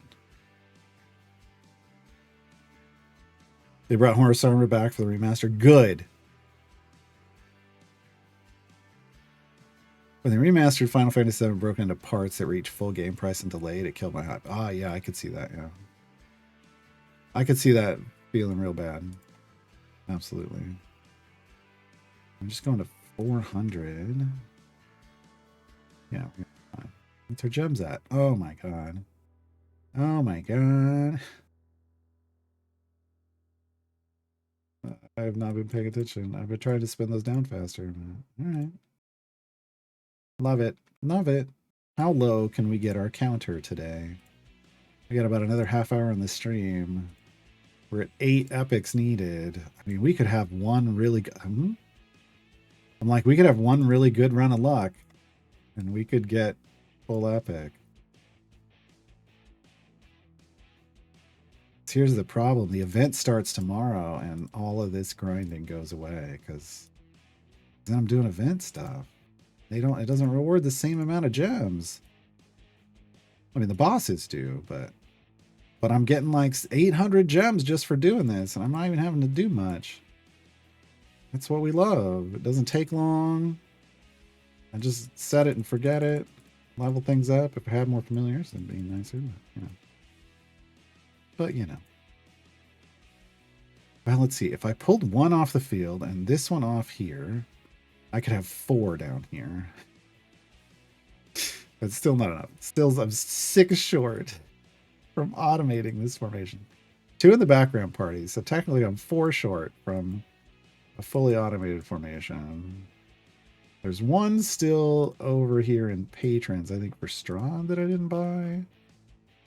Yes, the toy werewolf. 50,000. That would be the next mini patron grind. And then what do we got? I mean, 30, 50, 70. That would be that one plus Strahd would be the 4 to fully automate a party.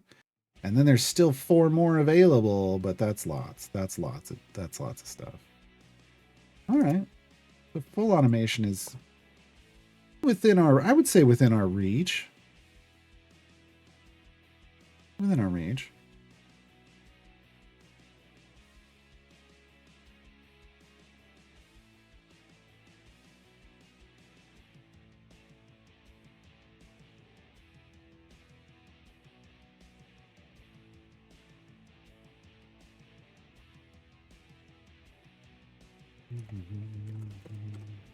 Just reminded me, I gotta go check.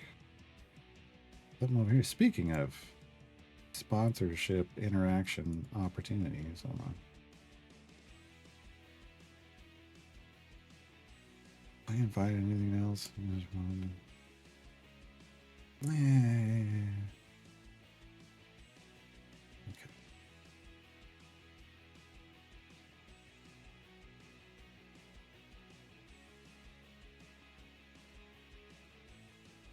Ooh, Dune Awakening, folks.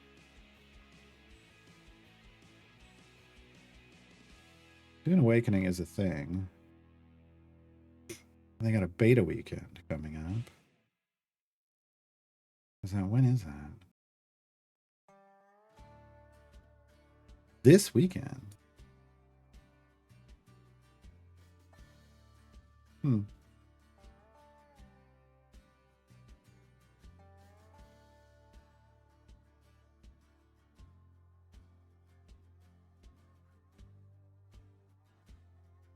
No NDA on this one. That means I could stream it. It is on a weekend.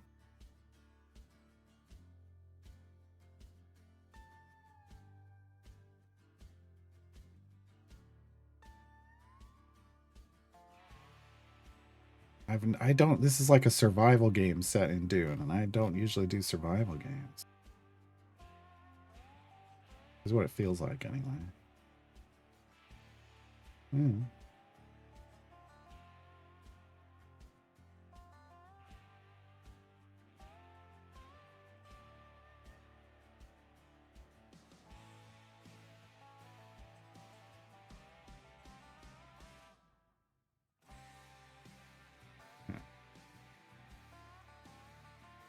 I think it's this. I think Dune Awakening is the survival one. Hold on, let me double check.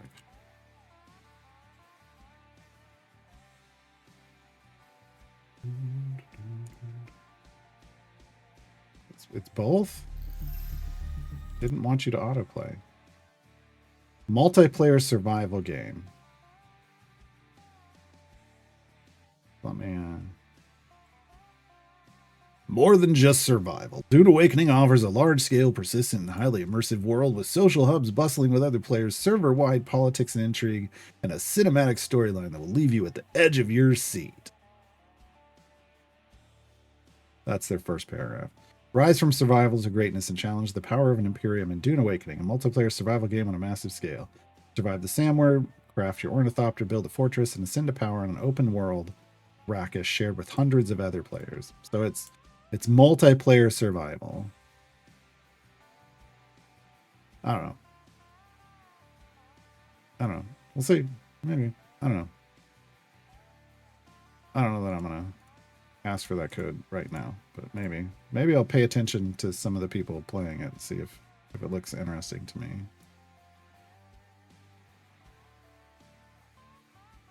Well, I think the whole build your own fortress and you're basically trying to survive. You know, it's probably got bits of survival type stuff, but yeah, I don't usually play survival type games.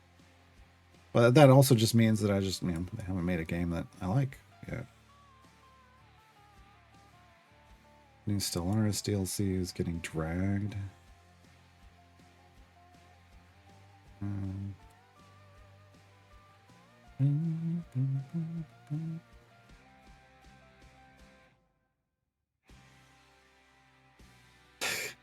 It did intrigue me a little bit, but it'll probably end up as dead as Duck in Idaho by the time I get to play it.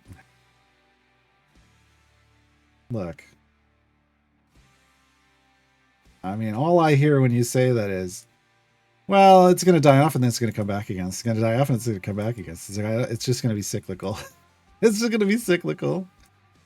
Expedition 33 looks brilliant. Yes. Yes. I may have tried to get a key for that. Yeah, I did. I totally did. It looks amazing. And everything I'm hearing about it is amazing. So if Expedition 33 is, I'm not being promoted. I have not been given anything, but it looks pretty freaking amazing if you're into that kind of game.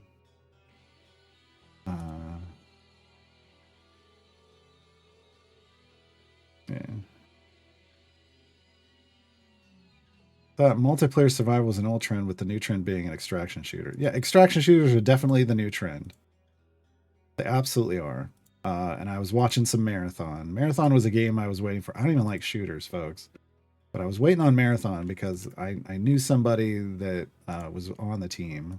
And then they got let go because of budget cuts or whatever. And so now I've been like, oh, do I want to play it? But I was watching and I was like, it's kind of neat. Kind of neat. They could have totally done. I feel like Dune could have done an extraction shooter, but they didn't, and that's fine. Instead, they took that and were like, let's do multiplayer survival. I mean, Dune could be a lot of different types of game. I think there's isn't there a Dune RTS out there, or in the making? It's either already been made or it's in the making. So I think, that kind of like a good IP can spawn a lot of different types of games. In fact, I think I might have posted this in the Discord, or I can't remember. I think it was in the Discord. Star Wars is making like a strategy. Somebody's making a Star Wars strategy game. Like moving people around and places, setting up your team, and I'm like a stealth strategy. I'm like, hell yeah. Like, that's been missing. Like, we get RPGs, we get stuff like there's so many things that could be made in Star Wars that could just be a blast. And then we get like the same kind of things over and over again, and it's like, like I had like Empire at War. That was the Star Wars RTS. I think I've got that on Steam. So like there's older stuff, and it's like, give us some refresh, newer stuff that isn't just RPGs. Love the RPGs. Still need to play Outlaws. That was on sale for like half price, and I was like, Oh, but then I'm looking at my time to be able to stream that game. I'm like, I don't have any. Uh, so yeah. So I'm here for like exploring different types of games with different with IPs. I think that just gives you. I think it ends up, again, this is that part of that take lots of swings instead of one big one, right? I like when they're taking lots of swings at things because there's a chance for something to really hit with lots of different types of people.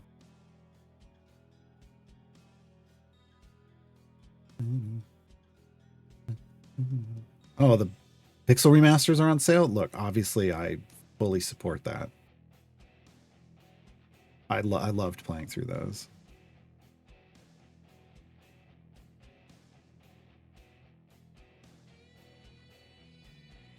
I think there's a modern Dune one though. I didn't even realize there was an old Dune. I think there's a modern Dune RT. Hold on, let me see.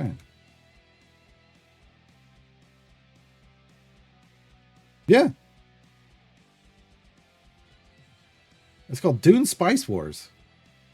It came out in 23. A 4X, I don't know what that means. Real-time strategy game from the developers of the critically acclaimed Northgard, set in Frank Herbert's groundbreaking Dune universe. You must lead your faction in battle for control and dominance of the harsh desert planet of Arrakis. I remember this one. I was actually, I was tempted to try that one out. As I haven't played a lot of RTS games anymore. A lot of them just don't interest me.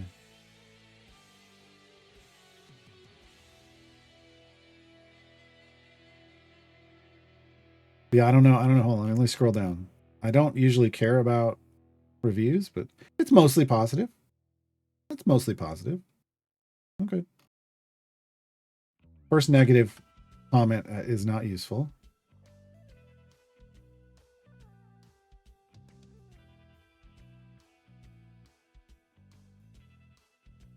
That doesn't explain what's going on. Yeah. So far, like the negative comments I see here don't actually make me not want to play it because they don't actually tell me what's wrong.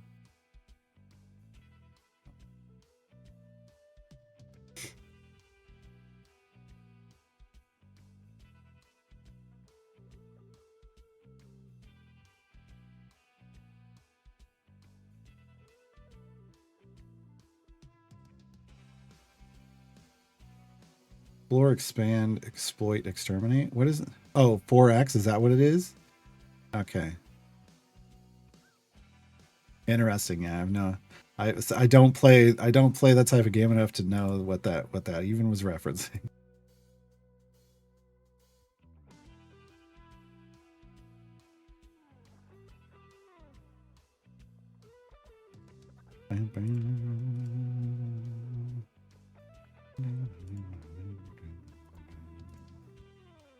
But yeah, actually, I think I have. Hold on, now I gotta fire up Steam. Let me fire up Steam real quick. Ooh, there's an update for Conquest Arc. What did they do? What did they fix? I'm like, did they nerf my build yet? They nerfed it a tiny little bit the other day. Oh, awesome. Added a running background setting that allows the game to run while alt tabbed. Oh, that's fantastic. Because I've been like setting up in that arena and just leaving it, and because it takes so long to kill things that I've been wanting to like read stuff in other panels, but every time I click off, it pauses the game, and then I click back on it. I'm like, so now I don't have to worry about that. Great. No, metagame resources will no longer drop from normal enemies spawned during boss fight. Okay, fine. But I was loving that. But I was farming. It's great. They don't want to. It was too much. It was a lot. It was a lot.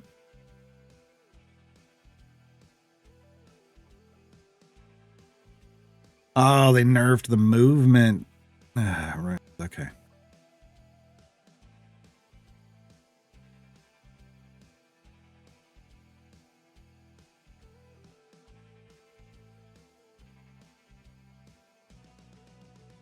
Ooh, and they nerfed the health on bosses at the higher scaling, so they'll be easier to kill. That's nice. That's nice, actually. Awesome. Yeah, that looks pretty good.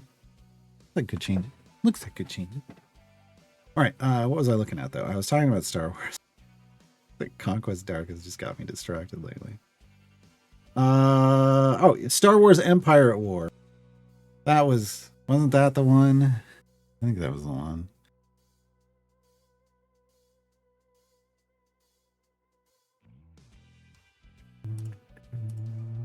Maybe, maybe not. I think that.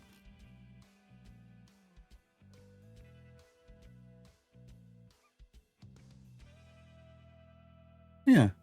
I think that was kind of what I was thinking of. What I got to see? I got Empire at War, Knights of the Old Republic, Knights of the Old Republic 2, Star Wars Squadrons. I don't think yeah. Star Wars The Clone Wars, Republic Heroes, and then The Force Unleashed 1 and 2.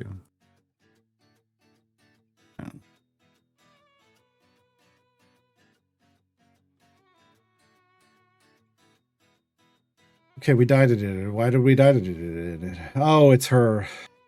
Bavlorna. Dang it, Bavlorna. Get out of my face. That's why we died at it. Alright, and that made the potions fall off, and I deserve that. Hate Bavlorna. Hate all the hags. I hate all the hags in the Witchlight.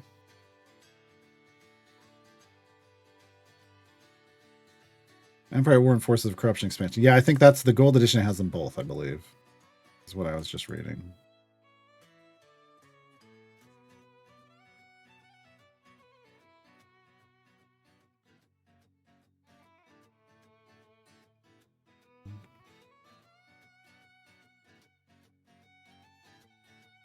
I don't know. I don't know Persona. Has there been a good RTS since StarCraft 2 is? I'm guessing what you're throwing out. I actually think I know enough to know that you were talking about StarCraft 2. I wouldn't know because I wasn't heavy into RTSs. I remember playing Red Alert, like a Command and Conquer was probably my first introduction to it, and then playing the things that spawned around that. I may have tried some things that people like pushed me to try. Here's the what I hated though is I loved the story. I loved the single player storylines. I thought Command and Conquer had some pretty good stories. But anytime somebody wanted to do multiplayer, I was like, I hate this. This game I enjoy, I now hate. Thanks. Yeah. And we were on an ad break for that Gar rant. That makes sense. No Persona didn't even hear it.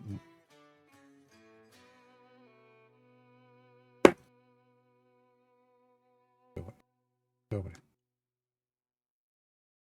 Go away, phone notification.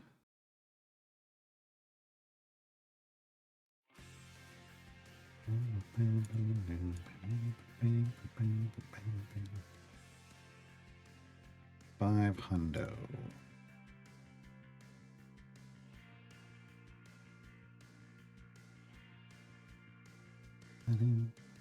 No Persona, I had a whole rant about RTSs and you missed it because it was while the ad was going. TLDR, I like the story. I like playing through the stories. I absolutely abhor multiplayer.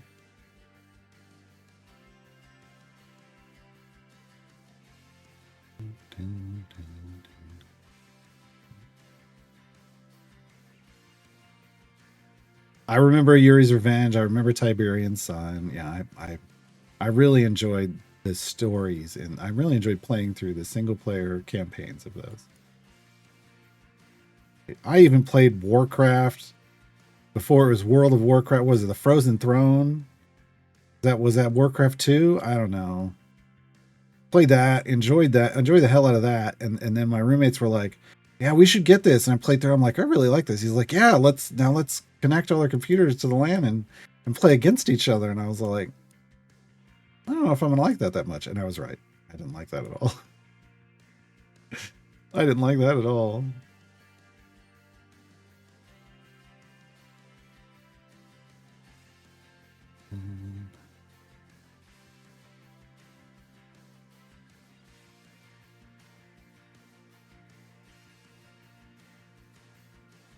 Like, just let me play with a friend against the computer. Co-op multiplayer is what I enjoy the most.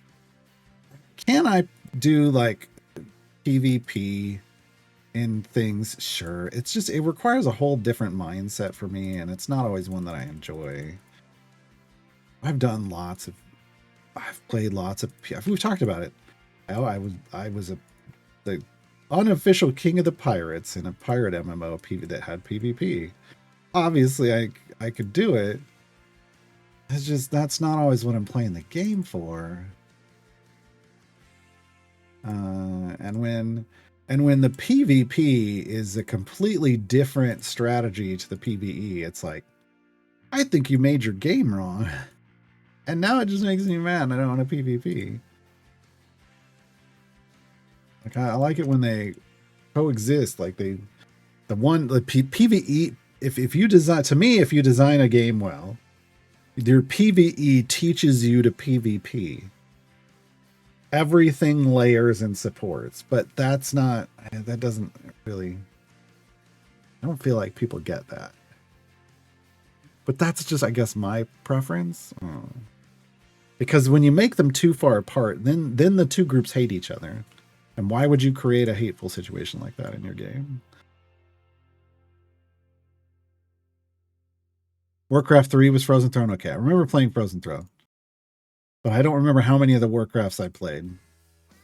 That might have been it.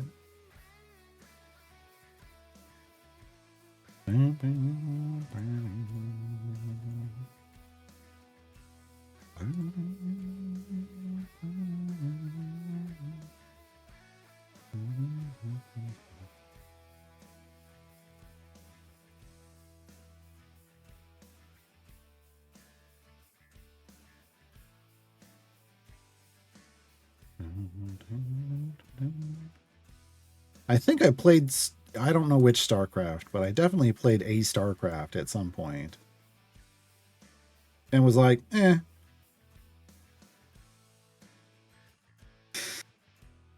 Because, the sci-fi theme was fine and all, but I just I didn't connect with it at all. But again, part of it is like, well, okay, I play through the storyline and then, oh, you want me to PvP? I don't do that in this kind of game.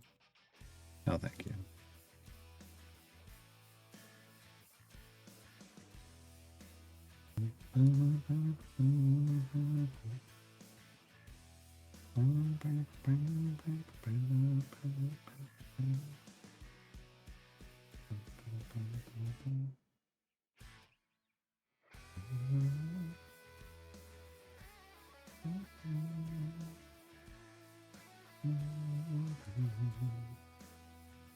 Six Corver Greens needed. Wow. Okay. Xeraphon just showed up. If we hadn't unlocked Xeraphon, we'd be done. Oh, that's painful.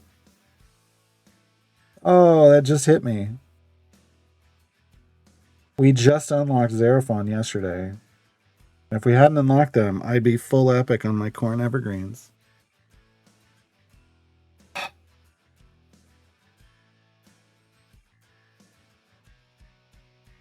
Damn it, Xeraphon. Damn it, Xeraphon. What are evergreen? Evergreens are champions you. Evergreens are champions you unlock by playing the game. That are separate from the core 12 that you start the game with. But unlike event champions, evergreens are available year round. So like Hitch from the newsletter, Nerds from the shop, Dritz from a campaign. Most of them are campaign based. There's one for every campaign, 2 in Tomb of Annihilation. That's the exception to the rule. We're going to get another one this month in Vecna Eve of Ruin. So by the end of this month, we should have one we should be back to, there's at least one in every campaign. I wouldn't answer that question from you because you're a troll. You already know the answer and you're just trying to start an argument.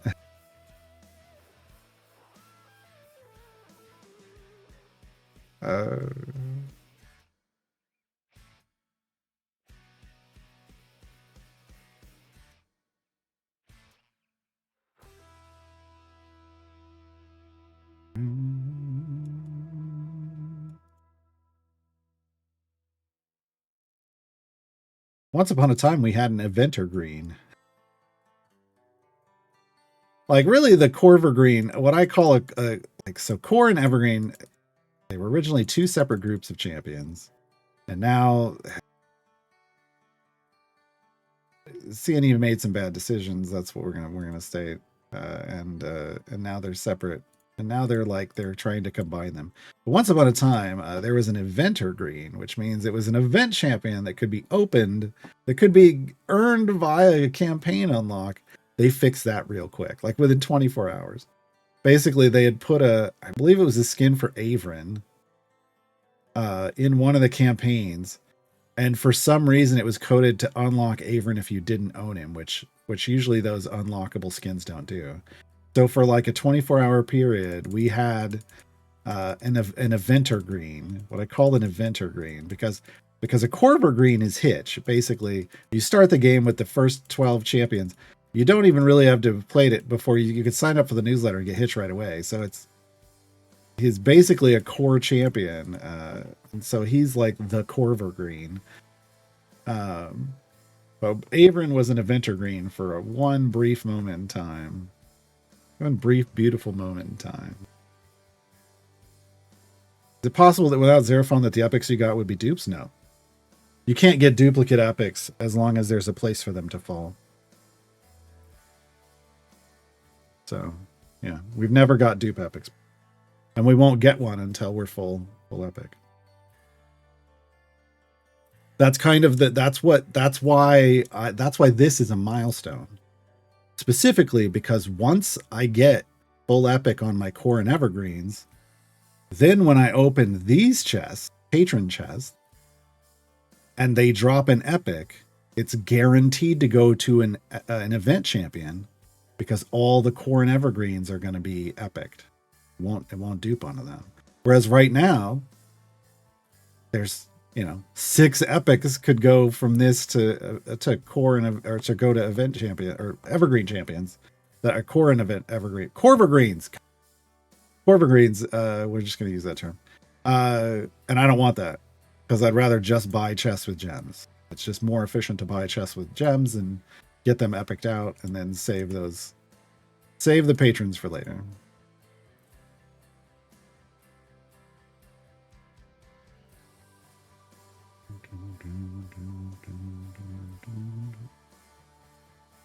Yeah, imagine finally getting a pity timer and it's an epic you already have. That would be the worst. That's why that doesn't happen. That's why that doesn't happen.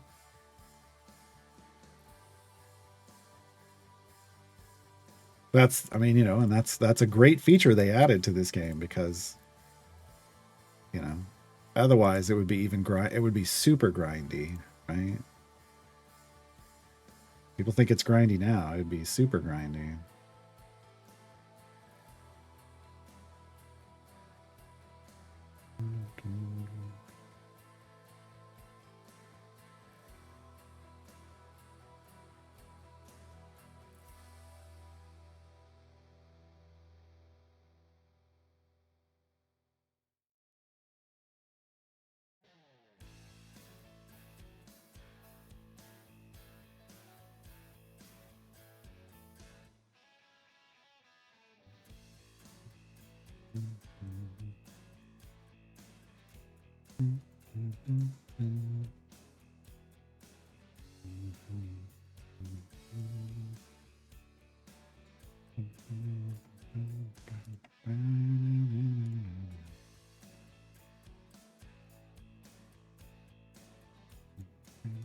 Where are we going?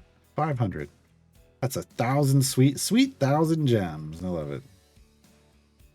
Love it. It's gonna be the last thing we do today. We've been racing through this. Tomorrow, event guide. Tomorrow, all this progress grinds to a halt as we do event unlocks and make a guide for Vlithrin. Make a guide for Vlithrin. We prepped it today. We'll finish it tomorrow.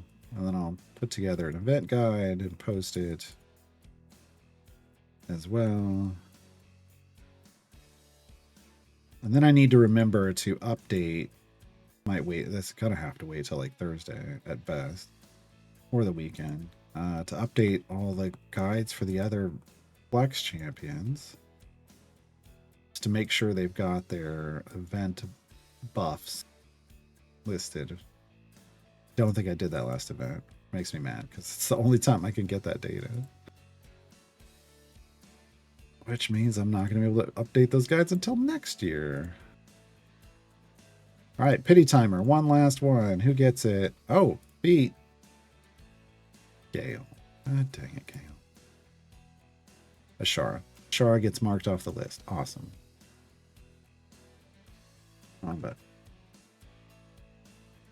All right, 5 left. That leaves us with just 3 champions. 2 are one and done. Xeraphon sitting there waiting. And also 3 champions that need stuff out of Electrums. So gearing up our event champions is going to be interesting. Blithrin and Yorvin are who... Well, Yorvin will be next week. Blithrin will be tomorrow, and then Mahen. Mahen will be who I unlock first. Yeah. Yeah, 20 hours until the Great Modron May.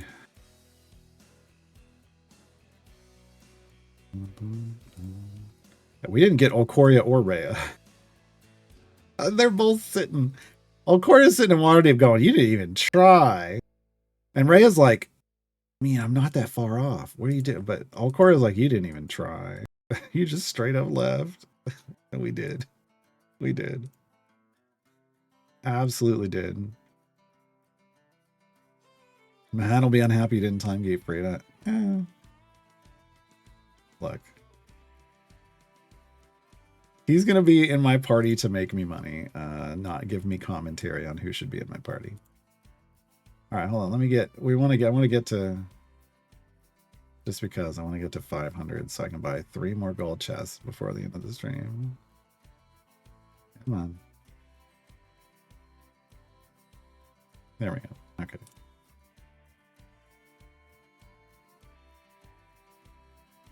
All right, and then we just switch. Okay, so that took us all the way down here to Will of the Feywild. Switch over here.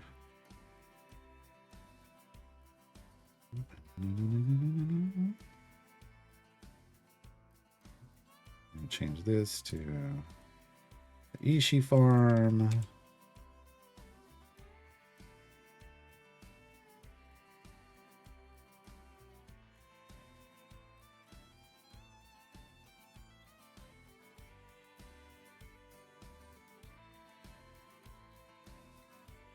Last chance for luck. Hey!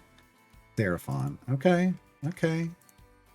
He was feeling a little frisky. He's like, no, I get another one. All right. I'll take it. I mean, that was on 2. That was 2 chests and I got an epic, so I'll take it. I'll take it. We're down to 4. We're down to 4. I mean, that could finish tomorrow.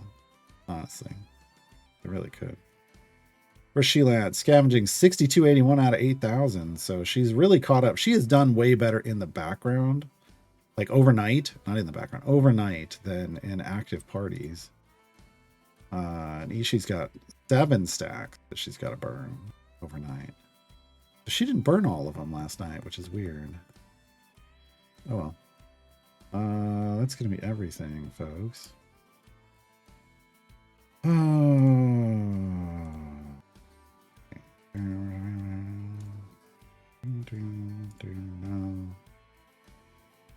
Nope, nope, nope. No. Okay, we're out of here. Thanks for hanging out. I will see you all tomorrow while we make guides and talk about the Great Modron March. Bye.